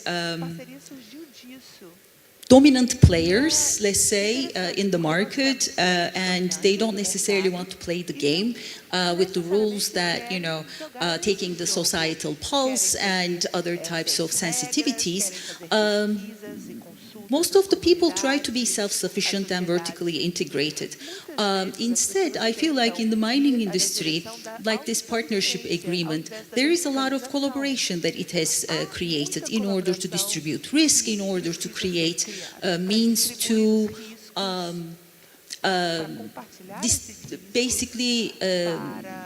reassure people that their lives are not going to be perturbed. Because as much as we want to have sustainable products, we also want to still have, our cell phones and, renewable energy sources, rare earth materials and all that. So one of the things that I have found out when I moved into clean energy space and energy transition space is it's highly political. I started working and collaborating with a lot of policymakers, policy influencers, most of the people who are in the innovation space for energy transition. They have specific divisions dedicated to policy influencers. So for me, it was really confusing initially how and why we needed to be so involved with politics. But I have seen that because of these sensitivities, politicians are sensitized and they start listening to the public. And it's an election year for US, for example. And Biden is really sensitive to creating blue-collar jobs, for example. So in the mining space, for example, one of the things that I hear politicians and political influencers talk about is gaining access to assets, regardless of which country they originate from, gives you a lot of power. Because what we can do in the United States is the upstream and midstream processing can move to United States. This way we can create blue-collar jobs, and it will probably create a lot of perturbation in how mining industry rolls out and deploys their processes today. So that supply chain can be really perturbed, maybe towards a more resilient future, maybe towards a future where the blue-collar jobs are preserved and the society is happy and they are going to vote a certain way. So all of these things need to be taken into account as we are creating energy transition solutions, because it's politicized, people have a lot of say in it, innovation actually is influenced by what people want. So one of the things, for example, people are sensitized about is, and this is true not just for mining industry, but any industry that creates pollution or puts our sustainable future in danger. They say, oh, is there a way to milk this further? So the mines that normally would have been abandoned, for example, now people are asking the mining industry to think of innovative, creative ways to milk that resource a little longer. And then end of life or wastewater or any type of waste, they want to see circular economies created around it. A mine, when it's abandoned, they want to see it's utilized somehow. There is utility in it. One of the projects, for example, the government sponsors in the United States is in West Virginia, abandoned mines are converted to renewable energy production sites. Why? Because they have the infrastructure, they have the labor. When the mine is closed, all of those people are jobless now. So they train them and they give them a job as, solar farm workers or something like that. And because it's a mining operation, it's connected to the grid, which means that the energy that you're creating is not greenwashing. It actually has utility, it can feed back into the grid, and it is then an accountable, sustainable, real resource. So when public is involved in these decisions or has influence in these decisions, I feel like that's when we have real sustainable solutions in place, and it creates the necessity to communicate with public also creates in the industry a way to gain that social capital and also have accountability in their actions. Ok, thank you. Só caminhando para o nosso final, vou fazer uma rodada final aqui com a gente. Ludmila, eu queria rapidamente não rapidamente, mas a última pergunta é, nós discutimos muito aqui dentro desse summit hoje, essa agenda grande de inovação, de transição energética. Energy transition at length here. How do you reconcile short and long-term results considering the energy transition agenda? Well, I'll try to be brief. Well, there are 2 points I'd like to make. We're talking about a transition. So which is synonymous with journey, right? And the second point is we often talked about priorities here, and this applies to energy transition. For example, energy efficiency is something that needs to be prioritized soon because it can bring short-term benefits, not requiring major investment. For instance, for mining, retrofitting engines to use alternative fuels, for example, that is doable now, right? It's the low-hanging fruit. And the second point is solutions that don't require major adjustments to your process. And therefore, this kind of change doesn't require big investments or environmental re-permitting, because this is critical, right?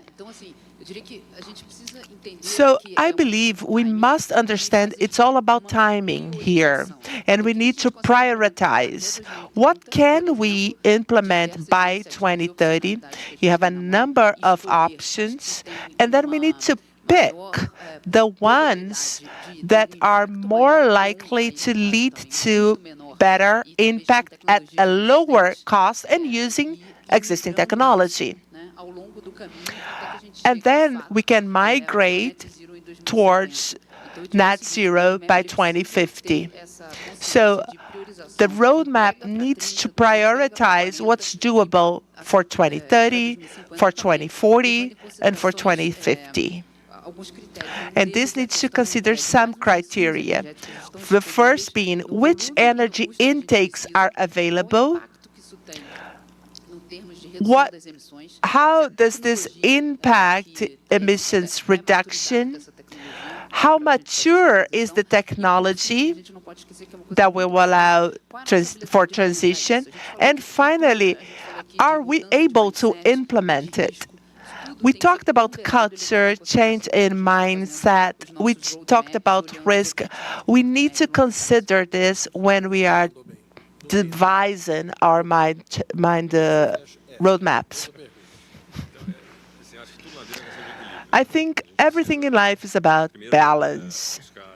First, we need to look for balance in the short, medium, and long term in our strategy. You talked about priorities, and yes, this is essential. But we need to generate return to stakeholders. How can we do that efficiently in the short term? And when I talk about return to shareholders, I also talk about value to stakeholders. It's also part of the equation.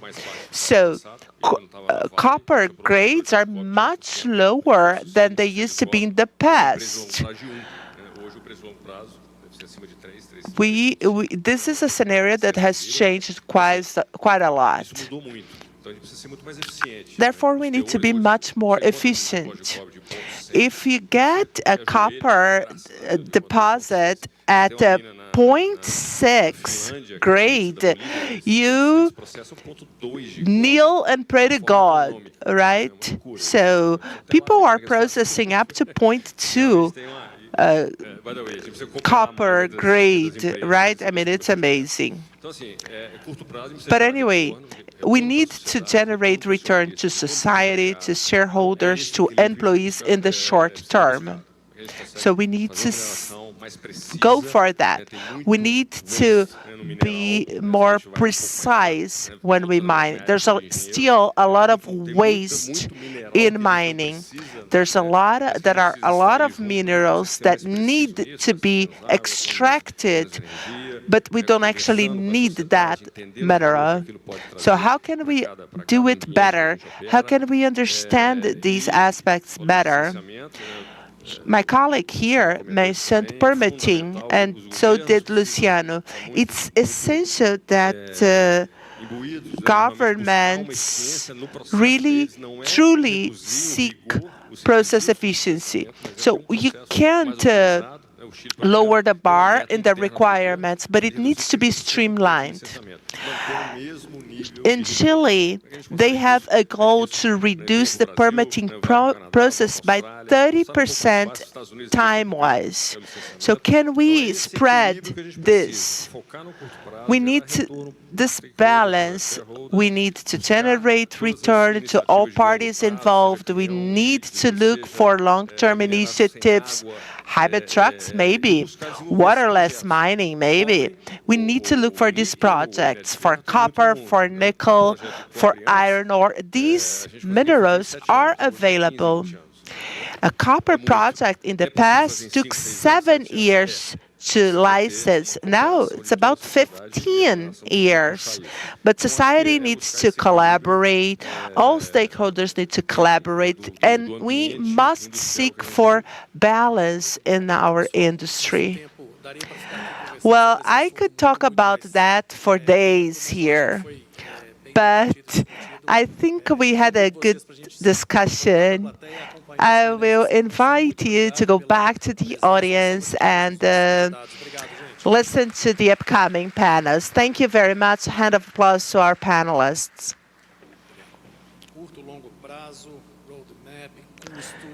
Short, long time roadmap, Finland, wow, it's a lot of things.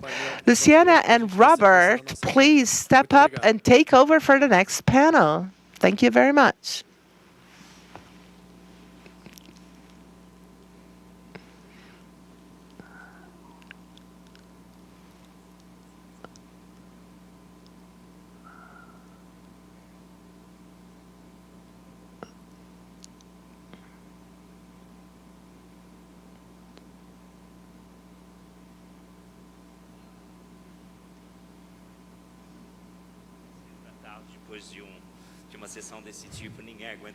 Okay, I'll be speaking in Portuguese.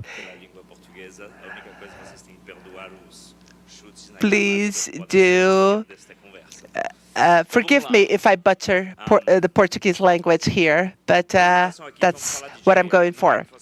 So we're going to talk about Gen AI.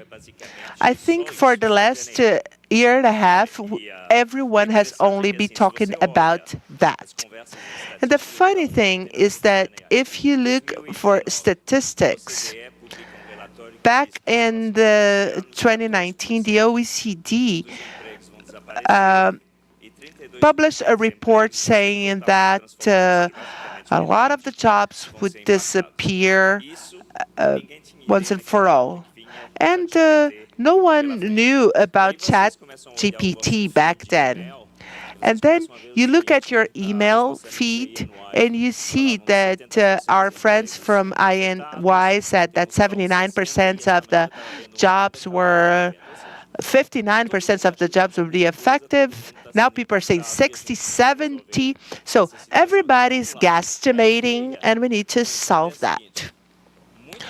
Well, this is really cool. What we need in this panel is to tackle some elements, some possibilities, and some hazards related to the use of AI, Gen AI. So I'll try to keep it simple. Keep this in mind. There are two elements to Gen AI. One is endogenous and the other one is exogenous. And this is about control. You control the use of technology, not a company. So you're talking about, on one side, talent, so the impact on people, and you have the impact on decisions, why people are making such and such decision. A decision might be completely differently from what was decided in the past. And in the third area here, you have bias. You can't control that. People coming up with the models can impact that. If you have millions to invest on your own models, go for it. But let me give you an idea talent-wise here. Anyone from HR here? Okay. I saw one raised hand. Well, HR is quite simple. Any company here distributes talents pretty much like this. Okay, basically, you have extraordinary people, some improved performance, some meet expectation. This is pretty much the distribution, talent-wise. Now, this curve may change a little bit from one company to another, but when we started talking about Gen AI, everybody said that the curve would move to the right side. So everyone would become fantastic overnight. And what's interesting here is that now we are realizing a few different aspects here. When you look at these 4 quartiles here, you have the exceptional people to the right, the best of the best, the cream of the crop. So they go, they work, they think, they give you an answer. Then they are followed by the hard workers. They work hard, but they don't always have all the skills required. And if you think that these people would move to the right side, that's not it. The guys on the right here are truly going to the right. They were good already. They think about good ideas. They test and validate. The followers here, the hard workers, now they have more information. So they look better now than they used to look. Now, the third here, the group 2, is like they're not really worse, but if you compare, they will look worse. And group 1 is just ChatGPT, right? But this is the kind of evolution we see. Think that all of our employees and all the work, all the reskilling you have involved in that. Reskilling is complicated today. It's just going to get more complicated. Another point regarding Gen AI change is decisions.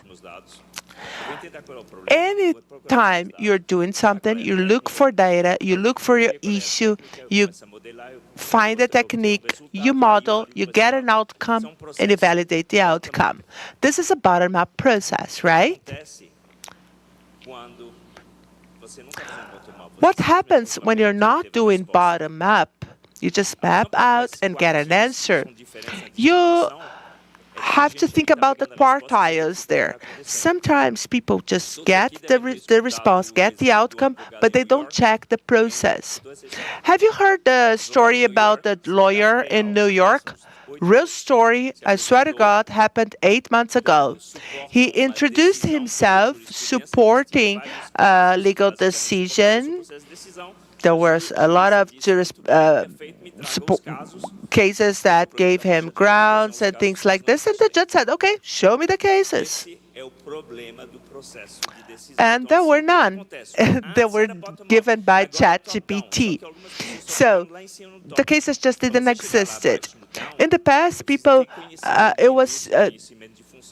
we had some people in the top that would stay there at the top, right? The third aspect here is something that you already do not control. You have no control over this. This is something that I had in my office in San Francisco for many years. I had this chart there because there's always a correlation that you can make using this chart. If you think about the train hauling or in a certain corridor, you can look at the average and compare that with your investment and things like this. But the issue with this tool, this plot, is that what we should be paying attention is the purple dot, because all the dots close to the line are mediocre. If you look at the outlier, the purple outlier, then you know which aspects you can impact, but you can't control. You have 3 elements in Gen AI that you can do so. First, there's a concept referred to as the banana paradox. This paradox was discovered 10 months ago. You asked a Gen AI system to draw a banana. So you prompted that. So prompt Gen AI to draw a banana and a single banana. So you have two bananas here, but they are asking for a single banana or a banana. So this is an image. What do you think would happen if this was about data, not image? And this is not an error. I can prompt AI to give me a photo of a grape. And this is what AI gives you. If you don't check this, I mean, you have even a banana-shaped boat there, a banana-shaped square facility or something like this. The bias is negative in this case, but it can also be positive, and we can tackle that later. Then we have the second element. Are you familiar with this video? This is SOAR as a model, a Gen AI model. This video was generated via prompt.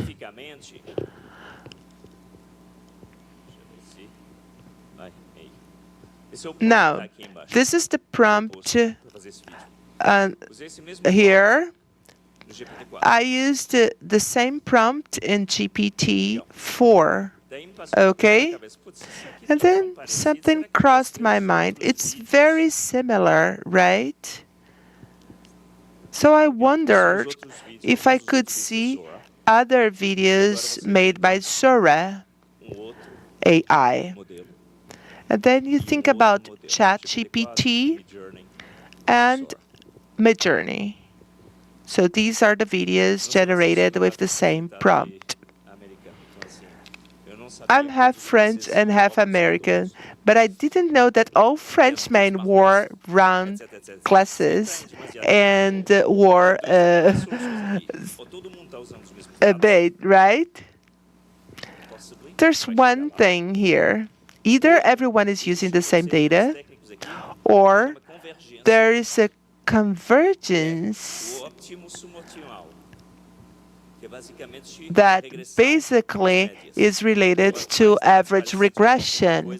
So the more data you have about something, the more centralized you are on the topic. So the problem is that everyone who's using this is basically, well, doing the same thing. And finally, the last one is tuning bias. I mean, I think that everyone here has, is aware of that, scandal of Gemini from Google, in which they asked to have a World War II German soldier, and they would show a black man wearing an SS uniform. Right. Okay, so this is called tuning. You basically adapt based on a number of rules that you set up yourself. So this is what I did. I created a picture of a Brazilian woman. I don't know about you in Belo Horizonte, but in São Paulo, I cannot see a lot of Brazilian women like this in the street. An interesting thing about this story is that you try this in other places. And in the U.S., for instance, okay, they're a native woman in France. It's a French woman, right?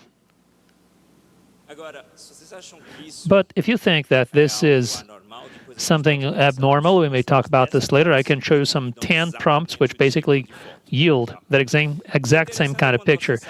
The interesting thing is that when you learn about this, you basically fine-tune it to make it look better.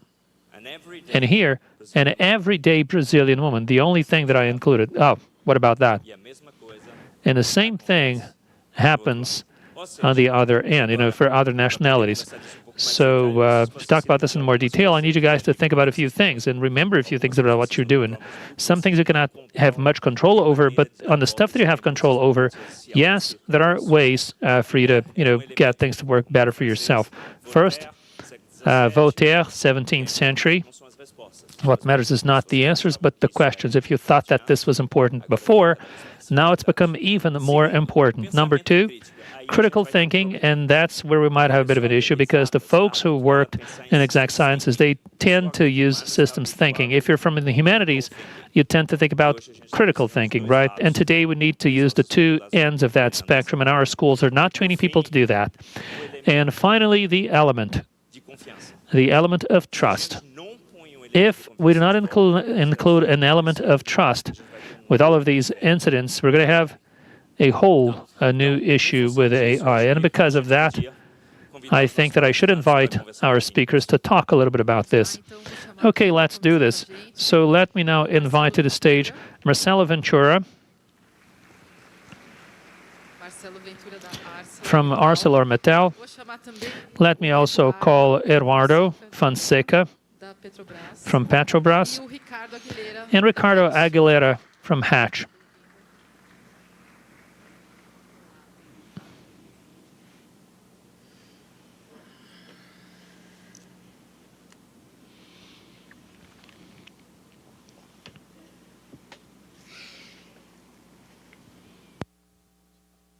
Obrigada pela presença, pessoal.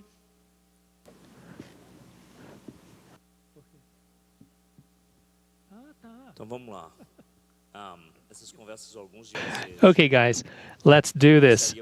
Let me start actually with a bit of a challenge for you. And since this is a mining meeting, I'm not sure if you saw this, but in 2021, going back into 2022, 2021, late 2021, early 2022, a survey was published by two Australian universities in Victoria and Queensland, which found that the mining industry is the slowest to adopt innovation of all industries. However, we can see a lot of stuff going on, specifically in Gen AI. So let me try and ask you that question, Ricardo, based on your experience and since you work with a lot of engineers. And why do you think there's such a notion of mining being slower to innovate? And if you can see the same thing happening in Gen AI. Hi, good afternoon, and thank you very much for inviting me to be here. I have to say that for Hatch, the Mining Hub has done a lot of important things, and we have two folks from Hatch who were working here in Brazil. We also have our regional managers from Chile and global managers as well of operations who are also working on Gen AI initiatives, and we can talk a little bit about that later if you guys wish to. So let me go back to your question.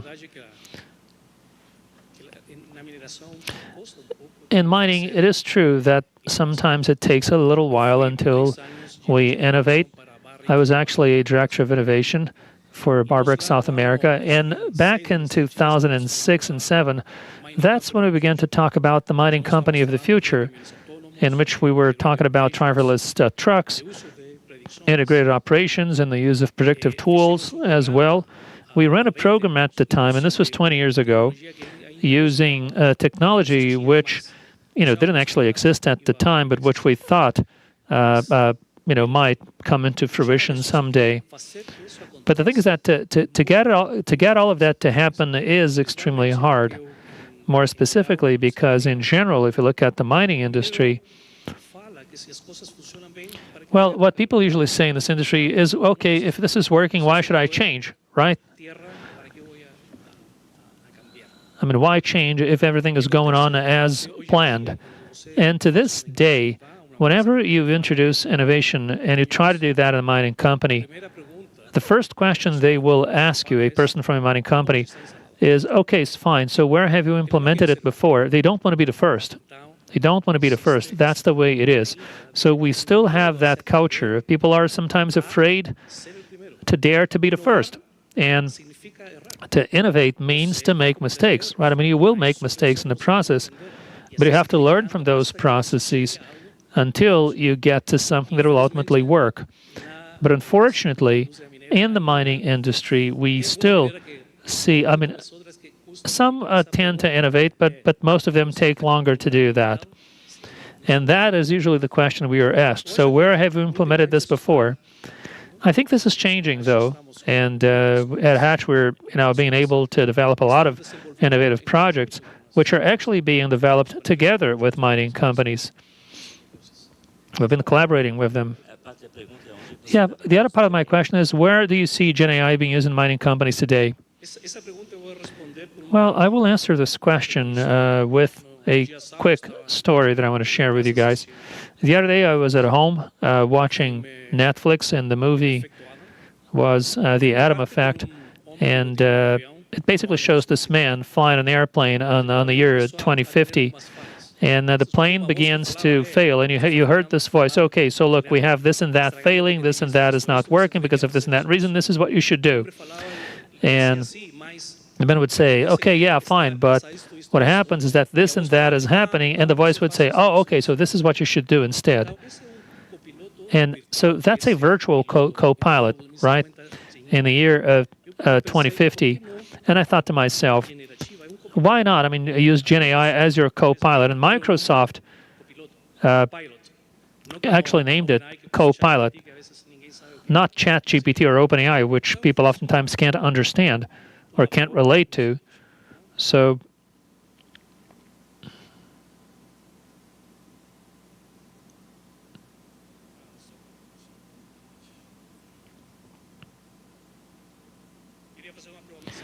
I wanted to show you this, I ran a test with ChatGPT, and I asked the question, which went something like this. Okay, ChatGPT, I'm here in the mining company.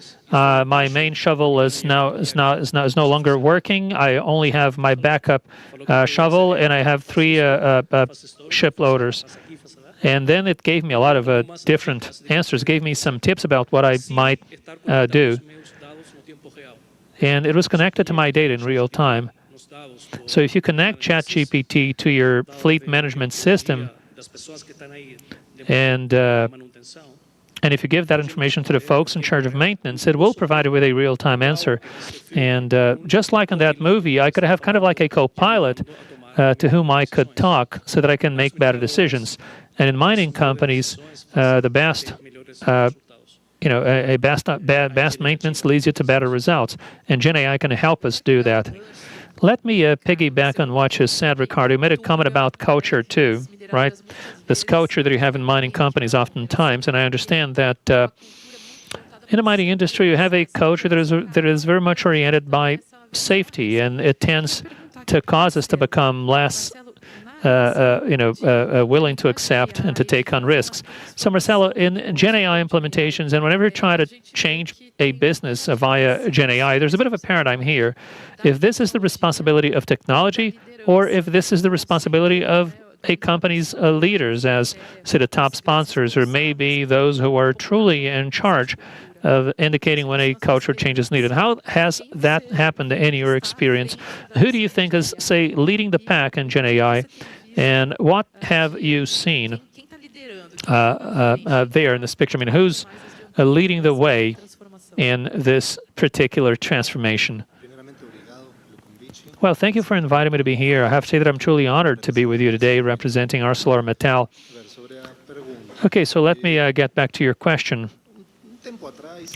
You see, some time ago, it used to be IT. They were the ones who used to be responsible for, basically scouting for opportunities in the market and to bring solutions into the company. And they would say, okay, so this is what we should do, or maybe this is what we should be doing. But Gen AI arrived at the same time for everyone. The day that I learned that this existed and that this was cool and interesting, the CEO, or even our, shop floor guys, maintenance guys, they were all aware of it, and they began to test it themselves.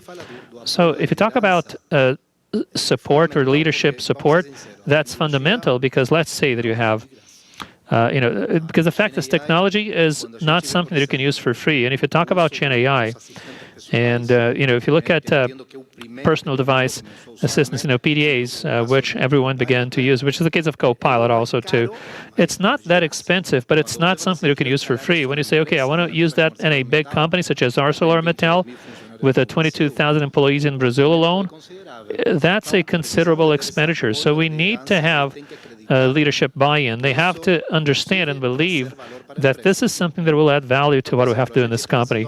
So right now, we are using Copilot. We selected actually some folks to use it with, and we're now trying to understand the kind of actual value that Copilot might add to our business, because our focus is, okay, if you have to innovate, that innovation has to add value. And in such a scenario, I mean, if you look, and we have been focusing on that. I mean, how to basically add more value to the business and using GenAI to that end, if this is the case. And if you move into GenAI projects, such as the likes of by which you would offer a co-pilot, as we're calling here, to maintenance crews, the investment may get even greater, and we need to have leadership buy-in to make it possible. And we who work in IT team departments, we have to look for those solutions. We have to find the best partners to make it happen ultimately.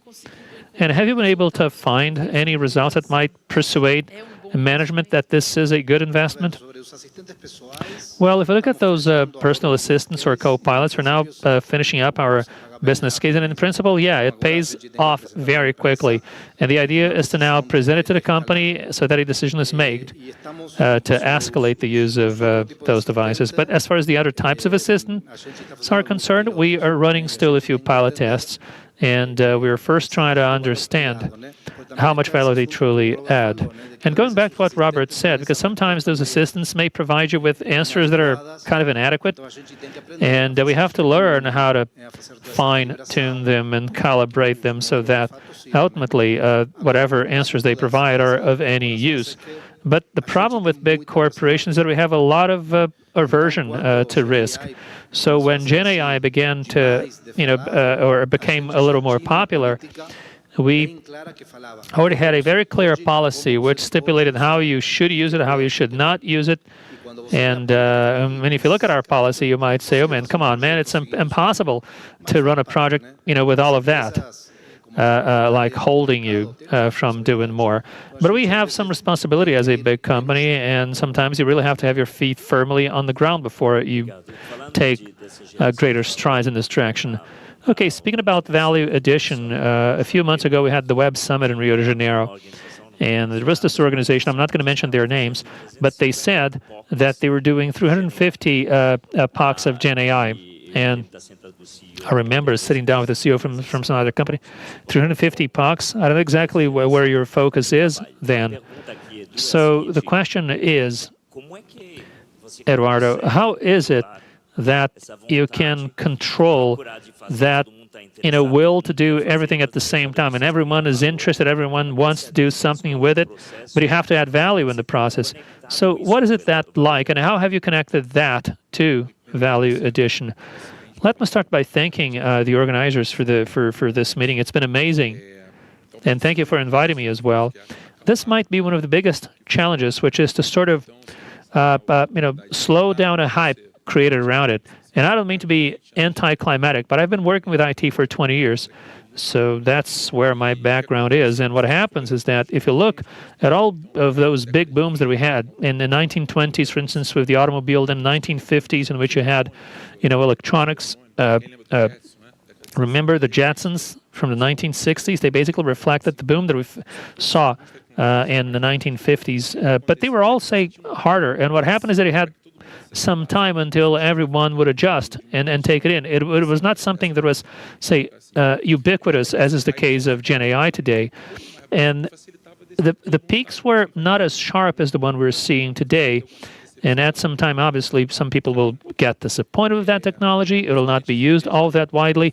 But I can tell you, ever since I got to college, I knew that I was in a business that would transform quickly, but never did I think that this would happen as quickly as it is happening now with AI. And I'm leading the team on AI at Petrobras. And one of the main jobs that we have to do is to try and hold our horses, if you will, so that not everyone does it at the same time at the degree people want to do it. So we're trying to generate solutions about which we have clarity over the value it delivers, and also to provide some literacy and knowledge, which is a bit of what we're doing here as well. And you talked about that in your presentation as well, which is really about explaining to upper management what is smoke and what is fire, right? Because there's a lot of hype right now. We became euphoric with that technology very quickly, and since we shut up just like that, there's a lot of fog right now ahead of us, preventing us from seeing what's really behind it. And everyone right now is kind of not knowing exactly where we're going. And what we are trying to do is to make sure that value is delivered so that when the fog goes away, and it will go away someday, we find a bridge instead of an abyss. Because what will happen in this case is, if it's just an abyss, that will be the end of it. And it's always interesting when we see people having like 300 POCs, which is a big number, even hard to contemplate.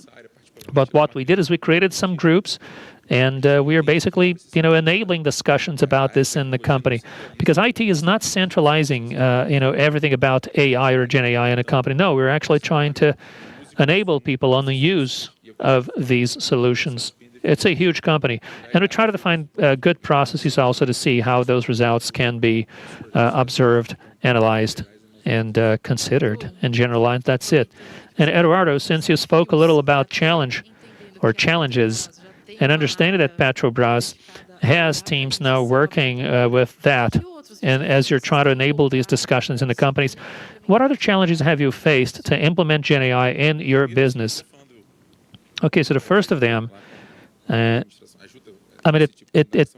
this type of question is that you should be asking is actually, and we might even not even have to raise your hands. How many of you can define in one paragraph what Gen AI is? Because we're talking about Gen AI here, Gen AI there. Some folks don't know that this means generative artificial intelligence, and many people are actually asking for that, even though they might not know what it is. So this is the main question. We have to first try and understand and educate everyone on what this is, and this is the first challenge. The second is that I come from data structuring, data organization, and now I'm working with AI. So data structuring is, say, the not so sexy part of the thing, right? It's all about organizing it all, but it lies very much in the core of it. If you look at OpenAI, Microsoft, whatever, this is actually 80% of the work that you have to do in machine learning and Gen AI. 80% of the time is not actually doing, all of the fireworks, which is truly fine, training a neural network. No, 80% of the thing has to basically is basically about creating data, organizing data. And that's, what I do. That's my background. And that by far is the biggest challenge, because what everyone wants to do is whenever we say release, we have a chat Petrobras, as we call it, obviously using our specifically, security standards, and we did it with a partner company. But the day we released it, the first question was, okay, no, look, and which is kind of an obvious question, right? What will people do? I want to do that with my data. I don't want to have answers for whatever you have in the internet. Okay, fine. You want to do that with your data? Okay, which data then? And most people will say, no, wait a minute. I mean, my data, okay, maybe my email, but I want to have those PDF files as well, those PPTs as well. So look, there's no magic in it. Roughly speaking, it's nothing more than an algorithm that was trained to identify patterns and structure, and it can basically mimic it, right? It mimics whatever it learned. It follows patterns, understands structure, and mimics it. So it's not creative at all. It's creative maybe for probabilistic reasons. It is creative on purpose, let's put it this way. So if you have some input there, some information, this information has to be offered to it in such a way that it reflects the corpus of information that I'm trying to see reflected. And you cannot get to Gen AI unless you have proper data organization. Okay, so you said that it's probabilistic, and this is an important point that we have to understand. Many people think that Gen AI is deterministic. No, it is probabilistic. And since it is probabilistic, you have a very simple element to consider, which is hallucinations from Gen AI. And my question to you, Marcelo, is today there's a lot of conservatism in terms of what large corporations will share with everyone. And there's a little bit of hallucination also coming from Gen AI. How is it that ArcelorMittal is dealing? How is ArcelorMittal dealing with that? How can you control for it? How might you accept a little bit of that, or maybe you wouldn't accept any of that? What are you doing about this? Well, for now, our policy is to be just strictly cautious and conservative in everything that we do. So we're doing this, but only for internal use. We will curate content ourselves, and we learn also how to fine-tune those models. And for the time being, we have not launched anything involving our clients or our suppliers. For now, it's basically for internal use. And hallucinations, yes, as you said, they do happen. And I remember, let me give you an example. We had trained this model, and 20% of the responses were incredibly wrong. 80% was perfect, actually. So it's a matter of fine-tuning, and this is a learning process. It is a new technology, after all, but for now, we are being extremely cautious as we use it. I have a question to Ricardo, because I heard a couple of comments from Eduardo talking about the kind of education that people need to be exposed to about Gen AI. Marcelo talking about the need for management to understand the impacts and the benefits that Gen AI may provide them with. People have also spoken about the development of policies that might guide how we're going to work with risks. An MIT survey found that 3 out of 5 respondents believe that Gen AI can basically disrupt industries in general. And in your view, what should be the first steps for folks who are just getting into that journey? We have heard about a few comments made by Eduardo and Marcelo, but what are the elements that you consider to be important? Okay, what Eduardo said happens quite frequently, and it happened to me also with a company who said, okay, we want to have AI implemented. Oh, where? No, okay, but no, I want to have AI. Okay, but implemented where? And they just kept repeating, I want to have AI in my company. What you have oftentimes is that people basically don't understand what the concept is. And the first thing that companies should do is to, well, basically do some homework to try and study and understand internally what AI might be and what it might not be for them, and what Gen AI can do and what it cannot do, the limitations of it. There's a lot of stuff on the internet today, and you have a lot of people who are sometimes, getting scared, saying, about, when they think about what AI might do. And if you look at the latest AI index from Stanford, they ran a survey, and 53% of the people who were interviewed said that they were afraid of AI. So the first thing is to talk to experts so that management understands what AI can do and what it can't do for them, and to understand also that it's here to stay, right? And that it will revolutionize every industry. So the first thing that you have to do is understanding it, then defining a strategy by which you will implement AI in your company that walks hand in hand with the strategy of the overall corporation in terms of what you want to do with AI from now on. As soon as this is defined, as soon as you clearly define what the mission is and what the objectives are and what you intend to achieve, you also have to design a technology roadmap, because implementing AI requires technology. After that, you have to begin and to see whether you have the people in your company to work with AI, because it might be the case that some positions might become redundant, right? Some positions might simply not exist anymore because they're going to be, because the job that is to be done could be done using AI, or I might have to retrain people as well on the use of technology and on how to also support the technologies you might need. So it takes some good planning, as a matter of fact, and some good change management as well. Many speakers spoke about change management, and this is an essential element. People have to understand that you have to build a good communication plan as a part of it, and you have to understand what the implications are, who's going to be affected, who's not going to be affected. And you must also think big, right? Understanding, however, that you have to start small. As you said here yourself, and you have to maybe start with a pilot project in a place in which you have the necessary data, right, in terms of, even a volume of data and data of good quality to run a proper pilot, a proper AI pilot. So run a small pilot project, bring people with expertise on AI, bring people with expertise on your processes as well. You cannot have people who have experience only on AI. They have to know about your own processes. It's actually a combination of factors. people who know about AI, people who know about your own processes. This is what will help develop a model of good quality. And as you train your model so that you eliminate bias, so that the model can produce the results, results of good quality as well, instead of having, say, 20% of wrong results, so that you can then later roll it out in other parts of the company. So a mining company in Chile, the second biggest producer of copper in the world, they defined that in a mission for them in the future to use an algorithm which is called the Maestro, an algorithm that basically controls the entire mining operation. It might sound strange, but this is the vision that they have for the long term. And they started off by changing the algorithm for their fleet management system. They didn't like it, so they built a new one.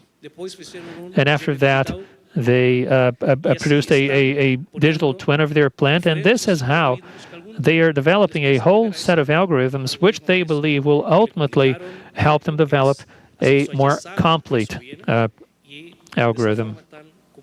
And this is how they're basically going by it, step by step. Okay, so maybe, Eduardo, this question is for you.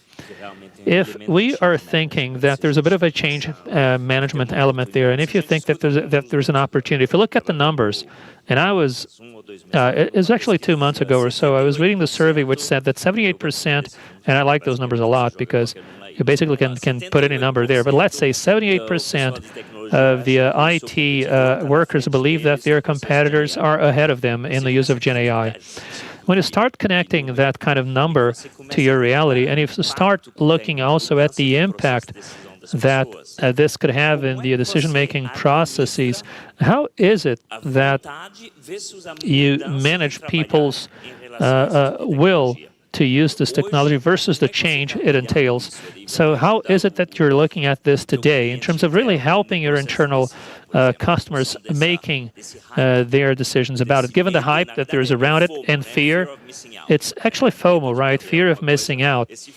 And that FOMO, that hype, but also the opportunity and the change that this requires in the way people think. How are you managing that?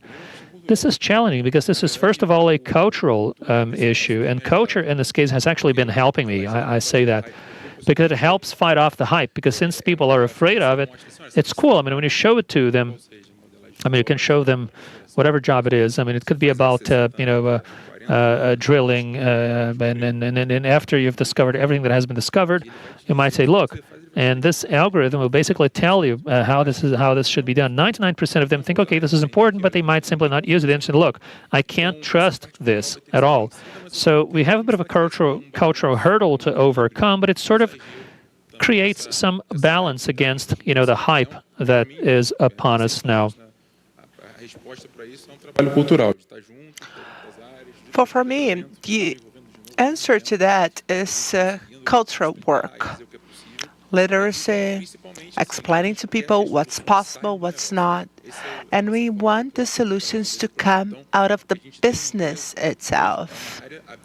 So what we have in the company today is an area that enables other areas to deal with data at different levels.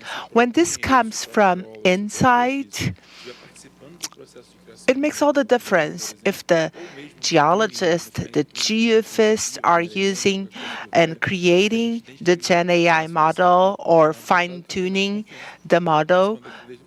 There will be much more trust in these models because they have been engaged from the get-go. I have a question. Please feel free to answer, any of you, okay? We have been talking quite a lot about the skills required to work with AI, and that's not only about technology, but skills related to people and business that can think about the impact of Gen AI. Well, these skills are not very much available in the market yet. The people that have some knowledge on that are being disputed, are being fought for by different companies, right? So my question to you is, what's your talent strategy to try to draw the attention of the workforce that is prepared to work with Gen AI? Well, first, Gen AI is a type of AI, and it doesn't solve all the problems. I believe that the potential is huge, but in practice today, we have much more projects that use machine learning than Gen AI. As for team structuring, it's a fact that people are very much sought for in this market. Everyone wants them. So it's hard to retain talents for a lot of time. So the strategies we've been implemented is to record everything and to have a buddy system, a shadowing system. So we very much foster the curiosity of young people that come in. So people that are always looking for new things, for new ways of doing things in practice. Well, let me add to that. Petrobras is a company that draws a lot of people, and our retention rate is quite high, much higher than the average one in the country, and that helps. But our strategy is also to create and generate these skills within our workforce. So we have a technical body in the company that is made up of experts, and fostering knowledge of these new skills within the company is something that has happened a lot. We have training for these people, and we train our own people to start working with Gen AI, for instance. So we set aside this time to do that. And the newcomers are also trained. So we have just had a new tender for employees, right, coming in. And it's a big diversity. People making career change are coming in now. We have law enforcement people coming in. And so it's been very positive because they want to learn more about new things such as Gen AI.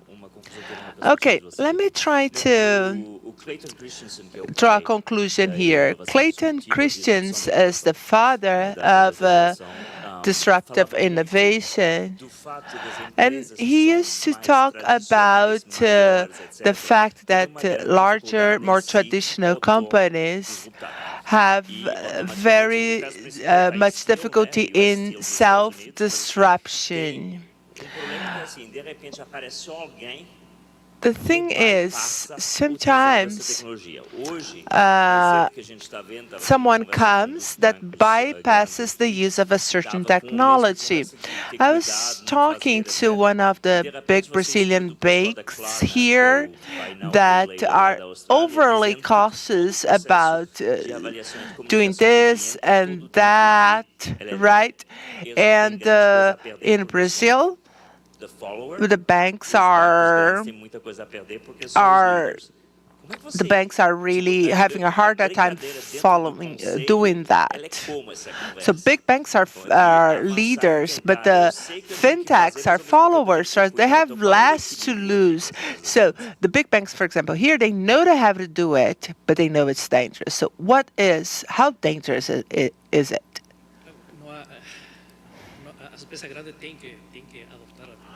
Well, technology needs to be adapted. Technology is here. What's happening is a relevant revolution. It's a huge revolution. And Gen AI is bringing about such a huge revolution that is going to change the way companies compete with one another in the future. So it's about Darwin's revolution theory. Those who will survive are the ones that best adapt.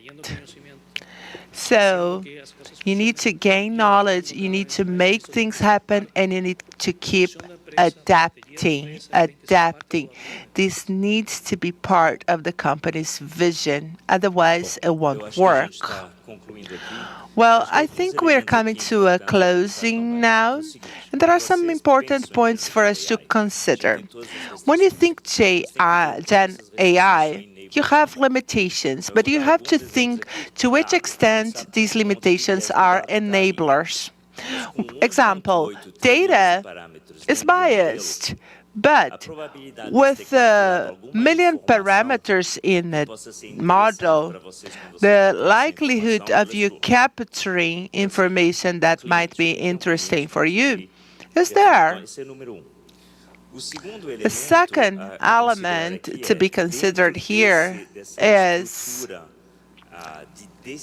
considering the decision-making structure. If you know you are going towards an average area there, your prompt, the work you're doing with prompting is going to be what flips the needle here. So you might have things that will challenge you. For Gen A, best is enemy of good. You know, this is no.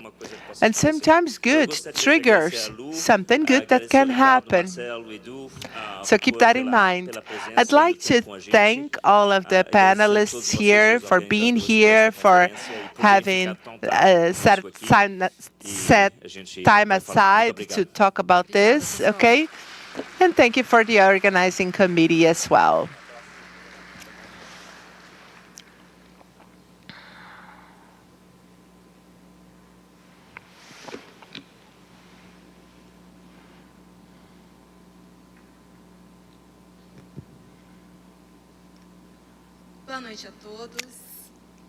Good evening, everyone.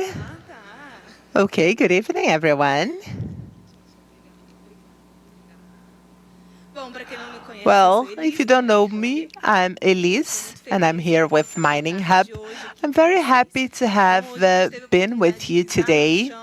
So we were able to talk about innovation, leadership, impact, and all. Now, I'd like to invite you to fly or maybe dive. Our last panel here is going to discuss the opportunity and challenges of mining in deep waters and in the space. To lead us through this journey, I invite Bruno Pimentel, development leader at Samarco. He is going to be leading us through this amazing discussion.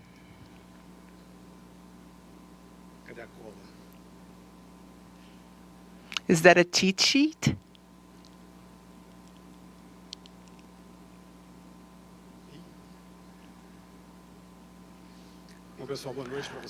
Good evening, everyone. I believe this is an amazing place, but it's also very hard spot to be. I'm between you and happy hour, right? So bear with me. We'll get there. We'll make it to happy hour. I think I'm here because I was once talking to Leandro and told him I was a big fan of sci-fi. And he made this surprise. We won't be talking about sci-fi, but we'll be talking about topics that have influenced today's matters, technology, market, and everything. And to help me in this last closing panel, I'll invite these 4 experts here. Professor Cecilia from the Federal University of Minas Gerais. Also, Juan Guzman. He is the CEO for Gestión Economía de Minería. Dr. Paulo Gessini, Director of Strategy of the Brazilian Space Agency, and João Bandalini, New Business Director for 4C.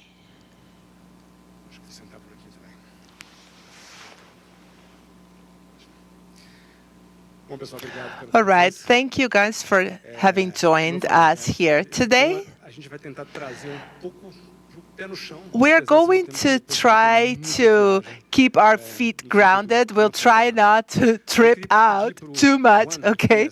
No pun intended. So, Juan, I'd like to ask you to start to talk a little bit about what extraterrestrial mining is. I believe you have some material. I have for inviting me.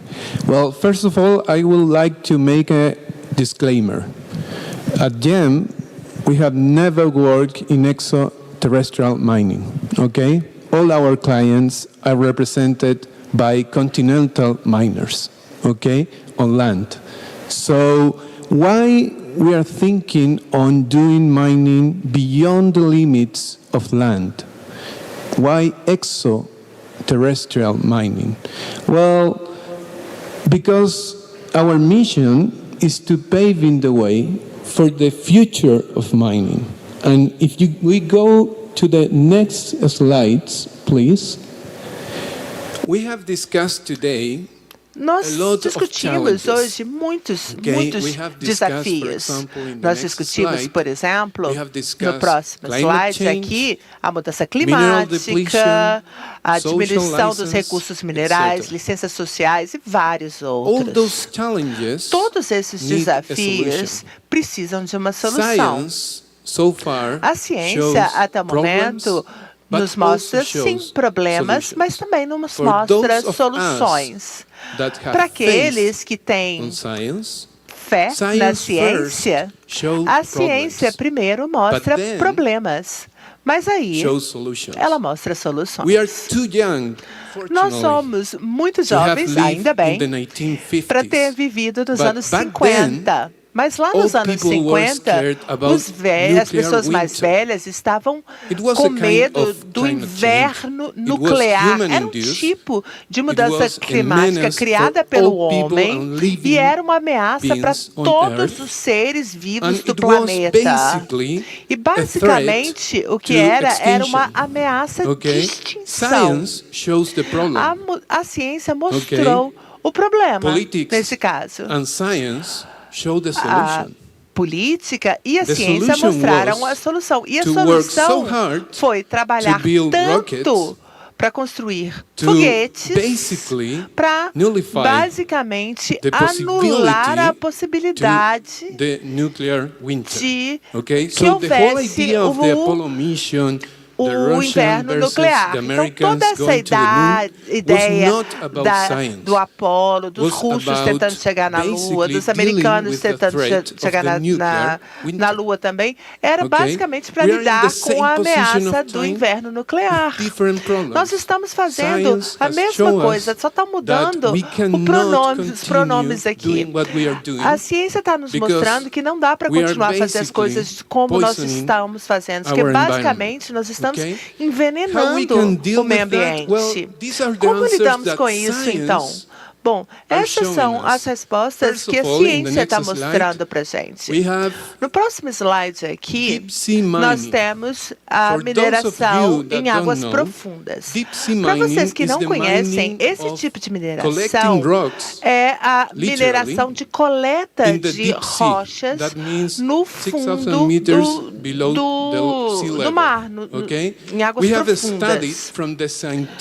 Nós temos estudos que mostram os aspectos científicos e técnicos que a pegada ambiental é muito mais baixa do que a pegada de qualquer lavra de superfície. Basicamente, isso acontece porque nessa profundidade, basicamente você está trabalhando em confinamento. Qualquer pluma é confinada a uma área muito pequena. Então, se você fizer uma lavra a sal aberta no Chile, de onde eu venho, a poeira vai chegar a Nova York. Isso é verdade em qualquer mina que tem a questão do pó, da poeira.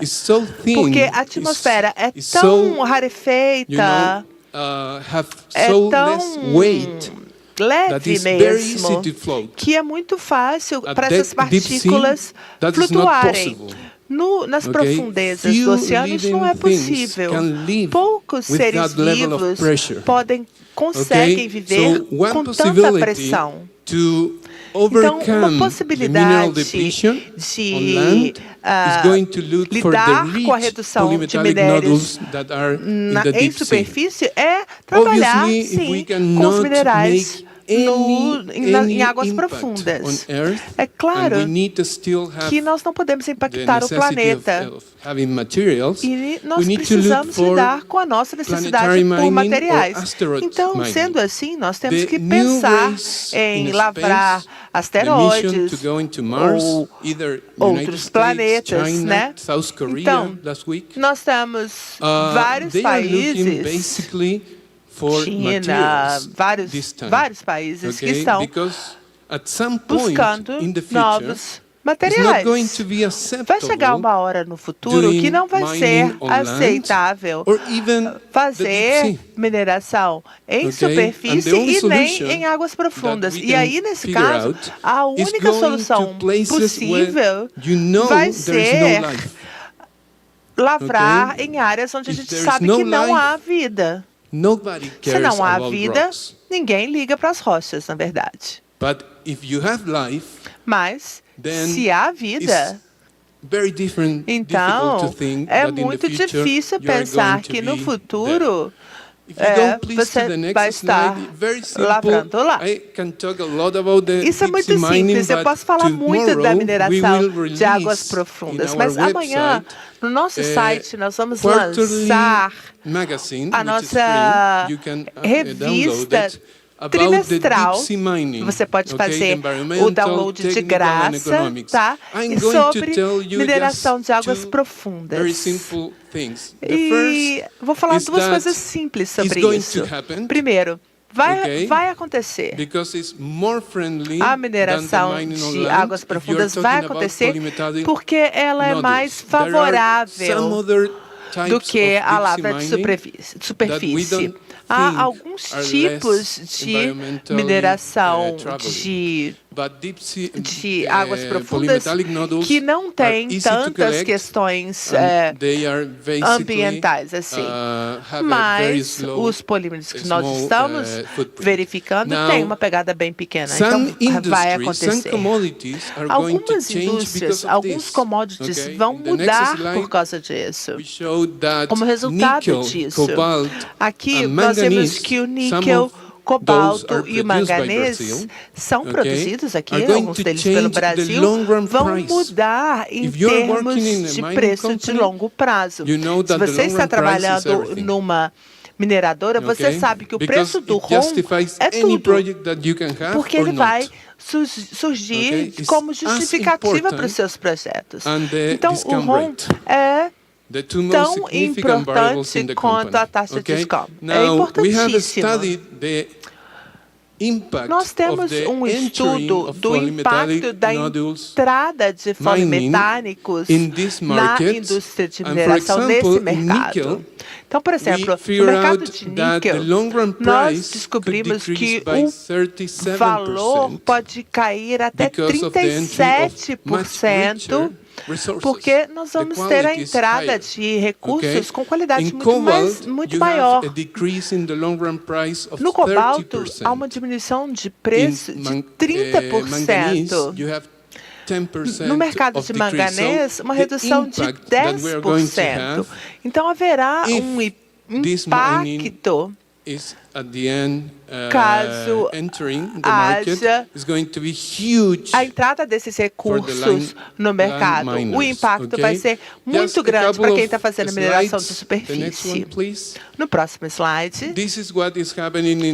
Isso aqui é o que está acontecendo na mineração espacial. Eu acho que está numa hora excelente de reler um livro escrito por Carl Sagan. Pale Blue Dot é o nome. Esse livro mostra o futuro da humanidade fora do planeta Terra. Basicamente, ele mostra o que tem sido discutido ultimamente sobre as viagens a Marte. Mesmo se eu, você não vamos fazer mineração extraterrestre, não vamos para Marte, há uma possibilidade de que nós vamos ver as inovações que essa corrida espacial e a lavra de águas profundas vão trazer para a gente. Lembra? Nos anos 60, a corrida espacial nos trouxe muitas inovações, como painéis solares, GPS, tecnologias sem fio, filtragem de água, robótica, tecnologias autônomas, tecnologias de pneus também, tecnologia de remoção de poeira, que também são usadas para a coleta das rochas em águas profundas, né? Então, o que eu estou falando aqui é bastante forte, mas pensem nisso. Há uma probabilidade muito grande de que as disrupções da lavra de superfície venham de programas que explorem a mineração extraterrestre, muito mais do que projetos que trabalhem com mineração aqui no planeta Terra. Muito obrigado. Obrigado, Juan. São provocações e insights bem interessantes. E que fazem a gente pensar, né? Quanto que essas realidades, essas novas fronteiras, elas talvez não estejam tão distantes como a gente imaginava. Tá?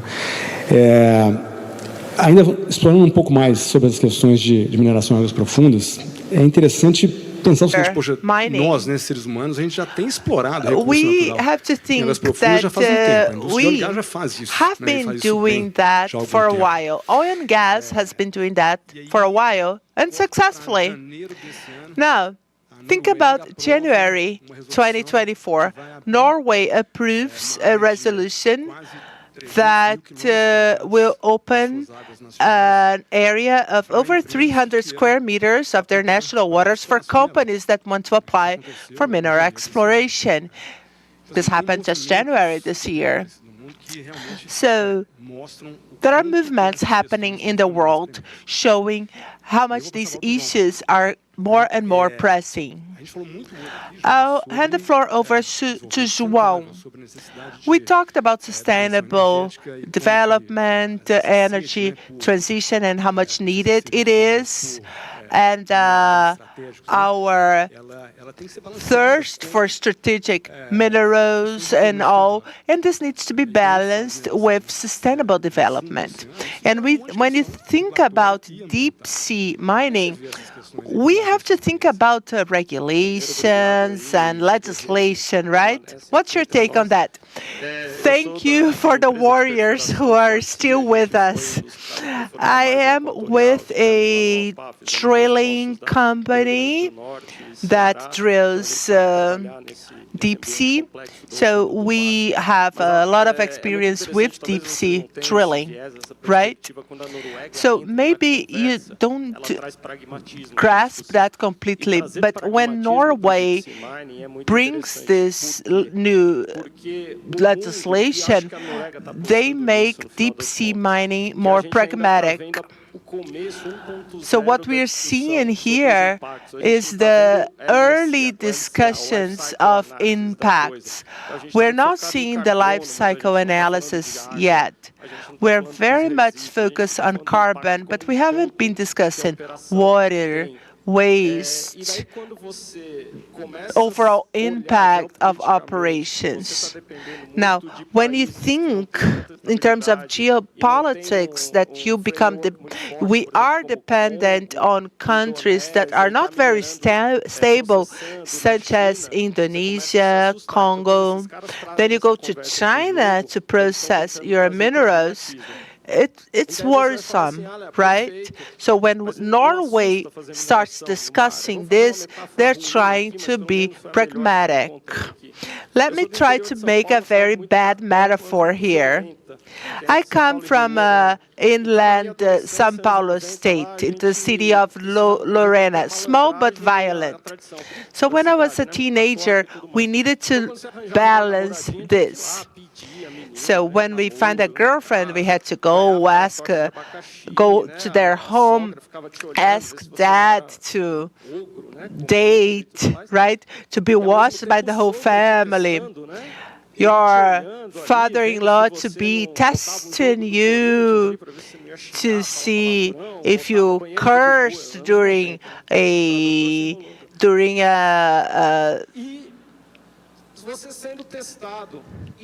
soccer match, for instance, right? To see this, we do this. Our company, our industry has all of its eyes on them, right? So there's always oversight to make sure that, for example, we are not producing waste, no oil leakage, and things like this. And I think that when you think about deep sea mining, you are thinking about your grandma who would look into your soul as she looked into your eyes. I mean, ultimate scrutiny. And we can do that. The photo that Rocco showed of exploration is great. This is what we do today with robots and things like that, which means to say we're not starting from scratch. And the Norwish are not foolish.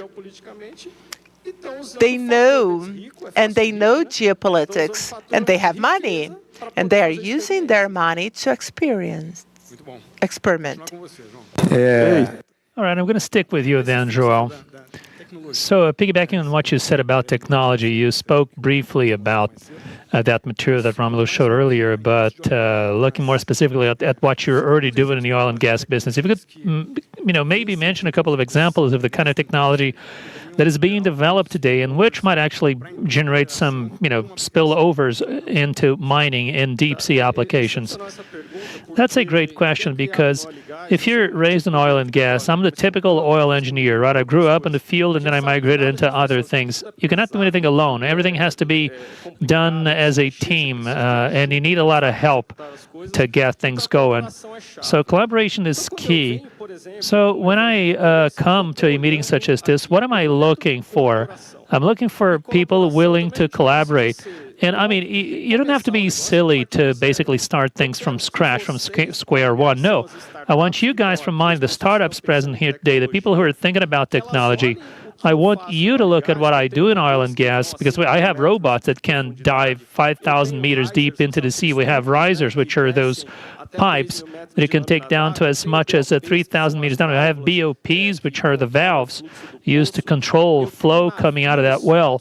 I also have ships. If you're thinking about the economic viability of it, I have ships which do not have to be that technologically developed, which can be converted. There's a whole family of ships that can be converted to be used in this operation, and which could be rented for a lower price to basically make deep sea mining viable. So you have all of that happening. And for those of you who are working in innovation, thinking about that, you don't have to reinvent the wheel. You basically have to pick up that principle that is used to harvest rock, and you adapt it to my ROV, right? I mean, you don't have to reinvent it again. Just pick up some technology, a belt conveyor technology, for instance, and you put it inside that context. Think about the plume, and plume was mentioned here, which is an environmental issue. There's also the problem of not hurting coral or the bottom of the sea, and not to have too big a plume. You might have that issue again with air, and in the sea it's different. Again, don't start from scratch. Just be incremental as much as you can. Obviously, sometimes you're going to have to be disruptive every now and then, but you have to work collaboratively. And Juan is very fortunate in the remarks he made, because the world will move in that direction. And again, going back to Norway, if folks from Norway are placing their chips on that, and again, the Green Party is taking a beating now in Norway because of that, but they are very pragmatic. They know that this arrangement has to go for deep sea mining and possibly space mining, or maybe nothing mining, down the line. It's interesting to see this. Still looking at Norway and other countries as well, and the way it happens. I mean, if a company wishes to explore that area, they're going to have to use more advanced technologies too, even to understand a little better what exists there in that environment and the characteristics of that environment, to then start assessing the potential impacts of that particular endeavor. And obviously, you have to talk about advanced robotics, communications, and artificial intelligence in its various applications. But interestingly enough, this is something that is happening right now in the aerospatial industry for quite some time. And that kind of, automation in aerospatial industry is very much an everyday thing now. And let me now ask you a question, Paulo. I know that you're a big fan of Arthur C. Clarke. So if you could please tell us a little bit more about this idea of, engaging in space mining, and if you could talk a little bit about technology innovation and how it might affect what we do every day today here on Earth. Good afternoon. Is this working? So first, I'm not a mining expert. I know a little bit about space, though. And before I came here, I was talking to one of my colleagues, Dr. Rodrigo Leonardi, who was invited, but who could not attend, and he was very sad about it, by the way. And I also spoke to an old friend, Professor Umberto Bruno from the University of Bologna. He is a mine engineer, and he was also an AD in the Brazilian embassy for 4 years, a person who knows a lot about Brazil and is very much interested in doing things in Brazil with Brazil. So, first, when you look at deep sea mining and space mining, and what do they have in common? Well, those are operations in hostile environments.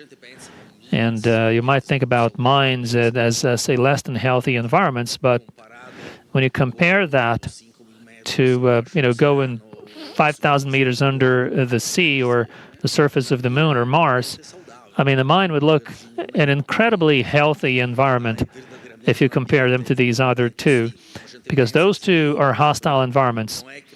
And it's not that, you're going to have like a lot of people, using pickaxes or sledgehammers hitting on rock. No, all of that's going to be heavily automated.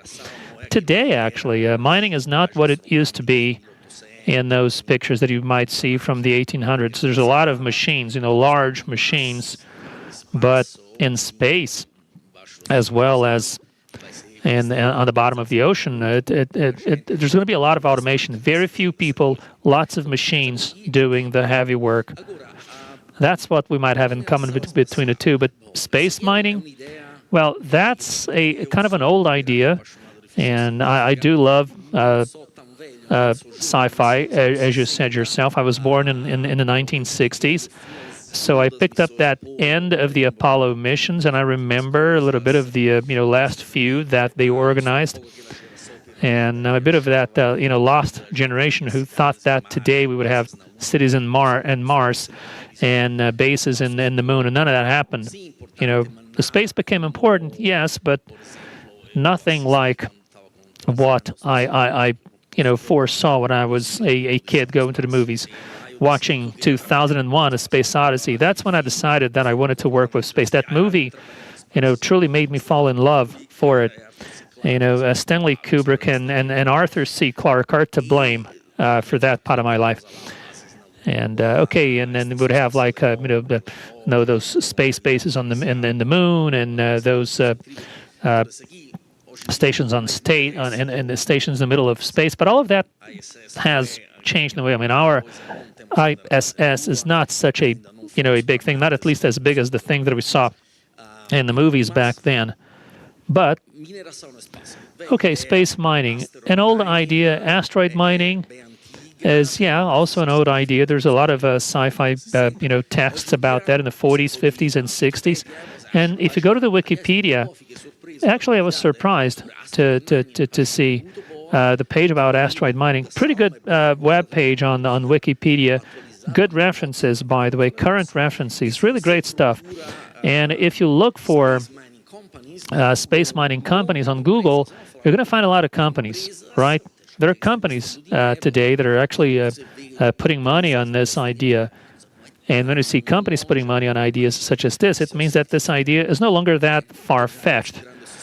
So there are people thinking about it seriously. My personal opinion, however, is that at least in the beginning, I can't see this being economically viable in the short or medium term. That is to mine minerals and asteroids and then ship them back to Earth. I think that you would have to have a lot of value in those materials to justify the cost of space transportation, which is huge. But maybe in the future, this might become a necessity, just as someone said earlier. It's not that we thought that population will grow. No. We are 8 billion and change today. We're not going to top 10, right? Population growth is decelerating right now. And more towards the end of the century, we're going to be at 10 billion, and then the number will go down. The problem, however, is that we're going to have a lot of old people in this world, a lot of old folks here, fewer young people. We're going to be living for longer because healthcare will be better. We're going to be highly productive when we're 70 or 80, but still, the outlook is not actually that great. You're going to have a lot of old people and fewer young people. And it's not that we're going to have like an endless population to feed. Maybe someday it might be viable to bring raw materials from the space into Earth. But one thing that will certainly be needed is something else, which is called insider resource utilization. If we wish to colonize the moon, for instance, or Mars, it would not make any sense economically to pick up materials from Earth and take them over to, this other, planet or the moon. One of the more obvious things is water, another is oxygen, but also steel. It doesn't make any sense for you to transport tons of steel onto the moon or onto Mars. You're going to have to mine those in Mars, smelt that steel over there, or that iron over there. It doesn't make any sense to do that from here. And if you look at the reports from NASA, for instance, there's a lot of that there. You have to first find those resources and how you will extract those resources from the ground. So the first thing in mining is basically prospection, right? You have to find out where those resources are and how they can be exploited and how they can be processed or refined. So insider resource utilization is very important, and I think that this is the thing that in the short and medium term will actually become a necessity. And you have to look at economic return as well. Colonies in Mars, they're not going to ship steel back to the Earth. They will basically export technology because Mars is the new frontier for humankind. And in Mars, they're going to have a lot of smart people in there and in an environment that is quite hostile. But there's going to be a lot of stuff going on there. So I think that what Mars will export, or the moon for that matter, Mars may be in the longer run, give it a possibility of, finding water there. We will eventually get there. And in the moon, there's some atmosphere, and you have a sky there that looks like our sky here. But they are basically going to export technology back to the Earth. And what Brazil can do, well, Brazil is colossal in mining. Another industry that is also colossal here And this is in mining, obviously, and in agribusiness. And people are going to have to eat, right? And you're not going to be able to, take food from the earth there. You're going to have to do some space farming. You're going to have to grow stuff there. And the AEB, which is the Brazilian Space Agency, has a project now with Embrapa. And Brazil is actually a leader in this area, tropical crops. And the idea is that together with the Embrapa, the idea is to develop a space farming project. And this is just an example of what might happen in mining. Space farming to in-space mining. I can tell you what you're going to eat, by the way. We have already selected the main crops, and they are yams and garbanzo beans. So if you don't like any of these, well, maybe you should think twice about it. If you're Italian, you're probably going to do very poorly there with those foods. But anyway, there's going to be quite a bit of that. And in the beginning, yeah, it is likely that we're all going to be vegan. I think that it'll take a little longer for beef to make it there. I'm a big fan of beef myself, but it's going to take longer to barbecue on Mars because it's going to take a lot more energy. So it's going to be yams and garbanzo beans. Get used to it, and maybe your kids should be taught to like these foods, because it's an acquired taste in a way, right? And to finalize, in November, in São José dos Campos, in the state of São Paulo, the Brazilian Space Agency will organize, with the Asukuba Foundation, the International Workshop on Space Resources. São José dos Campos, again, countryside of São Paulo, I think November 21st or 22nd. You can go to our website and you should find more information about that. A truly unique meeting. And yeah, that's it, I guess. I mean, I just wanted to share some ideas with you. There I have it. I'm an enthusiast, a space enthusiast, actually, and I think you could tell that by now. Really great, Paolo. Thank you very much. Technology has not given us cities in Mars, but it's given us TikTok, right? Which is, well, something at least. Look, during a few moments, we saw a lot of ideas being invented about, interesting stuff in the area of technology. And we ended up discussing these with the audience and folks here on the stage. And there's this TV series on Apple TV called For All Mankind, which I love. And a number of the points that we're discussing here are also, discussed there. Is anyone watching this TV series? Raise your hands. I mean, only you? Okay, you there too. That's great. Me too. Okay, that's kind of an alternate story. It starts in the 1960s, and they basically explore this reality. I mean, what would it have been like if the space race was accelerated? And I'm not going to describe the first scene of that TV series. You should watch it. But it's much more than, highly innovative technologies, because this doesn't actually show there. It basically shows folks working with those analog computers and flying with the technologies that we know today. And so there's a lot of important things that come up, and which have to do with regulation, which have to do with the way in which we are going to use this common resource, which is now outside of the Earth. I mean, how we can do that for the good of the Earth, actually, for the good of everyone, if that's actually possible. And this reminded me of that conversation we were having earlier during the briefing. I remember that we talked a little about taking care of the moon, right, and helium-3, and I wanted you to talk a little about how space mining and the issues connected to it, in a way, bring quite a few challenges to surface, which have much more to do with the way in which we organize our own society and the way we work. Well, let me start by thanking the Mining Hub for having invited me to be here, Leandro specifically, LLK for building this bridge between the Mining Hub and our Brazilian Space Agency. And I was also thinking about a few more things after that briefing meeting, because I talked about some stuff, right, pertaining to the job, to my work, actually, in the aerospatial industry, which began with science, engineering, and the application of that in to real-life use. And those are the things that we think about when we think about space mining: science, engineering, and potential applications.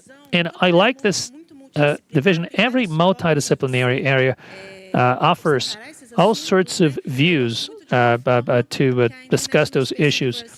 And there's one that the International Space University uses, which is 7 categories, and 3 of them are the ones that I mentioned here: science, engineering, and applications. But you also have another 4 categories, which, since I started working with this university, I began to pay closer attention to them. And I'll name those other 4, and after that I'll talk a little bit more about science, because the thing is, you have policies and legislation, right? Policies and regulations. So if you're mining something in space, who does that belong to? Because if you're mining something here in Brazil, we have legislation to tell who it belongs to, right? But if you're in international regions, for instance, then you have to abide by other rules. But what about when you're somewhere else other than on the Earth?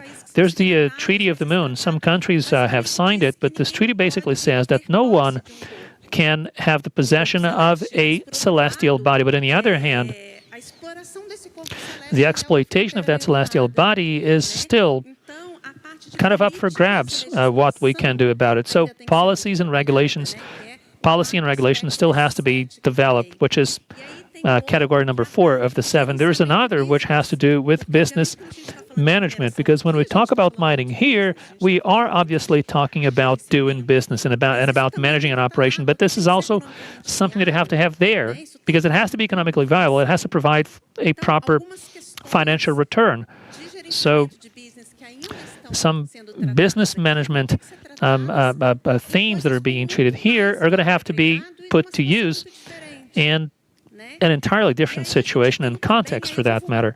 And let me backtrack a little and go back to science, which is what I meant to talk about in the first place. When you think about science for space mining, we are oftentimes thinking about chemical compositions and physical characteristics of those minerals. But when Juan and João were speaking, they talked about life. I mean, you have to sometimes explore minerals where there is life or where there is no life. When you're exploiting an area, you have to think about the lives that exist there. And as we're mining those celestial bodies, we have to think about the potential lives that might exist there.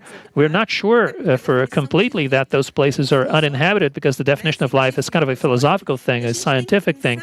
And we have to think about not contaminating space, which is a rule that is in effect here right now. If you go to space, you have to make sure that you're not taking anything that may contaminate those celestial bodies and destroy life that you might not know exists there. And another area is human performance in space, because even though we might not have millions of people doing this, there's going to be some people there, right? And human performance in space says a lot about the health of the people who will be there and how they will actually get the job done. And I was actually thinking to myself that out of everything that I heard here, I didn't hear anyone talk about that 7th category, but a panel that happened before ours, they started talking about, folks from exact sciences or humanities, and that we need more of this today. It's basically that, humanities. That's the 7th category, because if we are building something outside of our planet, the needs, desires, human feelings have to be contemplated in whatever we do. So we must also look at space mining from a human perspective, because it's meant for humans, and human beings have needs that go way beyond everything that I mentioned here. It is a multidisciplinary discussion. I like that division into 7 categories. You can split it into other categories if you like, but when you look at it this way, you end up realizing that science matters, engineering matters, applications also matter, but that you have a number of other dimensions that must be taken into account seriously, because there are dimensions which on Earth have created a lot of conflict and issues as well. Excellent. Thank you very much for your reflections. Yeah, we've been talking quite a bit about technology, but there's more to it. I know that we are maybe close to ending. I have another question for you, Cecilia, if I may. How do you see Brazil in this whole picture? I mean, are we ready? Or have we been able to prepare people, the talents and the skill sets that will be needed for these new frontiers that we see ahead of us? And if not, what do we have to do? Well, Brazil is a country that has a somewhat consistent space program, although it is not as solid as we wanted it to be. But we do have a somewhat consistent space program. We have a couple of initiatives as well in which we are involved in partnerships with the Artemis project, for instance. In regards to technology for space mining, not even NASA is doing any of that, but the technologies and knowledge they are both being developed for that to happen. So, I mean, we're still not able to, play that game, if you will, but we can develop partnerships to that end. And this is just my view as a professor, and this obviously concerns, I think, my opinions. I think that we have to invest more on education, specifically in the aerospatial industry, right? I really have to say this because this is something that is very dear to me, because those are really state-of-the-art technologies, truly disruptive stuff. And unless we make substantial investments in this, we are not going to be able to be in the forefront of these discussions, not even a relevant player. So these initiatives are truly important, and they are incredibly relevant, but they will take us nowhere unless significant investment is made in education. Thank you.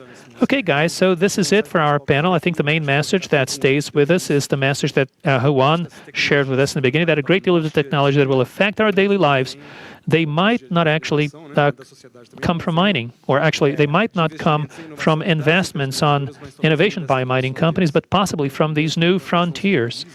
While those are not possible, investments in technology might bring a lot of interesting stuff for us in the future. Thank you very much, João. Thank you, Paulo. Thank you, Cecilia. Thank you so very much, Juan. Let's give him a big hand, everyone.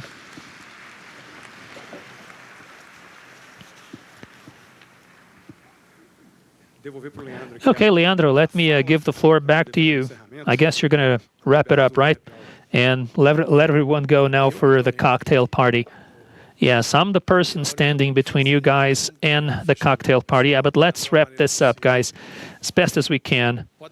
Yeah, you can go back to your seats in the audience, Bruno. Thank you. Thank you very much, everyone.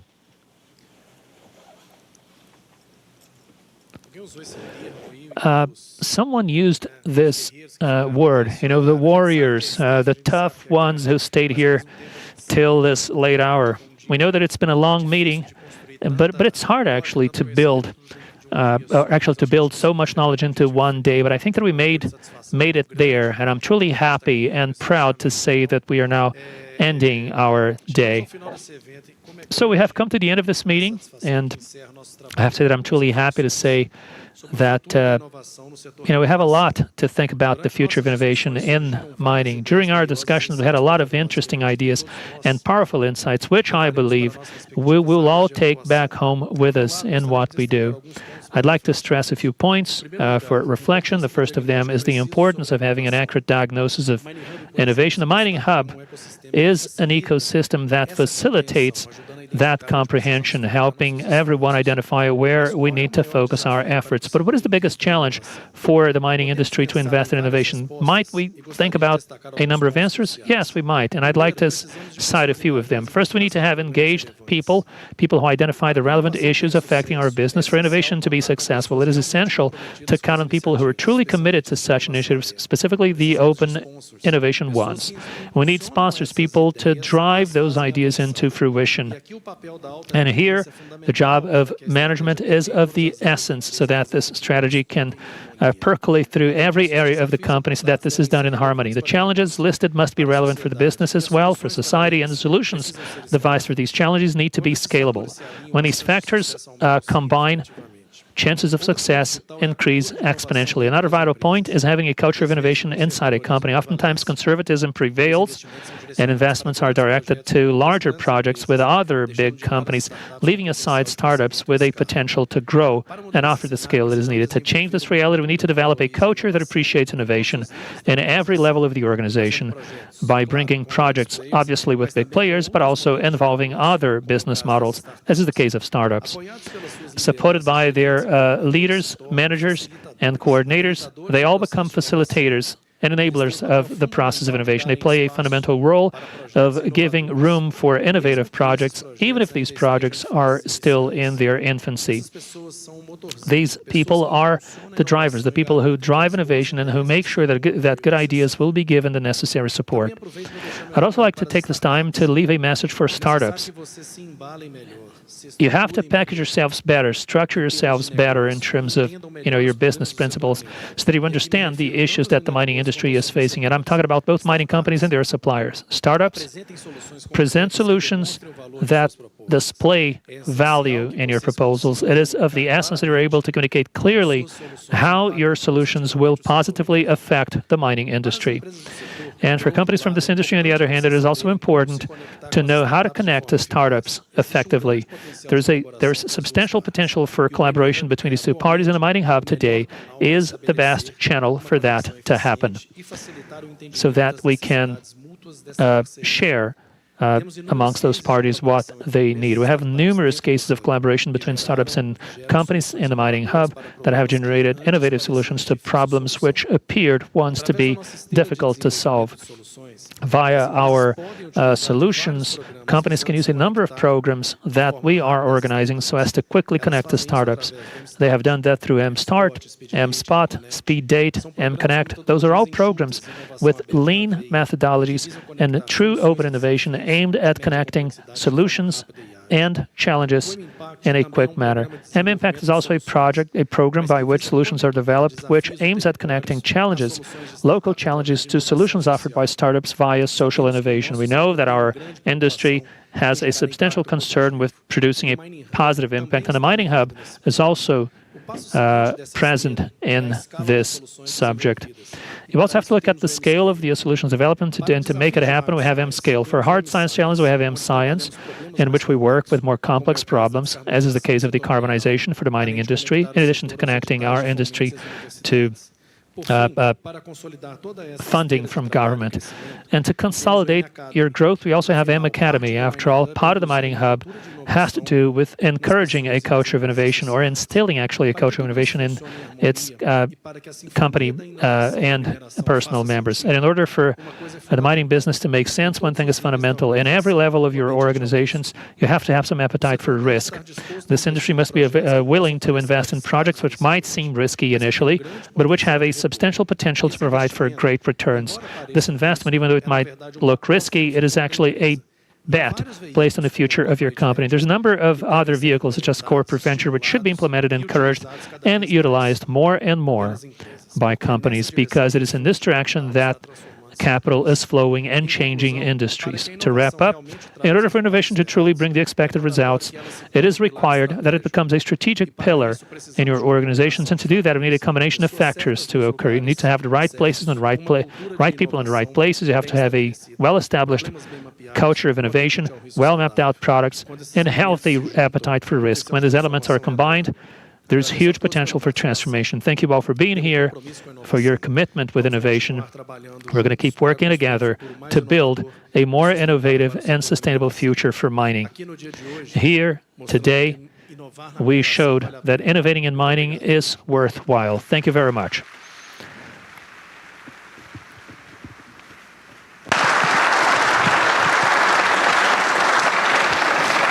Agradeço cada de vocês. E eu sempre falo que Thank you all.